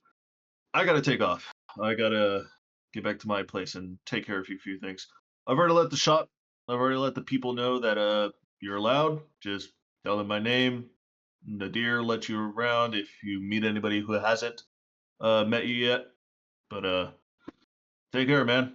Appreciate you All right. coming with the business deal. I'll be able to pay you out when you bring the stable theorem. All right? All right, no problem. Thank you. Yeah, you're welcome. Take care. You too. And you see him. He lifts his pack up to his side and just starts to walk out. All Bitcoin's gonna right. think to himself, man, I really need to bring somebody that has silvery bars with me. Wah wah. You should just As get you're it. as you're finishing up your foraging and your jewelry checks before you pack up and you manage to leave to go back to the ship. I'm assuming that was the last thing you were going to do. If I had no more time, I don't know how much time that would have taken me. Well, that was 15 minutes. You got 45 minutes left. Did you want to continue doing checks? I mean, well, you have to go eat, right, Preston? Yes. All right, we'll call it there then. All right. As you decide to just pack it up and leave it for the night, at least, you might return later, you might not. You might just come by tomorrow. You pack up and you make your way over to the ship, and everyone is starting to make their way back to the ship for a interesting dinner as we come up to the meeting slash dinner evening between estranged daughter and mother with Kai Sai up next. So we're going to take a break. We're all going to have a snack, eat a little bit. We'll come back in about, let's say, 30, 40 minutes. Rad. All right. We'll see you guys in about 30 to 40 minutes. All right. Be back. All right. Cedric, are you gonna go eat soon as well? I'm. Ugh. Oh, then strap in because you guys are gonna be the ones pushing out first. No Exactly. offense. I'm gonna be here for a while. I got more hot sauce. It's 2 in the morning. Yeah, no, I got more hot sauce. I got a whole other half of a quesadilla I can eat and one freshly opened Dr. Pepper. I am Bing chilling. Bing. Oh, the hot sauce low key just exploded on my leg. Why? Why hot sauce? What did you do this to me for? Nom nom nom nom. All right, what's happening? Not. I was pretty good.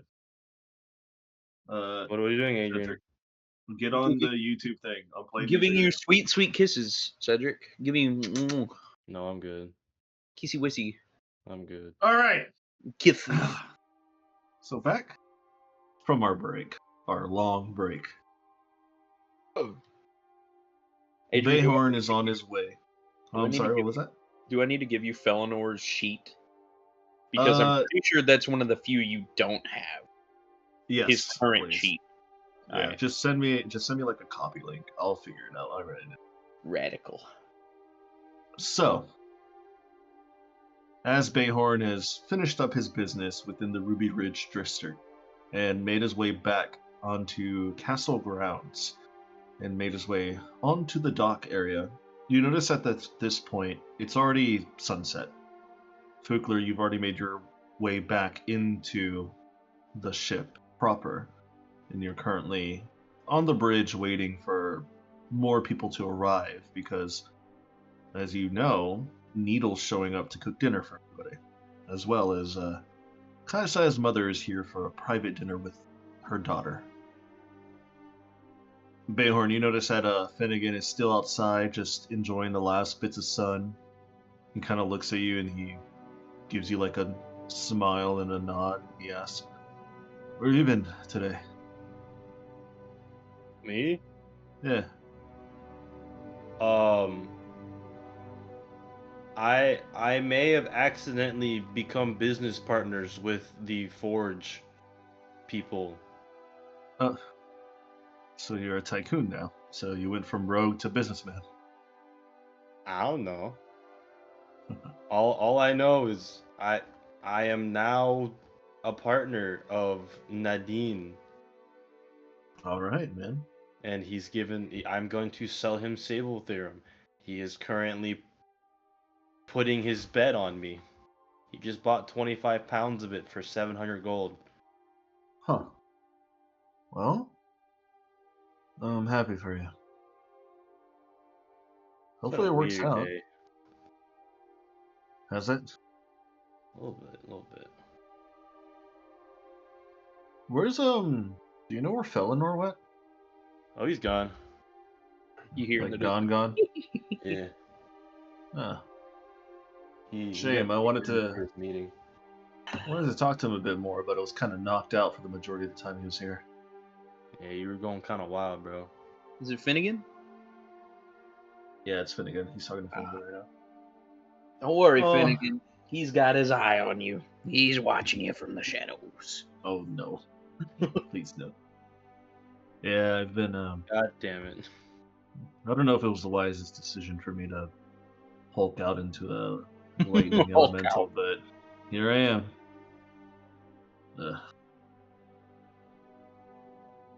Now I feel like I'm gonna have to use this walking stick, and he gets up from his chair, and you see he's like slightly struggling to stay on his walking stick. I might need a few days of bed rest still, or surgery, or something. Grab some booze. You'll be fine. I don't know if that'll work, but I'll trust your judgment. You'll be all right. Anyways, everybody else is already inside. I'm gonna take a walk around the dock area just to stretch my legs a bit. I've been sitting down for too long. You need any company, or are you okay? I think I'll be fine. I've just been I don't know. I just been thinking about everything. Like, I know we stopped that fucking asshole, Extisnar, but I think everybody on the ship knows that that wasn't actually him, or at the very least, it's not the only time we'll see him. Yeah, we're probably gonna be in for a treat. Yeah. But I'll be fine. If I ever need any help, I know Bubbles is somewhere swimming around the lake. Yeah, I'm also gonna be making myself a steel defender, and I'm gonna actually be starting on a little project. Nice. If you need any help, at the very least I can tell you some calculations or some math. Actually, speaking Can't of exactly lift any tools. help, you have silvery barbs, don't you? And Bayhorn will slowly twist into a grin. Yeah? Why? I'm gonna need your help tomorrow.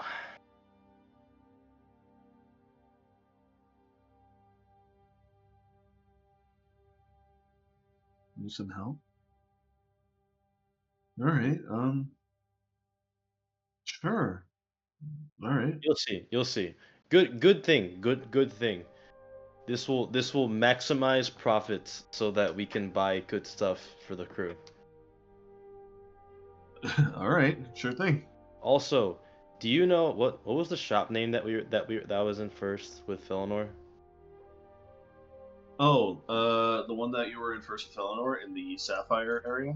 Yeah, what's it called again? I forgot. That one is, give me 1 second. Here. Yoink. The Gemlight Arcana. You know the Gemlight Arcana?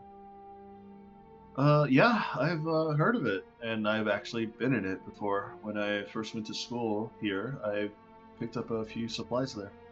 Did you know that place was an entire mimic? A what now? Yeah, no, the entire store is a mimic. The whole thing. I don't even know. Wait, how? I don't think mimics even get that big. Oh, they do. I was inside it. I felt it. It's But pretty that thing's cool. been there since I was in. It's a long-lived mimic, man. You know, the longer they live, the wiser and larger they get. I mean, I've heard of them getting bigger with time, but I don't know about wiser. Well, not wiser, but they develop more of a reason and intelligence to them instead of just mindlessly trying to kill people. All right. Good to know. Yeah, it was cool. I went in there. They have a Holy Avenger sword, and I saw that the case was a mimic. And then I asked the owner about it, and they were like, "Oh yeah, no, the whole shop's a mimic." And I was like, "No way." Are you sure they're not lying? No, they're not lying. Trust me, they're not lying. Remember the Huh. mimic that I have? He taps his pocket hole. Oh. Huh. Wait, you do know about that mimic, right? Yeah, I know. Yeah. All right, man. Long I day. just Long. I'll tell you about it tomorrow on the way to the forge if you want. sure you could do that. Alright, I'm gonna go inside. I'm gonna eat, and then I'm gonna work on just some stuff. All right, man. I'll catch you in a little bit. Don't stay up for too late. I'll try not to. Don't worry about it. Alright. And you see him like slowly lumbering his way out to the dock slash area, or the dock slash ground area. Does he look perturbed? A little bit, but it seems like he's more just focused on walking at the moment. Nice. My goal is to make people very, like, confused in life. Got it. Also, complete side note. This is very unrelated to D&D, but I just randomly remembered this. Preston. Huh? Remember the Secret Santa? Yeah. You'll never guess who I pulled. No, it was not Arlette. Ariana. Reggie. No, it was fucking Zach. Damn. Oh, good luck. I'm gonna ask Arlette what's firing. Just give I him don't some know who dice. I have. How do I pull? Just get him dice. It's on the Instagram group chat. They Arlette linked a site. Where's my phone? I don't could know get where us it some is. dice. You're right, but homie Just get has him so dice. many already. Yeah, but look. Here's the thing. Any dice goblin appreciates more dice. Buy him a new D&D book. Boom. No. There you go. You He can buy could. that himself. You could buy him a new D&D screen, the DM screen. Possibly. Thanks. If he pl- if But he buy him a plays, new D&D book, dude. Like, he has... The amount that Shelby and Adrian have is nothing compared to what he has. No. Well, yeah, because he has all the Other way adventure around. books. You guys have more than he does. Oh, really? Yes. Because you guys are fiending for them. You guys buy them Yeah. every time they come out. Yeah. You That's have them true. all the way back to 3.5, don't you? No. We have I was all about of to say... we have all of 5th edition. Even some of the newer versions until they went to like 5e, like 2024. I was about to say...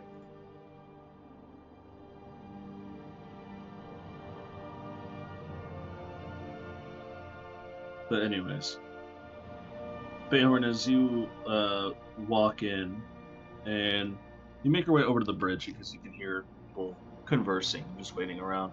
You see Fukler is now there with his new arm, and Kayasaya and Chakna are currently discussing it with him.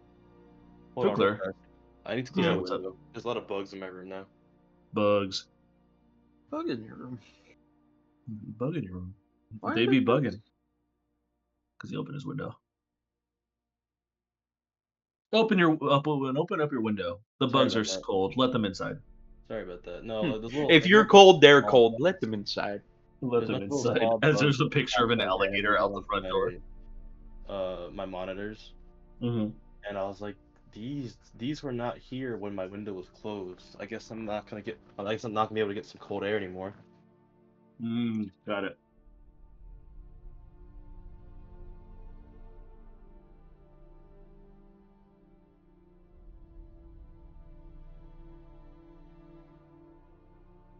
Anyways, Fukler, you're currently in the middle, being kind of like hounded as people are asking, like, how does the arm feel? As you're currently showing off your brand new arm. Feel like I'm a robot. Karna kind of looks at it and he's like, I could probably customize it for you if you need me to. That would be awesome. Have you tried using your hammer with it? Does your hammer work with the robot arm? Let's see. Fuku will pick it up, his hammer with his regular arm, and try to put it in his other hand. As soon as you put it onto your other hand, you feel an immense amount of weight immediately like start to crush onto your hand, and you manage to lift it just fine. I am amazing. So what? It feels heavier in my other hand than the hand that I normally use it with? Yes, it feels heavier in your left automaton hand. Weird. Chakna. What's up? It feels heavier in my left hand. Huh. I mean, is it because it's not your flesh and blood?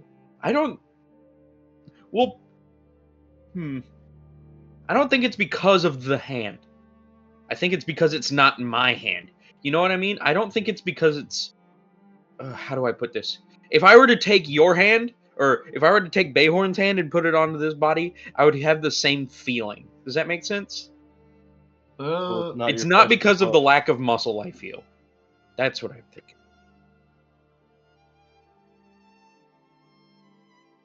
Lift it. Maybe. That maybe. makes sense. Maybe. Maybe.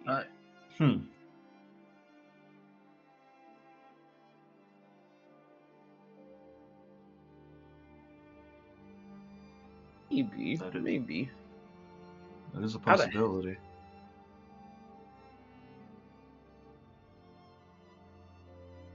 But think- glad to see the. Continue. Well, how do you think I can customize this? Because people keep saying that, and I'm like, okay, and then I have no idea what to do about that. Well, who built it? You might find this funny, but it was one of Queen Aqua's former parts. Oh, that's interesting. So it was part of her robotic collection? That's I think so. It's one of the earlier ones, I'm pretty sure. So I don't exactly know what all the ins and outs of it are. Can I take a look? Can I take my arm off? I Oh, want that's to know a- the answer to this question. That's a good question. Turn around. Let me look at your shoulder. All right, and he'll put his arm out front for Chakna to look at. He starts like examining like the top bits of your shoulder blade and your shoulder parts. I think I can take this off. You want me So to what you're try? saying is, well, if it's going to be incredibly painful, no. But if you can reattach it afterwards, yes. I could reattach it, however painful. I'm not exactly too sure. It'll most likely be painful anyways. You know what? Let's I'll try just- it. Fukler biting down on his hammer. Let's go. I'm ready. All right. You see him fiddle within his bag of holding, and he pulls out what seems to be a screwdriver that he has. And he starts to, you hear like the notion of screws being unscrewed. And at first you're like, this isn't so bad. And then he gets to the second screw. Lord And then Jesus, the have fourth. mercy. And then all of a sudden, like, it's like when you're at the dentist appointment and they're taking off your braces, but they didn't give you any numbing. Like the pressure, like the slow like buildup of your mouth becoming free or your muscles becoming free of pressure is starting to overtake and ache your shoulder pain. Fair. I'm sure, like, the parts that are welded onto me aren't going to come off, you know what I mean? No, they're not, yeah. So, it's just uncomfortable taking it off is what I'm It's just getting. uncomfortable. Yeah. But eventually after like 5 minutes he manages to quickly unscrew everything and it latches off.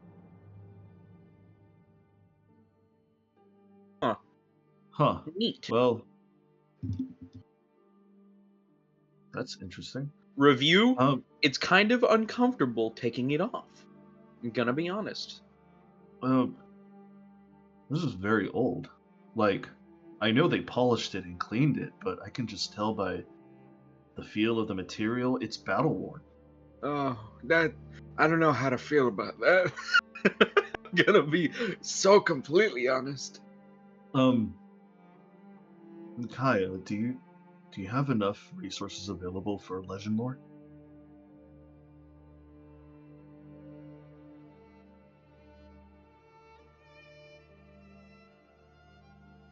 I'm curious.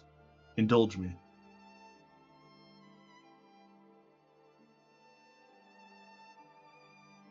As he legend led the arm, quickly flashes of a rainy, stormy night battlefield appear in your vision as you are now in the control of a automatus body as you're swinging an arm and a sword and shield bashing away enemies. And you start to realize that this used to be some sort of automaton warrior's body. However, as you're seeing flashes of these memories, you're starting to see that you're fighting against like a wave after wave of orcs. Fully grown, battle ready, and battle tested. And the flashes that you're seeing is like seeing this robot, this automaton just murdering and devouring through enemies in wave after wave. And then the Legend Lore hits you with a summary in your mind that this arm used to belong to Queen Aqua's prototype Mark I body when she unleashed the biological weapon on the orcs. She unleashed a biological weapon on the... That's... From over 250 years ago.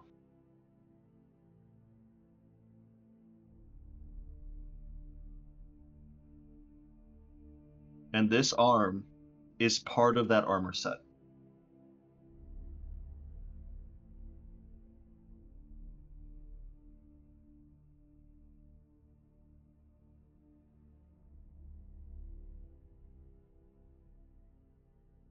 What do you mean by that?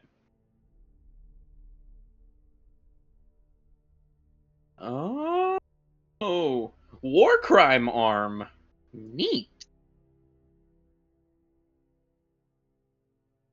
Chakna, do you think I can upgrade this arm? I don't know how to feel about having something that's been through several battles.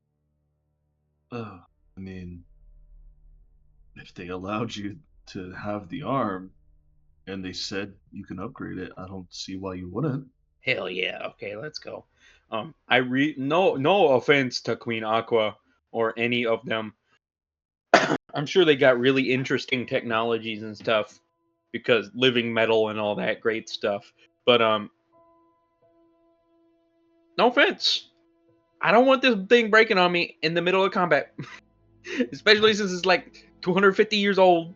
That that call me paranoid. But That is, that's understandable. where's Bayhorn?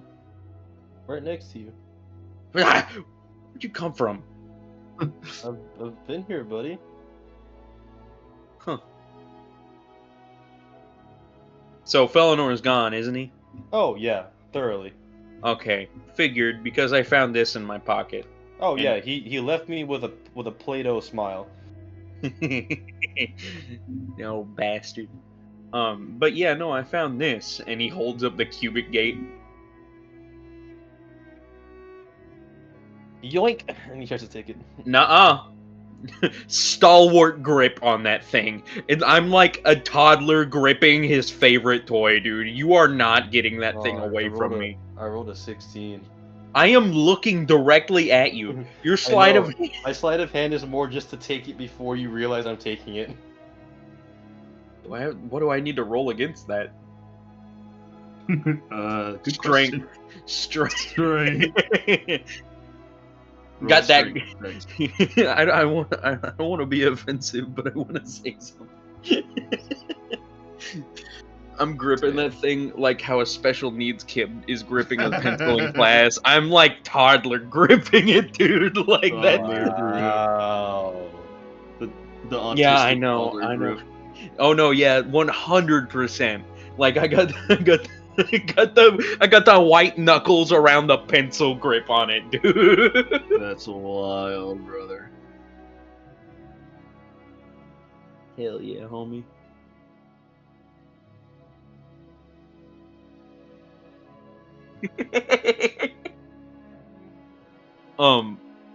So if you want to try and switch it out of my hand for something, be my guest. Oh, I already rolled. I can roll again. What do I have to do for that? React? A There's no strength check. reaction. There's It's no dexterity. reaction check. It's a dexterity. I roll a strength check. Just to try and, straight like, dexterity. It's a Strength strength to pry it out of your hand, or a dexterity for him to quickly nab it and swipe it if your hand is open. I rolled a sleight of hand, which is dex, to try and just take it before you realize I'm trying to take it. Alright, so I'll roll a dex, see what it is. And I roll an 11. As soon Damn. as Bayhorn takes it, no, hold on. Give me one moment. As soon as Bayhorn takes it, I'm going to unarmed strike him for 23 with my new metal hand. Yoink! Boink. That's wild. Bitch, you give that back. Bang. I dodge. How do you dodge? Did you hit me for a? Did you I hit you for 23. to hit? Yes. To hit. Hang on a second. I hit you with 23 to hit. I have a +9 to unarmed strike, Cedric. Does defense win or does the hit win? You have a 23 in AC? It's for you guys specifically. Defense wins. All right, I cast shield. Damn. Bastard. Catch you. It's only 6 damage, you pussy. It's the principle, man. It's the principle, man. God, shut the fuck up. Oh, so as you punch the shield with your newfound arm, you notice that Oh as god. soon as you punch the shield, your arm starts to glow slightly. Whoa, you glow? How do you glow? Tell me your secrets. I need to know. Chagna, this thing's It doesn't weird. Doesn't look damaged from punching my shield, does it? No, it's perfectly clean still. Is this like metal skeleton Terminator style hand? A little bit thicker than that, but yeah. Or is it like outer armor style hand, like with plating and stuff on it? Outer armor, but think of the plating being slightly stripped off. Can I cast detect Okay, so magic it's like on a it, bit naked. It's a bit naked, yeah. Adrian? So basically think about it as like what is it? Edward Elric's arm without all the extra arm Got plating. you. Yeah, I was like, I gotta think of something anime for him so he can realize it. Fuck you. Fucking weeb. Anyways, as you were about to say, Behor. Can I cast detect magic on it? Yeah, you can. I cast detect magic on it. It's magical. What does it look like?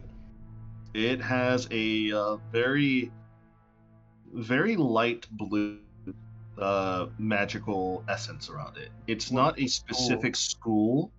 It's just, in general, it has like some sort of arcana around it. All right. Let's see. Can I cast identify on it? I am not sitting down for 11 minutes and letting you cast identify on my arm. You know what? Fukler removes his arm. Here. He can do that now. I forgot. Yeah, he could. Just here. Here. Look at it yourself. Tinker with it a little bit. Do not break it. They want to be like, As- all right, and you'll sit down and cast identify. As you cast identify on it. So identify allows you to get the magical properties of the item. Legend Lore does not. Legend Lore just tells you the history. When you cast identify, it doesn't have a name. Fukler has to name it. But You can name it? Oh my gosh. But Name it Gerald. this magical arm, you can tell by identifying it, can be fully customized to be able to do a myriad of things. It could be used as a spell. It could be used as a spell focus. It could be used as like a defensive property. Like if you wanted to use it to hold a shield or use magical shields of that nature. It even allows the user or the person that it's attached to wield items that do not match their internal view of the world. And by that I mean, like, if you're lawful good, you can't be holding like a chaotic evil blade, but with this arm you can. So it removes any restrictions on items saying that like you have to be a certain alignment to do so.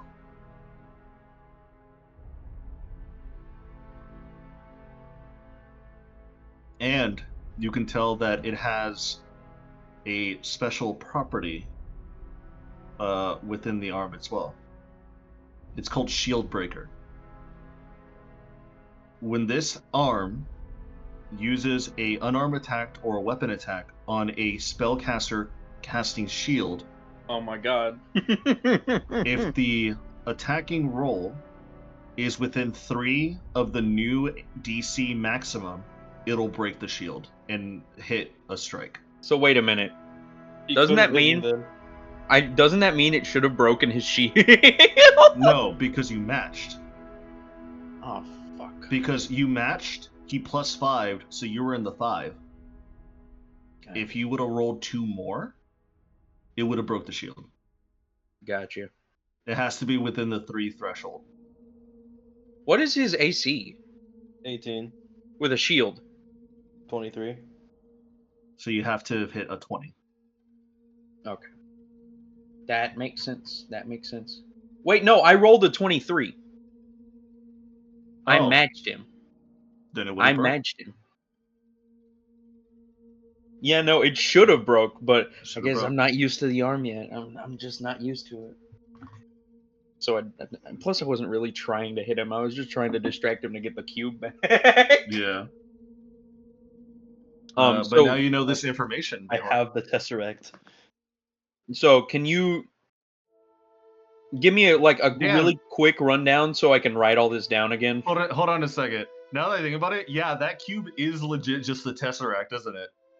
A little bit. What? Now that I think about it, yeah, it actually is just the Well, Yeah, you do you didn't- do you you know what a didn't think of that? Tesseract from God of War is? I honestly didn't I was think of more it. quoting the one that Loki had. Loki has from Marvel. Do you know what in God of War, they have like little iron cubes that hang off of some of their stuff that they say is a Tesseract so they can go through stuff. Yeah. Yeah, I know that, but I was like, I didn't think of the Marvel iteration. Oh yeah. And so Flash of genius alright. for real, for real. So what are all the things I can do? I'm gonna write it down real quick. You can customize it to be able to use it as a spell focus, wield magical shields that you're not normally able to, or wield items that your current alignment doesn't match. That sounds real useful. It also allows you to shield break a mage or anyone who's using casting shield if you're within the 3 hit threshold. And you could put for example, if they have a 15 shield AC but you rolled a 12, you'll break it. Got you. So 15. So does that mean I hit if they're Yes. casting shield? Yes. As long as you hit within the 3.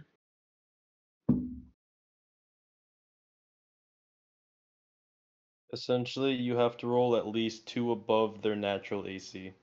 Yep. Or 2 below. No, it needs to be 2 above their natural AC. It needs to be 2 above. Either 2 above or 2 above the new AC, right? Mm-hmm.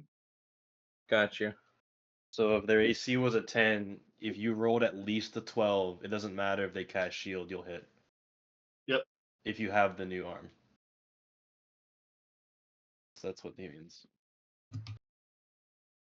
Gotcha. And I need to name it? You don't have to. I mean, it's the first of its kind. You get the pleasure of naming it. I'm gonna meditate on that. Yeah, you can't meditate. You're not an elf. What do you mean I can't meditate? I'm religious, bastard. You're just an elf. Damn. He's racist. You've just now realized that? I mean, he's called you knife ear before. That's true. That's why he's British. I'm going to kill you.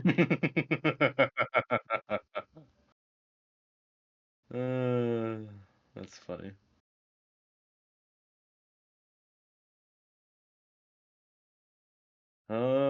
I'm about to go and fucking forge and everything else. Oh yeah, by the way, guys, I told who was it? Finnegan, I think, was outside, right, Adrian? Yep. Yeah, I told Finnegan this, but I accidentally became a business partner. I just sold 25 pounds of Sable Theorem for 700 gold. These people don't know what Sable Theorem is, and they don't know how much it should be costing. So I basically jacked the price to 5 times that of iron.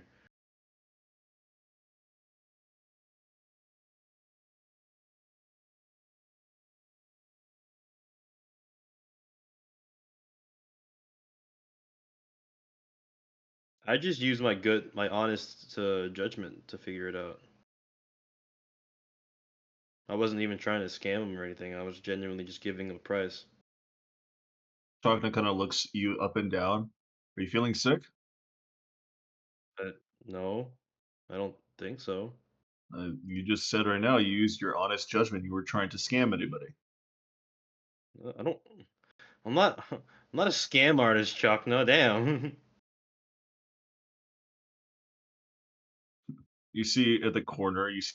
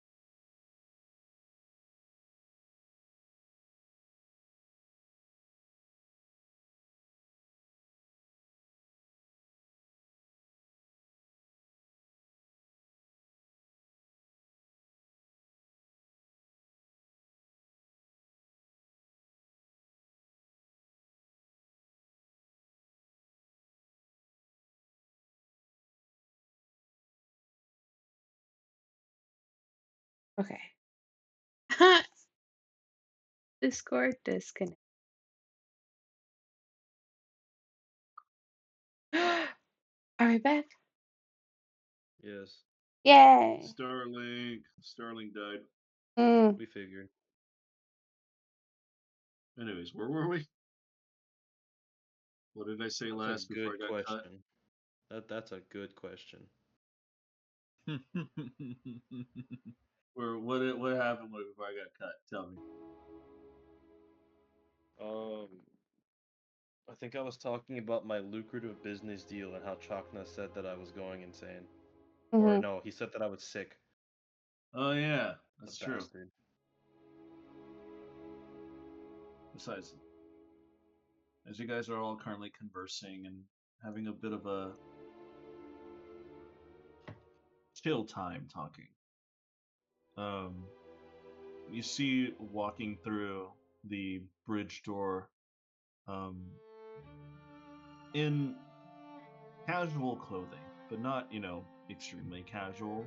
More of like casual enough where if something were to throw down, they'd be ready to fight at a moment's notice. You see Kaisai's mother walking through the door. Hello, I hope I'm not intruding on anything. Is it so No. cute to leave? No. You guys can No. stay. I've been let in by one of your old crewmates, and immediately out from behind her jumps out Needle. He's like, yes, I believe I still have a proper authority to open the door for visitors, right? You always have authority here. Good. Bayhorn, start cleaning the dishes. Oh, okay. No, seriously, I need to help. I need help setting up dinner. I know Fukler's got a recent surgery, so I don't want him to work too hard. So you're gonna. Okay. As he moves to go clean the dishes under Needle's very scary glare that he's assuming he's gonna be getting. He's not cleared. that scary. I don't know, man. Needle can be scary. Needle can be scary, true. I don't want to make him mad at me. Anyways, go start cleaning out some dishes and get dinner prepped up. Just take a bunch of vegetables out and I'll whip something up. I haven't really planned. Off I go now. Off I go then.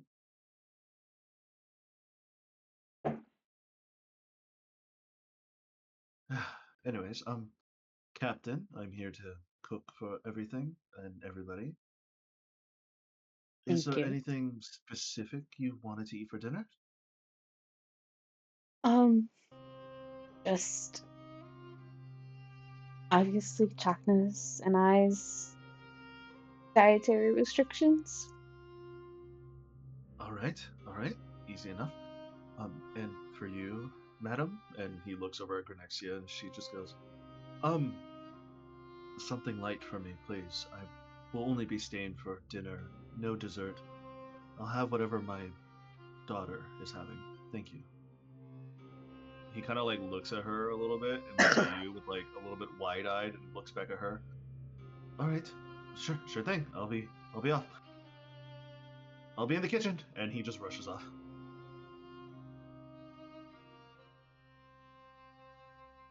You see your mother, Granexia, kind of just sigh a little bit and looks over to you.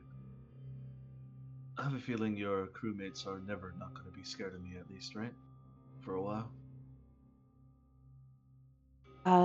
For some of them, possibly.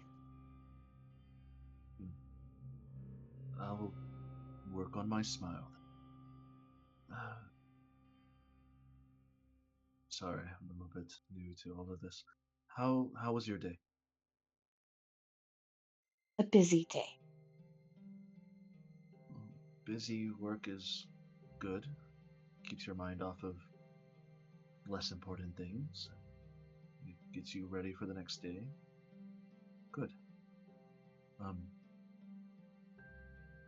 Are we all going to be having dinner at the mess hall, or? We will be eating else. All right. Well, just I'll lead the way. Come on. And I'll take her All right. to the illusion deck. You take over the illusion deck. Fukler, what are you gonna do? As for dinner, I have Just no in idea. general, because Needle's taking care of dinner work. He's got Bayhorn under his thumb, and Kaisai is left with her mother to the illusion deck. What do you want to do? You have a new arm. Shit, I should probably check on the dragon. Ah, fucking need to check on him. It's been a while. It's been a while. Wow. What a Been a selfish while. guy, checking on others before himself. Alright. So, if Needle's not too busy with the replicator, Fugler's gonna replicate big old pound of beef again. All right. And once that's done, he's gonna take it to Vorthecaron. All right. As you replicate the big old slab of meat, and you basically carry it over your shoulder like a fireman carry, and you make your way over to the engineering room. The engineering room is still clean, pristine. The giant crystal in the middle is still shining brightly with Genesis magic. What do you say to Vorthecaron?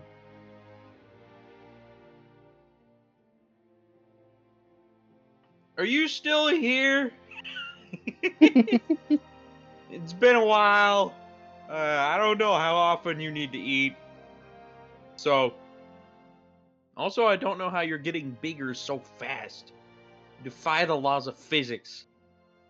It kind of confuses me. So I brought you here, or I at least brought you more food for your physical body to eat. As you are currently putting the food down, you notice as you are looking within the crystal, the eggshell is no longer there. However, as you are currently just standing there and examining, you feel like a you feel like the ground below you starts to shake slightly. Not enough to like fully cause alarm. It's like if a small earthquake just passed by and you're perfectly centered and you're not too bothered by it. Before suddenly in front of the crystal, you see what looks to be a tear through reality and opens up into a background that is just nothing but starlight, and you see Genesis staircase forming itself one after the other down to the bottom where it lands at your feet. That's neat. When did it get all fancy in here? Isn't this like the engineering room? Is it fine if I come up? You have a feeling that it's fine to go up. I'm going to Vorthecaron's attic. Let's go. As you start to walk up to whatever this rift in space is, as soon as you make it to the top, you are looking into the vastness of Astral Sea. Oh. It's this place. And as you're looking, you don't see Vorthecaron anywhere. However, you do see what looks to be a giant mass, like a school of fish. And you're looking at these fish. They're golden, very flowy fins and tendrils in nature, golden scales, and with your eyesight, you can see that these fish, this colony of fish, have 3 eyeballs, 2 smaller ones on the side and 1 big one in the middle.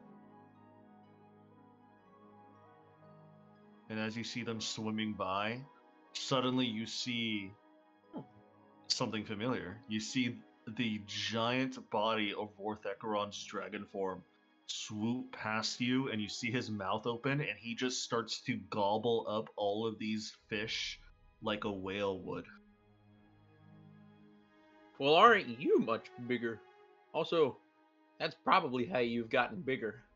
And that I as think about he as he takes a giant gulp out of the majority of this space guppy colony, because they're called space guppies. Bubble You s- guppies. You see him like turn his head and he starts to float over into your direction. And then you see his form starts to get smaller in nature. And then he starts to speak to you through your mind. Good afternoon, Fugler. How may I be of assistance? I was bringing you food, but I didn't know you had that covered. Also, I just woke up from surgery and I was wondering how you were doing. Waking up from medical procedures and worried about others, especially a creation dragon. You're far too kind for this universe. I doubt it. More like I was just wondering what you were up to because everybody else went in separate directions. As does life takes us. Agreed. So I'm what are you... doing fine, actually. As you can tell, there's no eggshell within the crystalline, for I have disintegrated it and used its magic to allow me to technically be in two places at once. Oh You boy. see, this is my metaphysical body. It reacts like any other physical form that I have when I'm on the ship. But mentally, spiritually, I am on the ship in the crystal. So what you're saying is you are actually here in this dimension between, but to get here, you need to get onto the ship. More or less. So what are you using our crystalline that's powering the ship as like a point in time for a reference or something like that? Well, the crystal and I are one and the same, so you can just say I'm using a little bit of power to do what you were describing. Huh. Strange. Well, I brought a gift. And he holds up the appreciate steak the above his head. Oh. Never had red meat in quite some time. Nothing but space guppies out here, and the occasional astral dreadnought. You can just toss it. It'll start floating. Alrighty. 1, 2, 3. As soon as you yeet it, when it crosses that barrier threshold, it just floats. Whoa. So, tell me, with Thekaran, you are a creation dragon, but I got a couple questions. What are your questions? Well, I know it's rich coming from me, but there are a couple stereotypes regarding dragons that I want to ask about. Go right ahead. One, most dragons are notable for their hoards. What do you keep?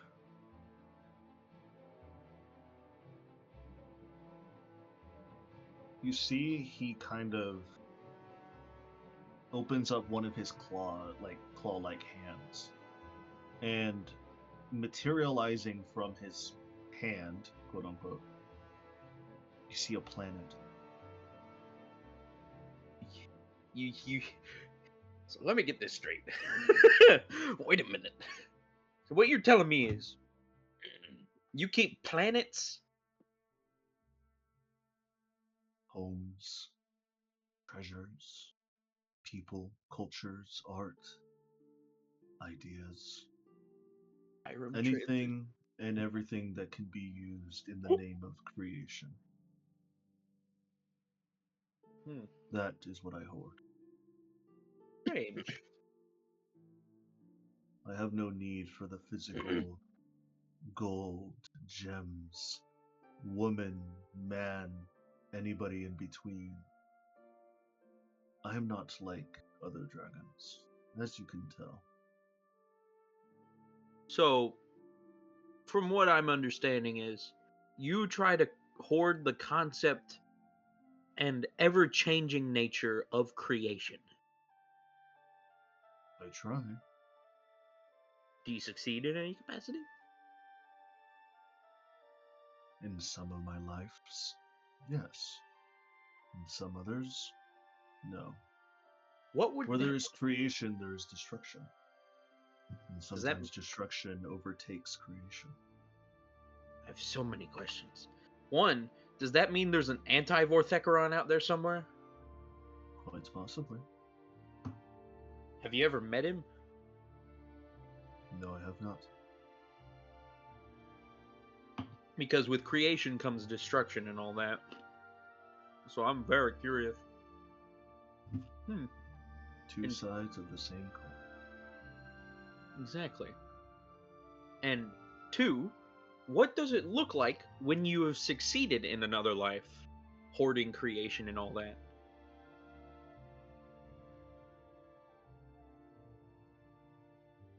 You see that he puts his hand out once again, and you still see that same world, that planet, before it shrinks down into his palm.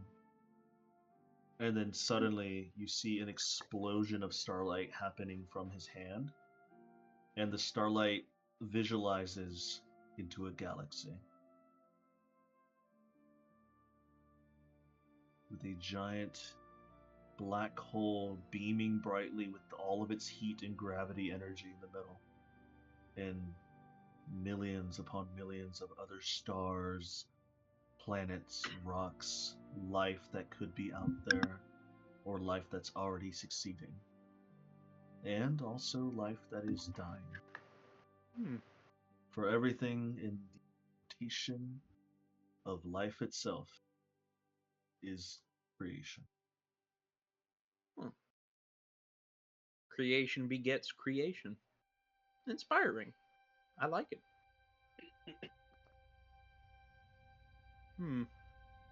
So I guess that takes care of your hobbies, but how? You know what? I'm not gonna ask because it'd probably be too confusing for me to understand. More like, where does the food come from in here? That's probably a better way to phrase it.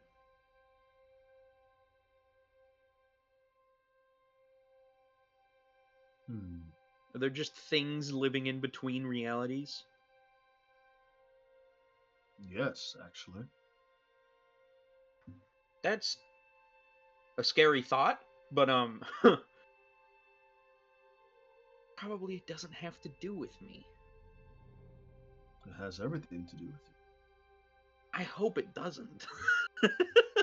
Because You're those a living, things. breathing creature. Oh no. You create life. You destroy it as well during combat. However, the bodies that you slay that are laid to the ground are used as fertilizer and used to create more life.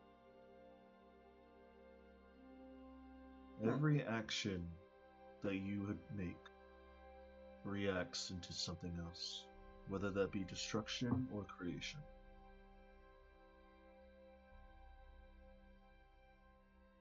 And that doesn't go just for you, that goes for the rest of your crew. You destroyed parts of Vecna, but something happened to create anew, like that arm, like your freedom of your soul. Have you felt it? Because I can sense it. No, I've really taken a good look at myself. In total, I think I've been awake for a day and a half. So I haven't really taken time to slow down and once over, you know what I mean? And take that time, right? Breathe and look within yourself. You feel like a surge of Genesis magic happening around your body. Roll me an insight at advantage. La di da, insight at advantage.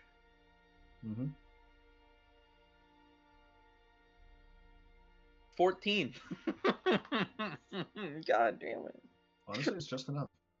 Hey. You are getting held by a creation dragon. It would have been like shocking if you got like an 8 and he would have looked at you and like, damn, you're stupid. Wow, Nah. you're a fucking moron. You're a moron. How did you sense- live? It's odd. You kind of like meditate on yourself, and for the first time since you've thought about it, you don't sense anything except for your own thoughts. You don't feel that odd darkness that was once inside you, thanks to Vecna.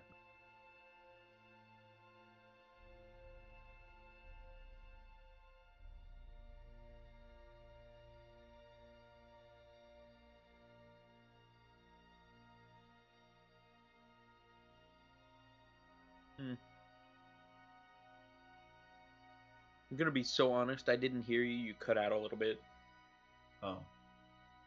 I said that it's Okay. odd because you, for the first time, have only sensed yourself in your own thoughts.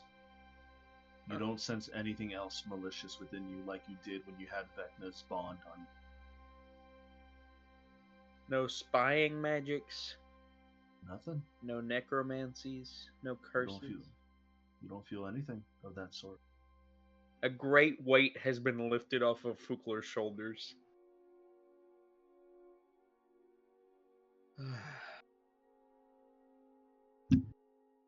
That's.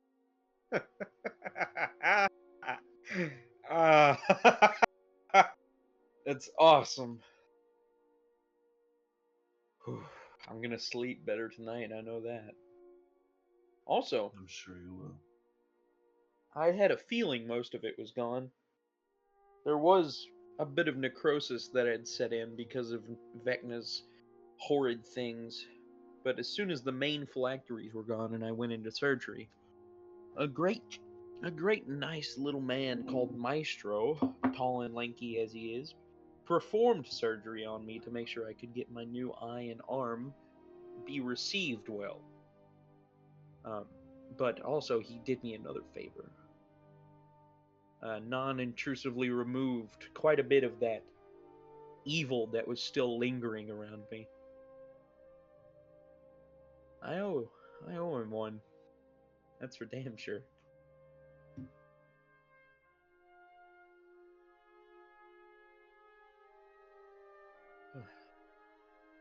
Also, your wizard buddy's gone.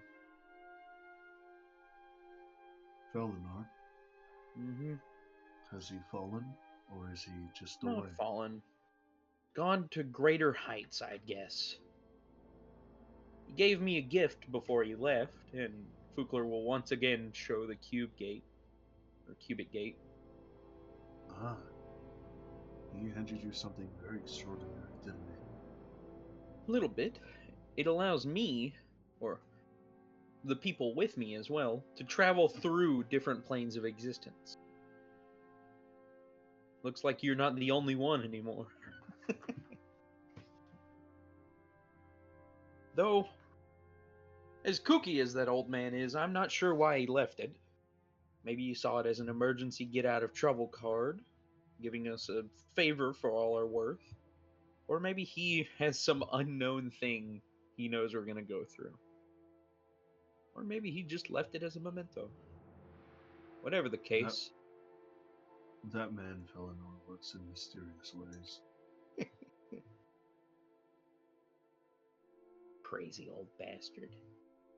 But, like I said, whatever the case, he was going to be with a bunch of other scholars, I'm pretty sure was what's happening. The Illumini, I'm pretty sure, the Queen's Illumini. Some other great formation of minds that are on this planet. Sounds like he'll be right at home. It sounds like you will. Thank you for coming to visit, Fukler.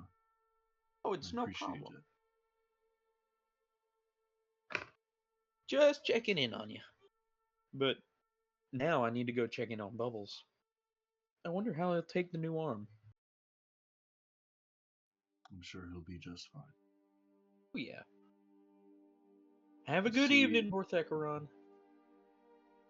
You see Vorthakaron starts to flap his wings in this airless space, and he says to you, and to you too, Kugler. And then he starts to fly/float away from you as he starts to get faster and faster, and suddenly his whole entire body looks like a shooting star, and then he's out of your view. Huh.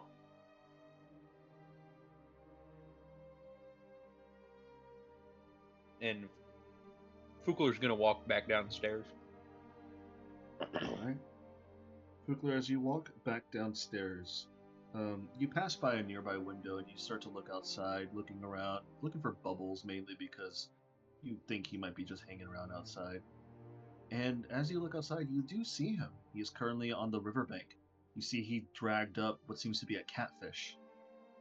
And as he drags it out, you see a nearby guard is like trying to scold him, but he's like doesn't know what to say because it's a land shark. And you see Bubbles just instinctively look up to the sky, and you also look up to the sky as well, and you're like, huh, what's going on up there? And you see that same shooting star from Vorthakaron pass by. Crazy.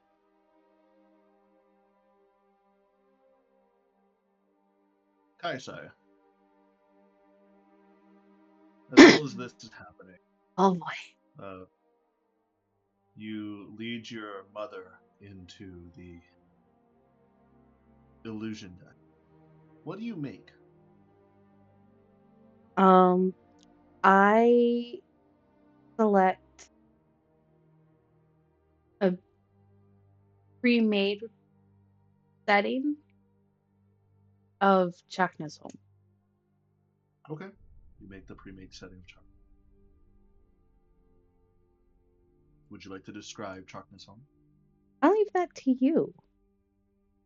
You leave it up to me. All right.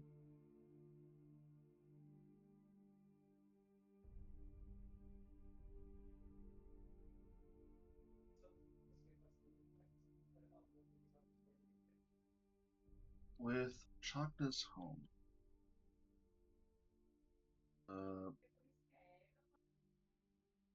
you start to look around and you notice that it is a very peculiar set of artistry and design.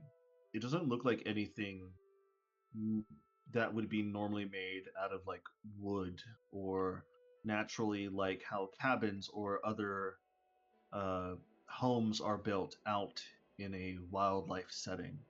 Because you can definitely hear birds and the rustle of tree leaves outside. But it's replaced by some sort of like brick, some sort of like red brick interior and even exterior as you like peer outside the windows. And that red bricking has markings and intricate designs that represent things like nature and like other sorts of spiritual like runic words and phrases that you still have a little bit of trouble understanding and trying to read. But as you breathe in that air with the illusion deck, it's his old home. You still smell that faint musk in the air with the wildlife outside and the brick interior. It's meant to insulate and keep warm throughout the entire rotation cycle of this asteroid. But you see your mother Granexia is like slightly taking in the environment. I see you brought us to your husband's home, I presume. You presume correctly. It doesn't look like anything I've ever seen or been inside. This is good. Good. Have you gone and talked with the Queen? Have. That's great. What did you speak about?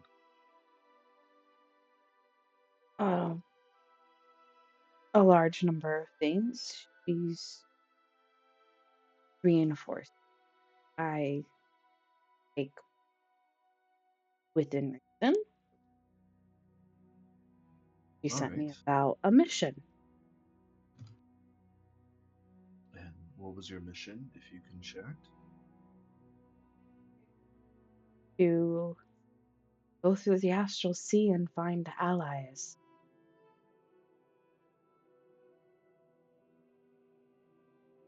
Good. I'm glad she sent that for you. I wouldn't have anyone else take on that mission.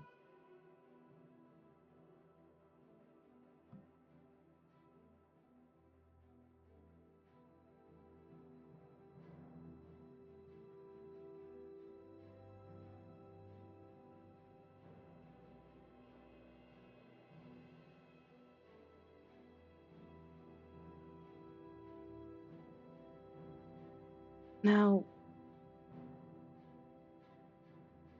small talk isn't natural. You can always skip the talk.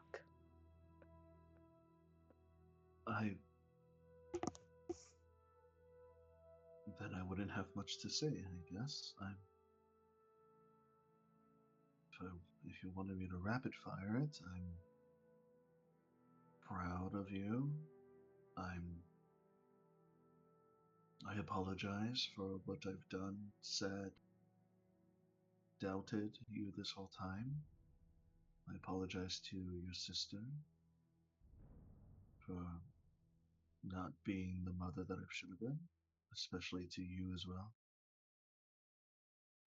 I apologize to him, to Chakna, for not being welcoming for our family and the time that I wasted. Not more for our lifetime, but for his, because as cruel fate would have it, we are long-living elves, and even though, yes, he would enjoy his time in the Astral Sea, he would also suffer the fate of death far sooner than we would. So I'm sorry that I wasted so much time not acknowledging him and not helping you accomplish your goal earlier. If I would have just helped you those years ago, you probably would have had him back sooner. But you probably wouldn't be here. Shoulda, coulda, woulda. So I guess everything lines in place.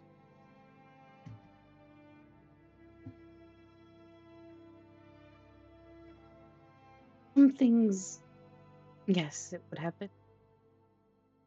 But there are other things. And with the knowledge we have, I do not see if it brings you comfort. You hear Chakotay in your mind just say, "Don't say that way." It's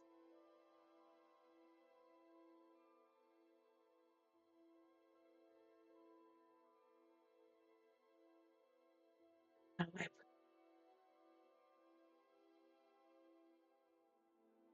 Some things would have been, but not. You don't have to feel so guilty about everything. Kind of sighs a heavy breath. I understand what you. Sometimes I wish I can turn back the clock.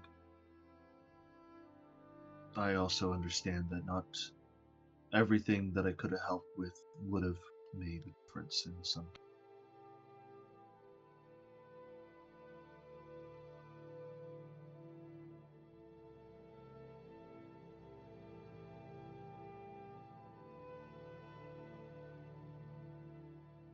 Kaisaya, I do deeply regret and apologize for it. She kind of like starts to trace her hand along the walls on the runes and the art that has been plastered on the walls. There's so much I need to learn. So much I need to accept of others, people, cultures. I feel like I might be starting a little too late, despite my unique circumstance of being a long-lived elf. It's never Am I late not? to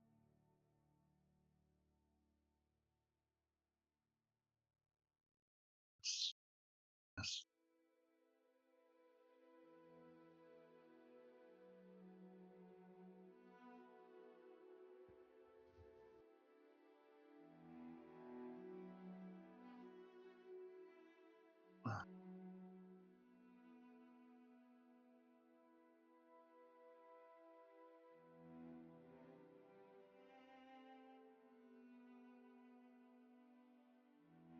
since your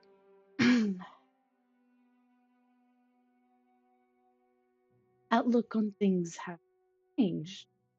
Um, perhaps you answer one of the questions you never answered to me. What is that question? She did or die.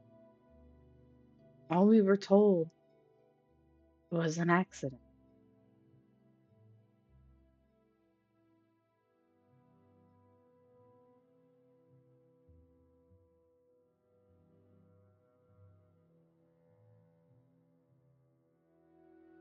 In some ways, you could call it an accident. In others, you can call it a mistake that I've caused.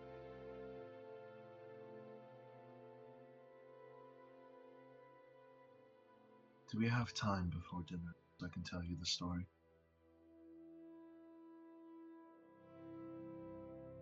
Let's sit down.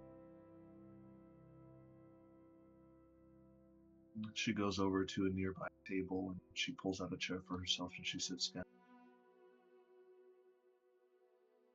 I follow.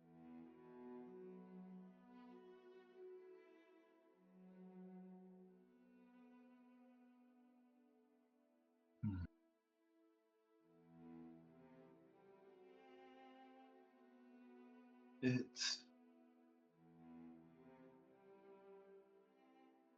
It was like any other day. We were tasked to research and experiment a nearby meteor that crash landed down to the surface, collected its material, and we studied the inner workings of this meteorite. And we noticed a strong amount of pure raw and later that we figured out that it would be called Genesis energy. But at that time we had the notions that there was a power source, a energy, a magic that can be harnessed and used to bring almost unlimited power to any battery, any power source, any city. And so we continued studying. We did rigorous testing on it.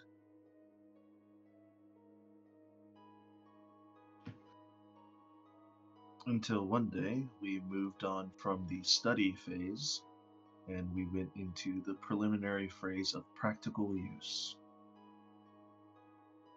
Some things were successful. We created magical items out of this Genesis magic without any other required materials, like weapons, books,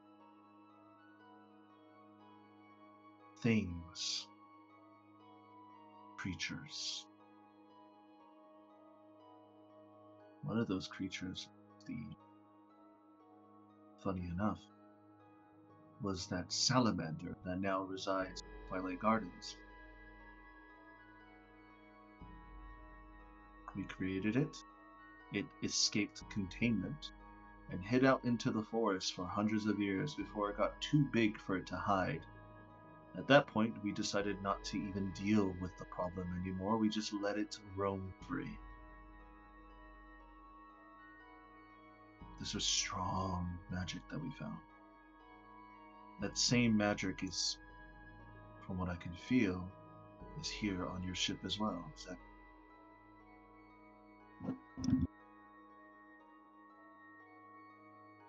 It is. We're utilizing it.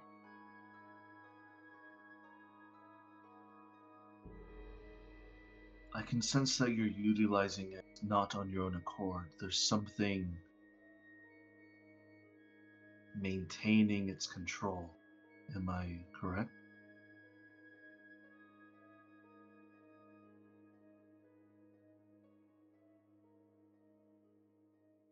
I won't ask any more questions, for I am not privy to the information.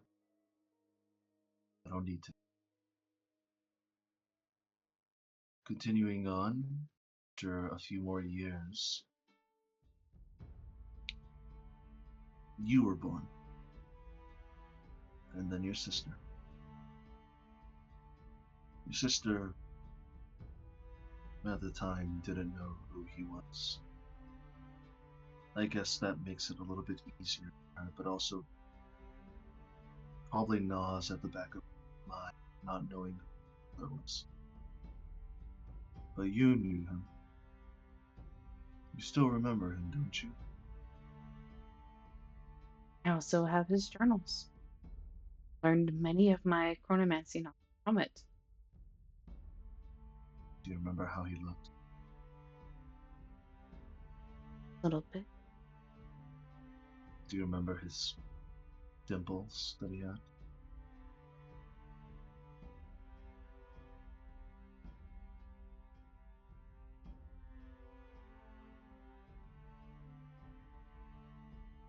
I miss him every day.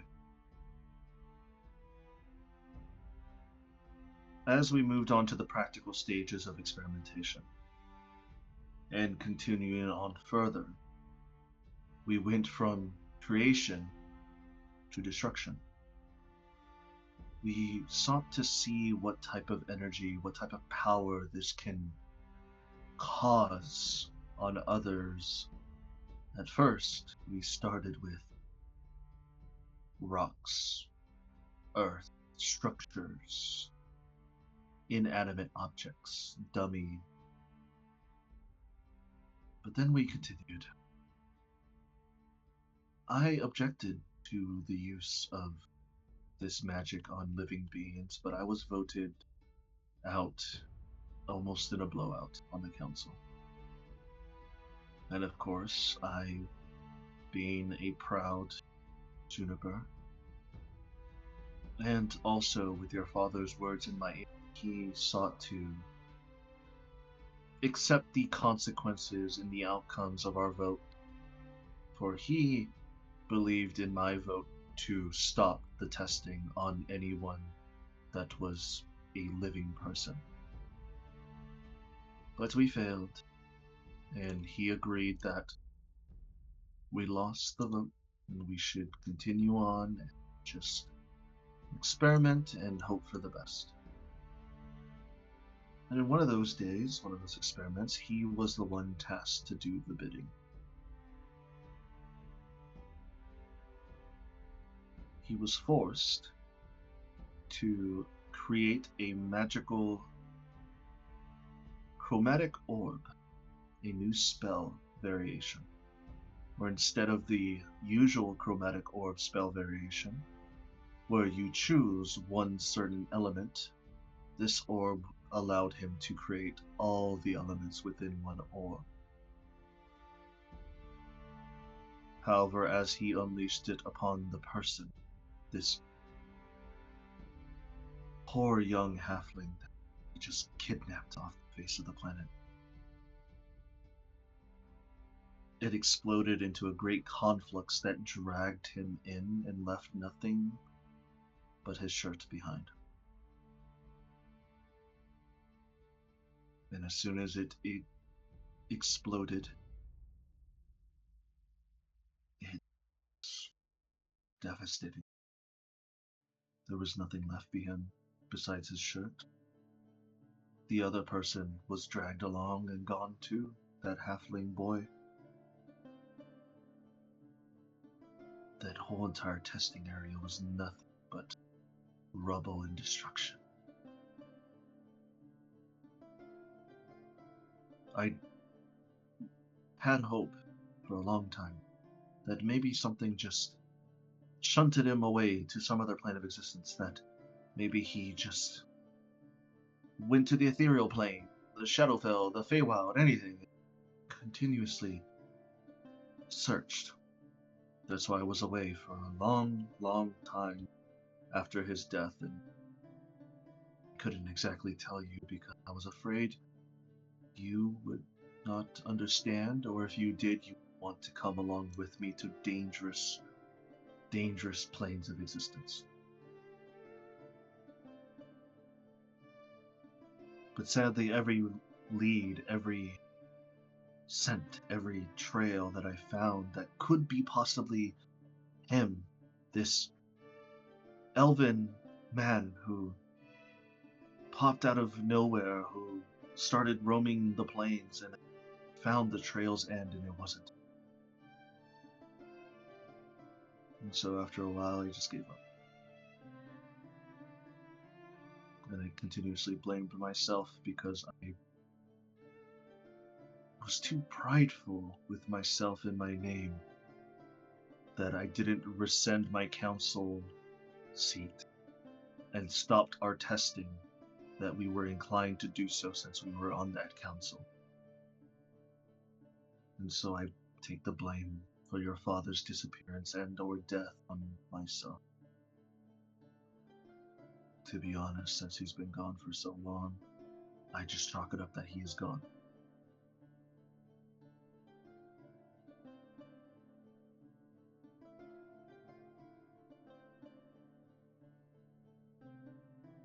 I didn't mean more ultimate.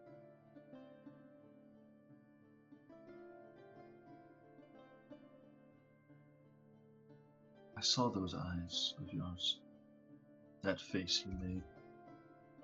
I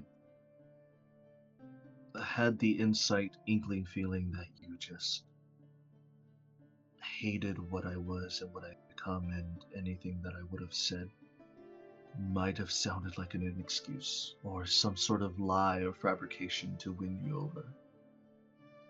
And so I decided just to bear the front of it, and I hoped and I prayed to whatever god that might be willing to listen to an old and stupid woman like myself, that I could find him.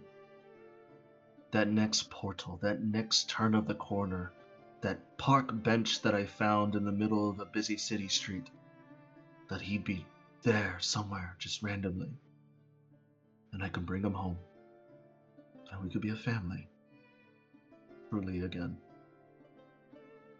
Oh, dude, Cedric died. Welcome back, Cedric. My fault. You're good.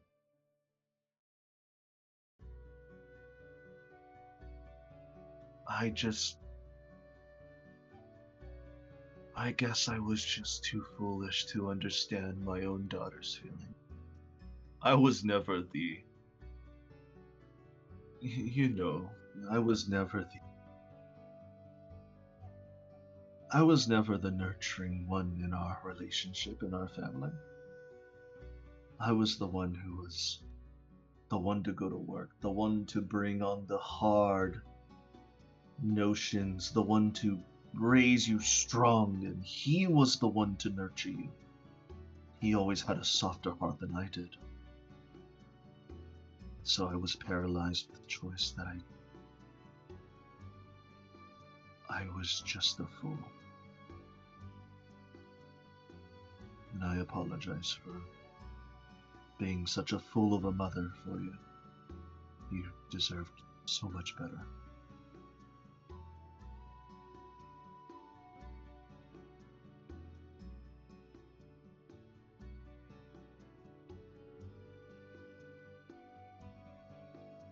You know, you could have told me years ago, and I would have accepted. It was the reason why you left. Kept leaving. I wanted to know. I had to raise my own.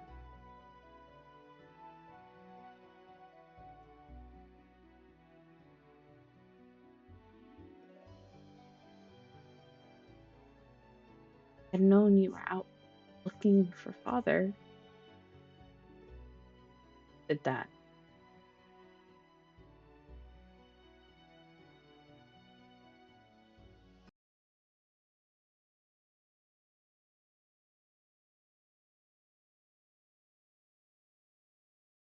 And I'm sorry I didn't have the knowledge or insight for myself to give that answer for you.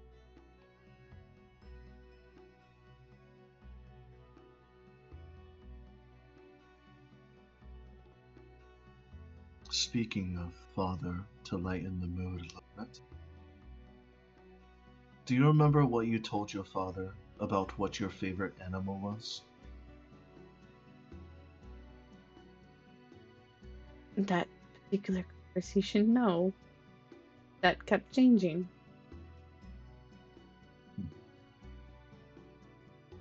Do you remember the last animal you said to him?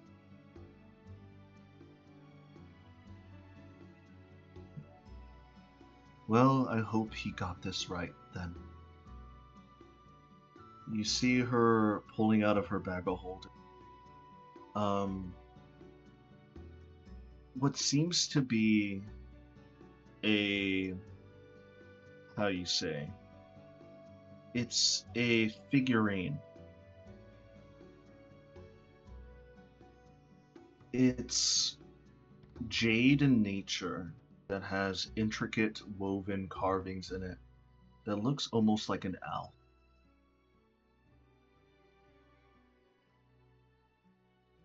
This is the last thing that your father made before the incident.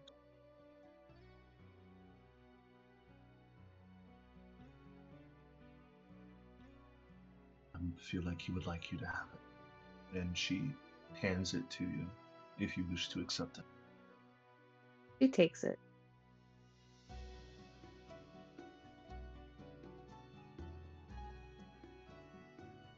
As far as I can tell, it has summoning properties. I cast Identify on it. It is a figurine of wondrous power, the Serpentine Owl. It is a statuette of a small serpentine owl. When you use an action to speak its command word and throw the figurine to a point on the ground, it becomes a living creature of the figurine that has been made into. Since this is an owl, it becomes a giant owl for up to 8 hours. It can't be used again until 2 days have passed. It can telepathically communicate with you at any range as long as it's you and it are on the same plane of existence with telepathic communication. It understands all your languages and it obeys your commands. If you issue no commands, it'll defend itself and your companions.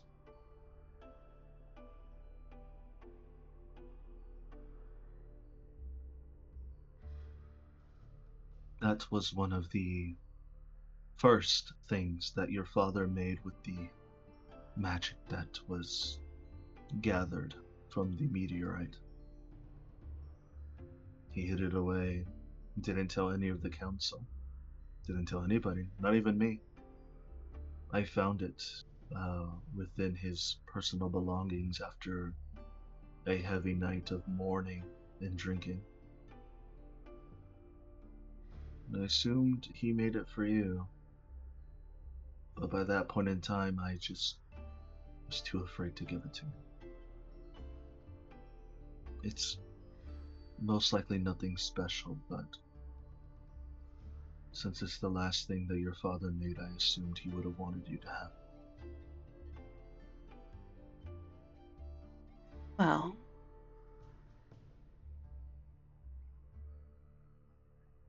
St. Owl's my current. Well, luckily enough, my favorite animal is still a bird. Could have fooled me when you were a child. You kept flapping your wings and kept saying, "Who, who?" Or maybe you were just asking who somebody was. I'm not exactly too sure. You were such a silly child back when we were younger. It's like you didn't have a care in the world. Like, realistically, you had some of the most childlike wonder I've ever seen in a body.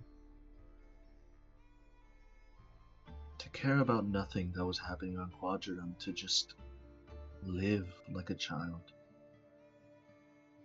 It made me slightly jealous because I never really had that.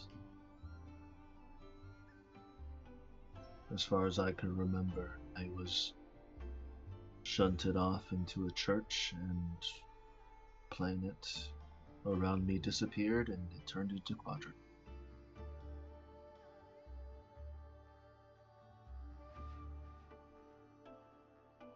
At this point in time, you hear a knock at the illusionary door.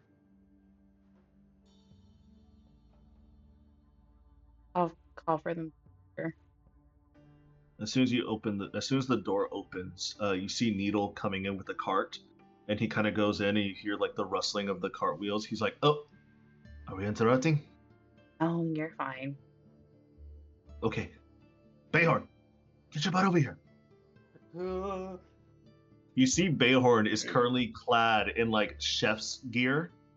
Like you see him like in a full cook apron, like the stereotypical chef's hat from like Ratatouille, like the Frenchmen's wear, the toupee. I'm not a rogue. I'm not dexterous enough for this right now. Needle. Shut up! You got 2 feet. Use them. Anyways, dinner is served. Go make the dressing. Go on, like I showed you. As he's like starts frantically. as he starts to like plate out 4 different plates. They all have the same ingredients. They're all stuffed vegetarian eggplant. Like various seasonings, other veggies around and inside the eggplant with a little bit of dairy cheese within the middle. And eventually, as Bayhorn is like going like, he's like mixing it up. Bayhorn, go ahead and make your first ever cooking roll for me, please. D100. No. Don't do this to me. Come on. Don't do this to me, man. You gotta do it. Bayhorn, you now have to juggle 7 knives in front of Kayasai and her mother as a showing. That's easier than having to do a cooking roll, man. Do it. D100 right now. D20? Is that it? No, D100. Oh, it's D100? Because you're not proficient in cooking tools, so you don't get any extra bonuses. Oh my god. Hey, that's actually pretty decent. You actually like mix up everything. You mix it up so fast. You're trying to do this more like I'm a rogue, well, artificer, but also a rogue. So I got to do this fast. You see like bits and blobs of the sauce like are flying out and like dirtying the floor. But eventually, after like a few minutes of you stirring and mixing up all these different ingredients that Needle basically told you, just stir this one at a time. Don't even worry what it is. Just stir these one at a time. I set them out for you in a row so you don't get anything lost. Did all at the same time. He kind of did all of it at the same time. He just mixed it up. Wrong formula, right answer, record exactly. time. Exactly. Looks at Needle. Did I do it right? Like his eyes just screaming. Did I do it right? As he's plating. New chef technique unlocked. All the sauces all at once. When you're too fast to fail. Way too fast to fail. When the ingredients don't know they're wrong, so they act correctly anyway. Exactly. Schrodinger's fucking eggplant, dude. Literally. Somebody just Needle kind of looks at it, tilts his head. He kind of goes, "Give me a moment." He sticks one of his nails in, like the very tip of his fingernail, and he just licks it. It's actually pretty good. Good I job. hope he has the most confused face ever. Like, how? What? Yeah. Wait. You did this completely wrong. Why You does did it this taste completely wrong. correctly? Exactly. Where did you get the raw salmon from? There was no raw salmon on the train. What the holy beef? I don't have any here. Octopus. What? Just absolutely confused.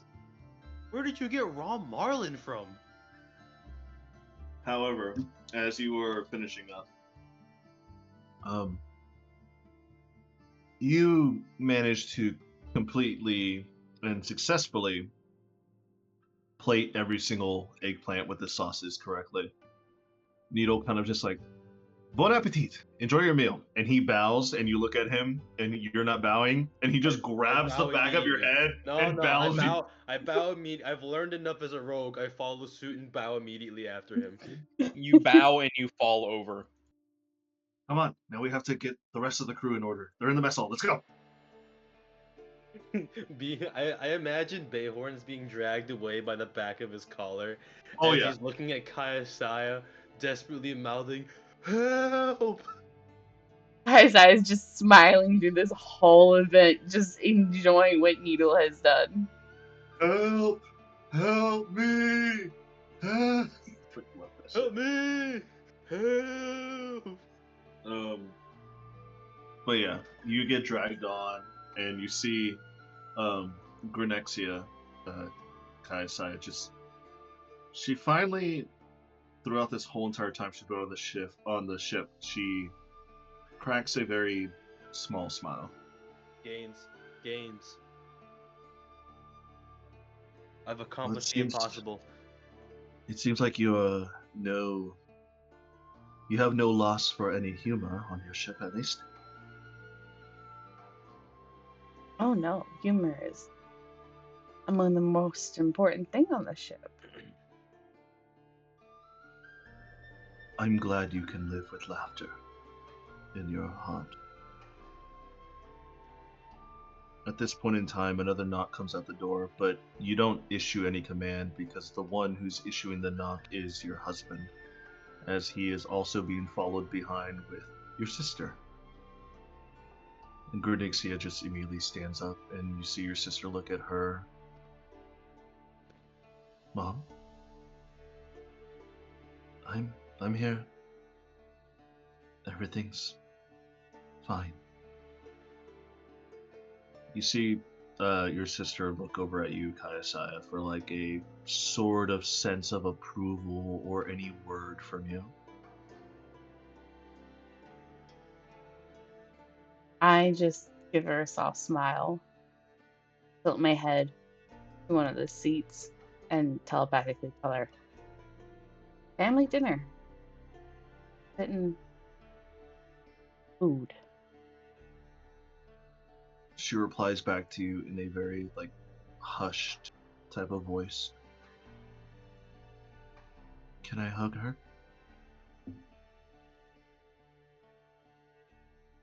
Need to have. Or is- As I'm soon as not you the- finish those words, she just rushes over, collapses into your mother's arms. "It's alright, child, it's alright. Do not worry. Your sister is here."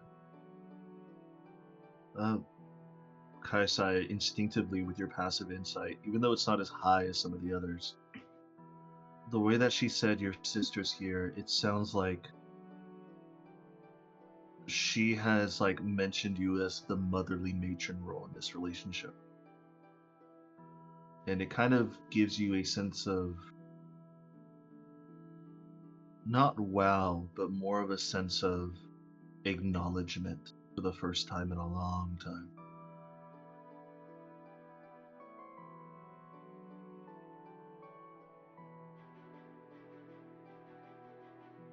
Eventually, your sister breaks free from your mother's hold, and she is cleaning out the little bits of tears that are running down her cheeks. And she says, "Okay, sorry.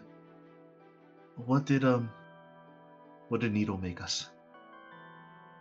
Roasted eggplant. Chakna just goes, sounds like it's gonna be a good time.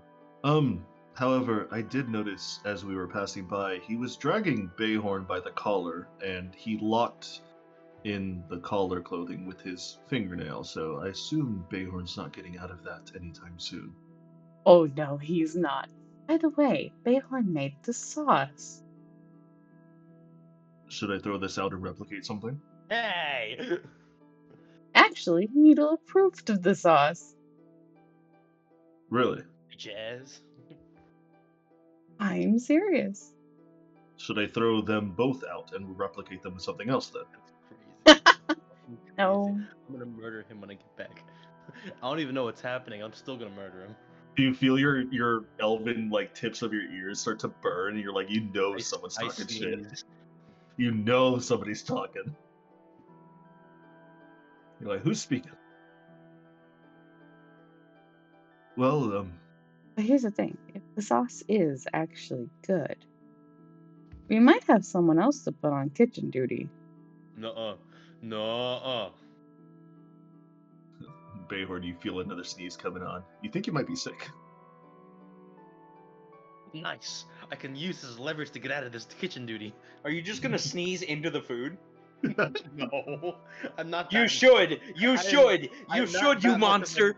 I'm not that much of a monster. Oh, come on. You can get right out of kitchen duty with one action. No, no, no. Is it- DM, is it an action to sneeze? I feel like it's a bonus action. It's, I it's don't a know bonus why. action to sneeze. What's a bodily action that's an action? The What's show. about pushing someone?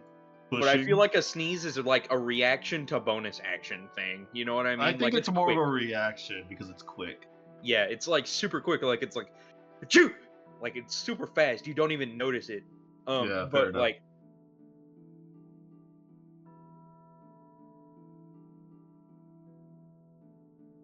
Anywhoozin. anywho, Am I gonna have to roll? Am I getting a kitchen section? Maybe. I'll figure it out. I just wanted to go jeweler of stuff with Finnegan so I can get some stuff done. Maybe. I'll figure it out later. Anyways. Chakna just looks at your mother and he says, Granexia, you're welcome to stay and eat if you like. He just nods. I will. I'll stay. And when I finish up, I do regrettably have to depart for something important with the Queen. That's fine. Our doors are open as long as the captain allows it. As Chakna sits, you see your sister and your mother also sit down as well.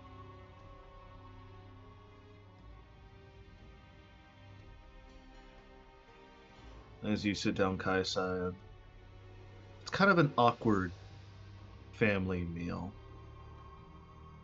The first time in so many years that you're actually eating a proper dinner with your mother and sister again. Added bonus that your husband is still here too. And so the rest of your meal goes a little bit quieter.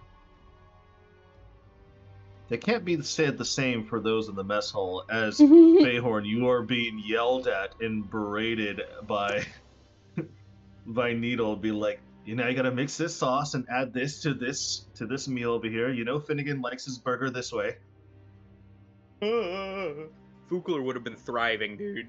I cannot Oh, yeah. relate. Fugler, Alright, you are you know what? currently just sitting in the back corner, just staring and chuckling to yourself. All at right, everything. Adrian, which role would I have to roll to just straight up go into like autopilot mode and like do everything off of pure instinct? Because that's what Oh, Dayhorn man. needs right You would now. have to roll a You're- natural He 20. You have to roll. He You have to roll. He a needs to natural turn his 20 for brain that. off right now. Yeah, that's Brother, a definitely you would natural have to 20. turn a. You would have You- to roll a You nat have 20. to do a natural 20. That You is, have to there roll is it. no other way for you to do that. Yeah, Like, dude. I'm gonna be so real. I'll allow you to roll it, and if you hit a nat 20, congratulations. Congratulations, you What do I have have just to pissed Fugler off royally. Because you're Just roll a sitting there, D20. Just a straight D20. Alright. Fugler is going to be sitting No. there, drooling on, watching you drool on your face, be like, while you're sitting there professionally cooking everything, and like your hands are a blur. Like, Nope, you would have that's a pissed 3. him off royally. That is a 3. It does not happen. don't even You are too flustered to even go into autopilot, as everyone is currently like just watching you just run around being hounded by Needle as he is. If you thought Gordon Ramsay was a hard ass, you have not seen Needle in the kitchen.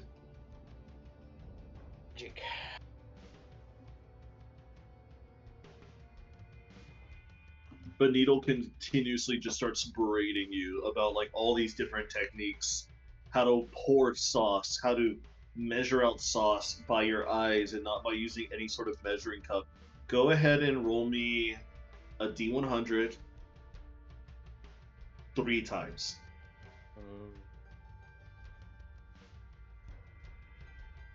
First one's a 56.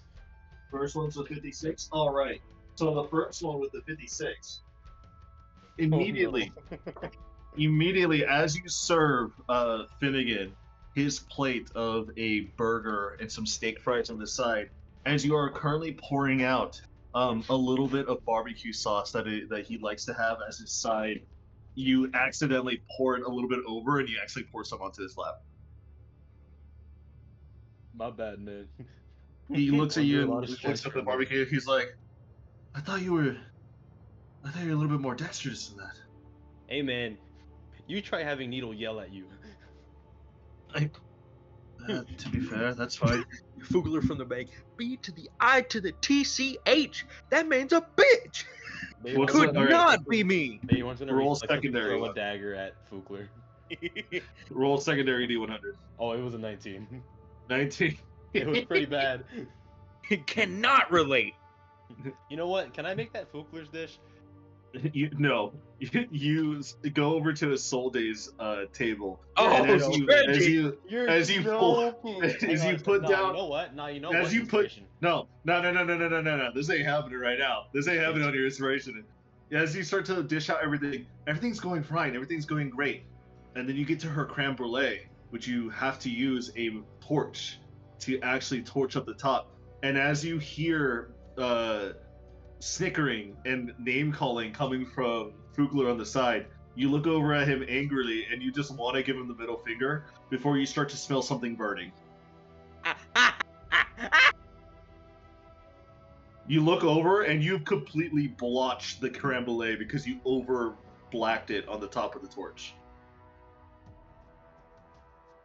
Isolde kind of just looks at you, looks at the creme brulee, and she just goes, "My dessert."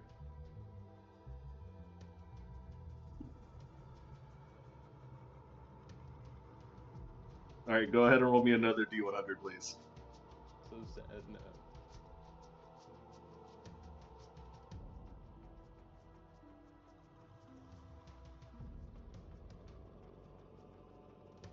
For shame. For shame. You know what? The silver lining is at least I didn't botch the most important one. It was the family meal. True. However, I am just It's now. so funny. you notice that Needle has cooked up an amazing catfish. And you're wondering, who is this for? You're looking around and you see posted up on one of the big tables at the sitting throne end with a bib and a big gleam and smile in his eyes. You see Bubbles. No. And you see this massive catfish that is in your hands on this giant tray. And Needle tells you in your ear, now, listen here, boy, you better make sure that gets delivered to him safely because he caught that himself. And he just leaves. And the It's overwhelming frustration and your clumsiness as you are now a nude renowned chef and you're no longer a rogue at the moment to help you save yourself. As you make the final few steps to Bubbles' table, you trip over one of your feet and you drop the catfish onto the ground. Bubbles is still gonna eat it. I'm gonna be so real. Bubbles You see, is still gonna you see eat Bubbles. You see Bubbles still sitting. His smile is now a comically large frown.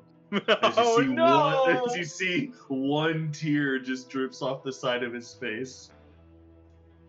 This is billions must die. 70 million more to Israel. The Oh my retribution that must God. be casted upon. The West is fallen type shit. The like, West is God. fallen. Does anyone say anything about like all three of these blunders besides Fukler for the first two because he wants to bitch at me? The They all- third one, Fukler looks No, at you here's with the thing. a slight sadness in his eyes. Here's the thing. The first two can be excused. The third one for Bubbles, they all just start moaning and groaning and start berating you. Fugler doesn't even say anything. He just looks No, at you he with, doesn't. like, He's just come on. staring off into nothing with one singular tear going down his face. Ahorn's going to Bubbles. gingerly place the fish back on the tray, finish delivering it to Bubbles with a solemn expression, and say, "I'm sorry, Bubbles." As you start to walk away and de-dress yourself.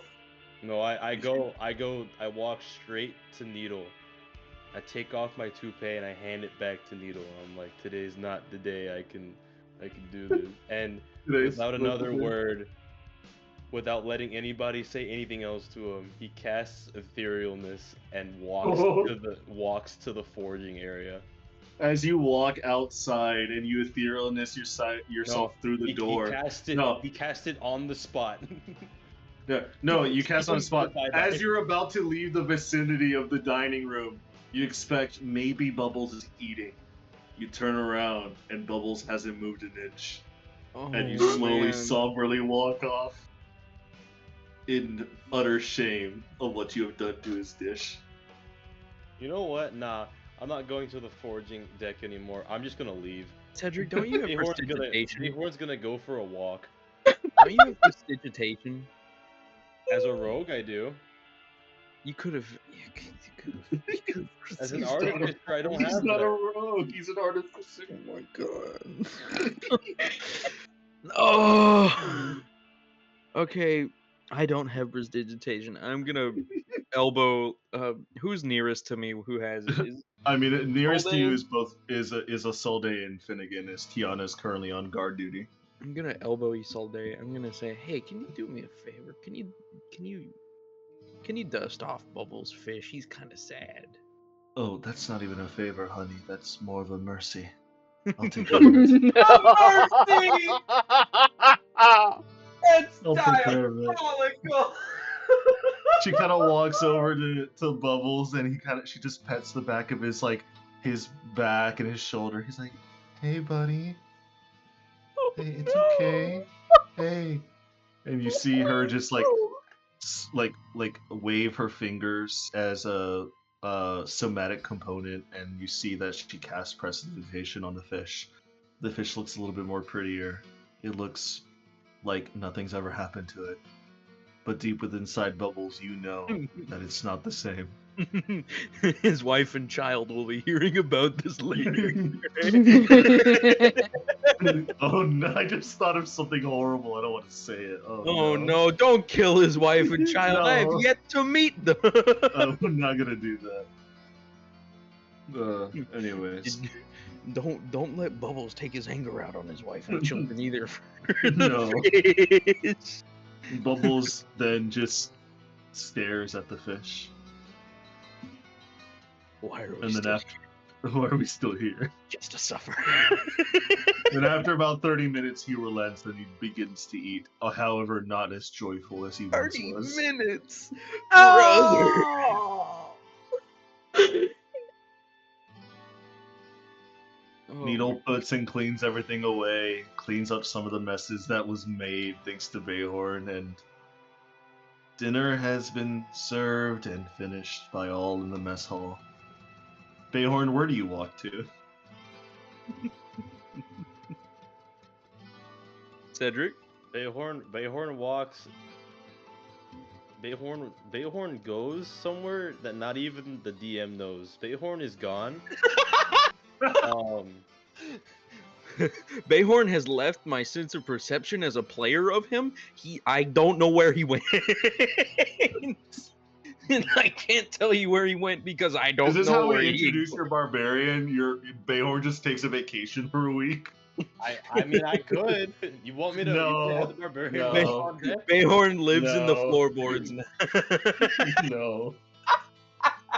He All lives right. in the elevator shaft. I No. thought you were finished say like Queen Aqua for some reason there. It was so much worse that it was Bubbles that I fucked it up for. Bro.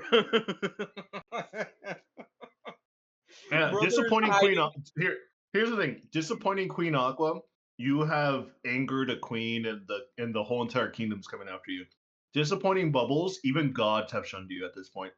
You told No, has dude. looked upon My you my and said, soul, "Dude, my what the soul fuck?" turns in agony at the action of what I've done. If I displease the queen, whatever. It's something I'll have to deal with. I'll let Bubbles down. You let Bubbles down. He worked so hard getting Adrian, that I don't captain. think you understand. This hurts me not as a player, but as a person. oh my Good. god, Good. That means I did my job right. I'm dying. Oh my god, dude. I love it. I love we can go from somber family reconciliation to disappointing land shark. Disappointing, the cutest land shark ever. He has been disappointed. I guess I'll say now at some point because Bayhorn he doesn't leave etherealness for the entire time he's walking. That thing lasts for 8 hours. So what? How far in etherealness is it in the real I world? can go wherever the fuck I want. Oh, dude, think of it as like the nether. It's a 2-to-1 ratio. So for It's every nether foot I travel. move in the ethereal plane, I travel 2 feet in the Ethereal plane. material Or plane. in the material, yeah. So essentially, I'll walk 1 foot, and if you were able to see like my ghostly apparition, I would just walk 2 feet instantly. So you're walking a normal pace, but you're sliding. I'm sliding. It's like a walk speed animation that's too slow. He's backwards long jumping up some stairs to Bowser's castle. Holy Oh shit. my god, the Mario thing. Yeah. I'll say at some point he enters the ship again. He goes straight up to the bridge where he left his steel defender. He gathers it all up and he leaves again. And he goes to the forge and that's where he's gonna sleep for the night. All He will right. not eat dinner. He will not rest in the ship. He will work on his steel defender until he goes to sleep. As you guys all No one will Finish. hear of Bayhorn for the rest of the night and for a good part of the morning. finish your dinner and finish up the rest of your night. Kaisai, you finish up your family dinner. The I rest rolled a of the nat night 20. goes. I wish to see Bayhorn. You see his ghostly apparition. You did roll a nat 20, actually. That was funny. The one time where it doesn't exactly count because I'm not actually there. Yeah. Yeah. Oh my god. It's like you can hear the somber wails of a ghost moaning. Yeah, I'll say the this. hall. You see Bayhorn. You see Bayhorn walking his ghostly apparition, and you're able to make out he's not walking so much as he's dragging Crying. his feet. He's And when you look into his ghostly eyes, it looks like the light has gone out. You're oh looking at a husk of no. Bayhorn. He's gone. It's okay. He'll be okay, probably. He needs to go gambling to fix Let's it. go gambling. But So anyways, yeah, you guys don't know where Bayhorn is after his brief sighting. anyways, as the night goes on and continues, Grunexia gets up, gives your sister a hug, and she looks over at you. Would it be selfish of me to ask for a hug as well? It would not. She opens her arms out for you to accept. She semi awkwardly hugs back. It's awkward for sure, but for some reason it feels slightly right. Finally, it doesn't fully clear or cleanse the bitterness of your relationship, but even you can feel emotionally, Kaisai, that this is a step in the right direction. She clears her throat and slowly parts from you. And she gives you a nod. She looks over at Chakna and she doesn't give a hug, but gives out a handshake. And he just looks at her with a nod and a smile and a sense of acceptance. I'll lead my way out. I know where the door is at. However, I feel like you should get yourself some sort of cleric to check the hallways. I've been constantly hearing this moaning and groaning for the last hour, I believe.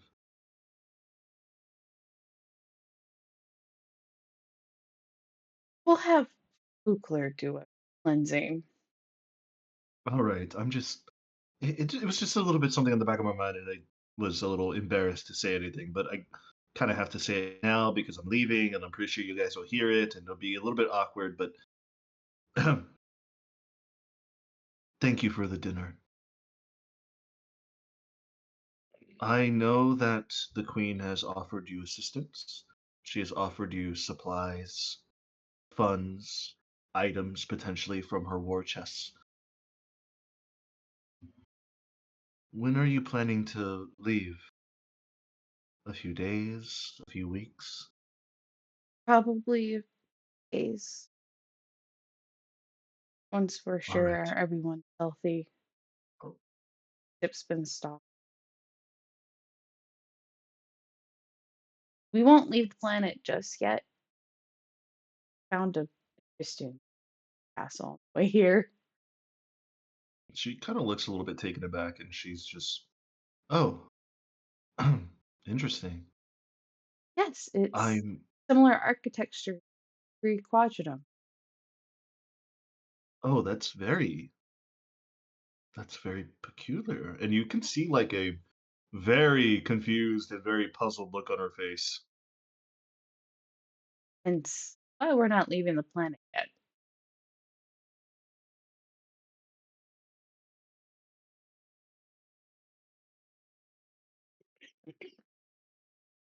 Well, I say good luck on your adventure, and I wish you, your husband, and everyone else on board safety.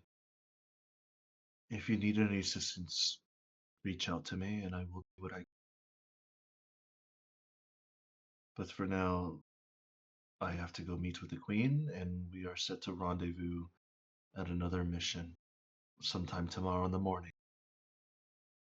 I have a feeling our missions are going to be a lot more hectic now that we have some sort of timetable of what's happening to the astral wall. I'll keep you posted. I'll send magical letters, sending. I'll keep in touch as best as I can. All right? Thank you. Have a good night. You as well. You see she wants to. You see she opens her mouth and she bites it back a little bit. It's like she wants to say something. Roll me an insight check.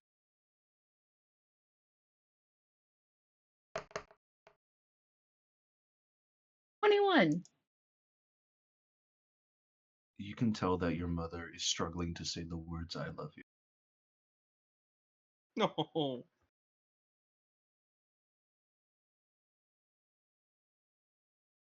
I'll give her a big full smile. You see her eyes start to well up ever so slightly, but she bites it back like the strong mage and warrior that she is. You see her cough to clear out her throat. I love you, Kaisa. Have a good night.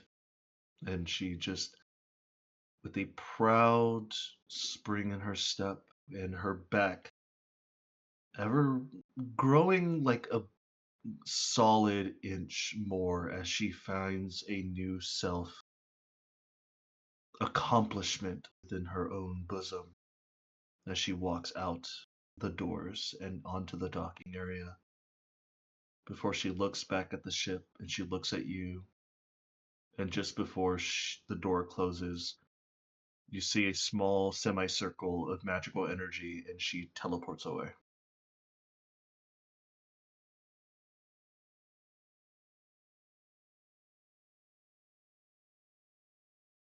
You feel a strong hand on your shoulder as you recognize that it's your husband's. But he doesn't say anything. He wants you to live in this moment as much as you can.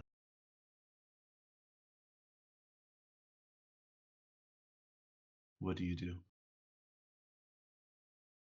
Is Bella still there? She is. She's standing a little bit off to the side. And you notice that she also has a little bit of tears welling up in her eyes as well. As much as she is your sister, she is not as emotionally walled off such as you when it comes to her mother. And for her to see that her mother finally said those words to you, it's like if anybody said anything to her, she would break down crying. But she's holding it in just barely. I'm about to probably do that. uh, she's gonna go up Bella with the jade owl, take her hands, and put the jade owl in her hands, and even though he probably made it is the last thing. No, he didn't get for you. So here's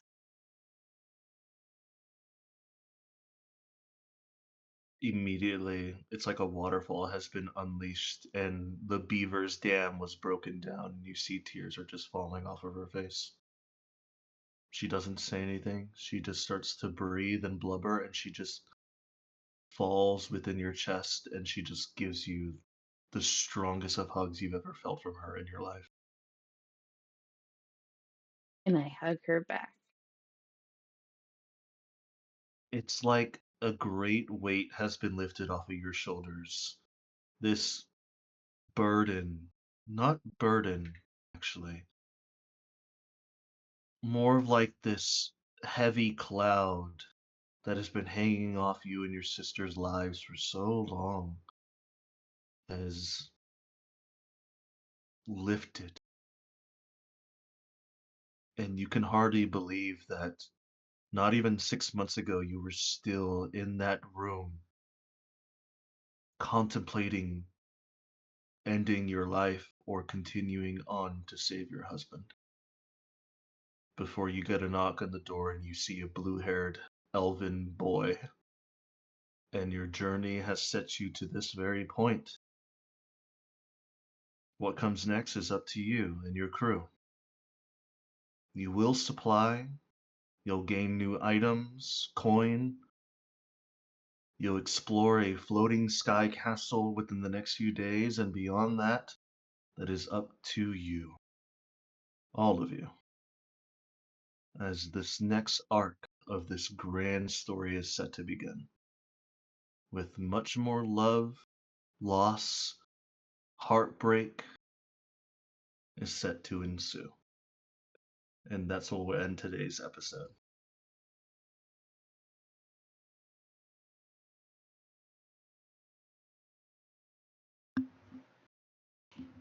Dang.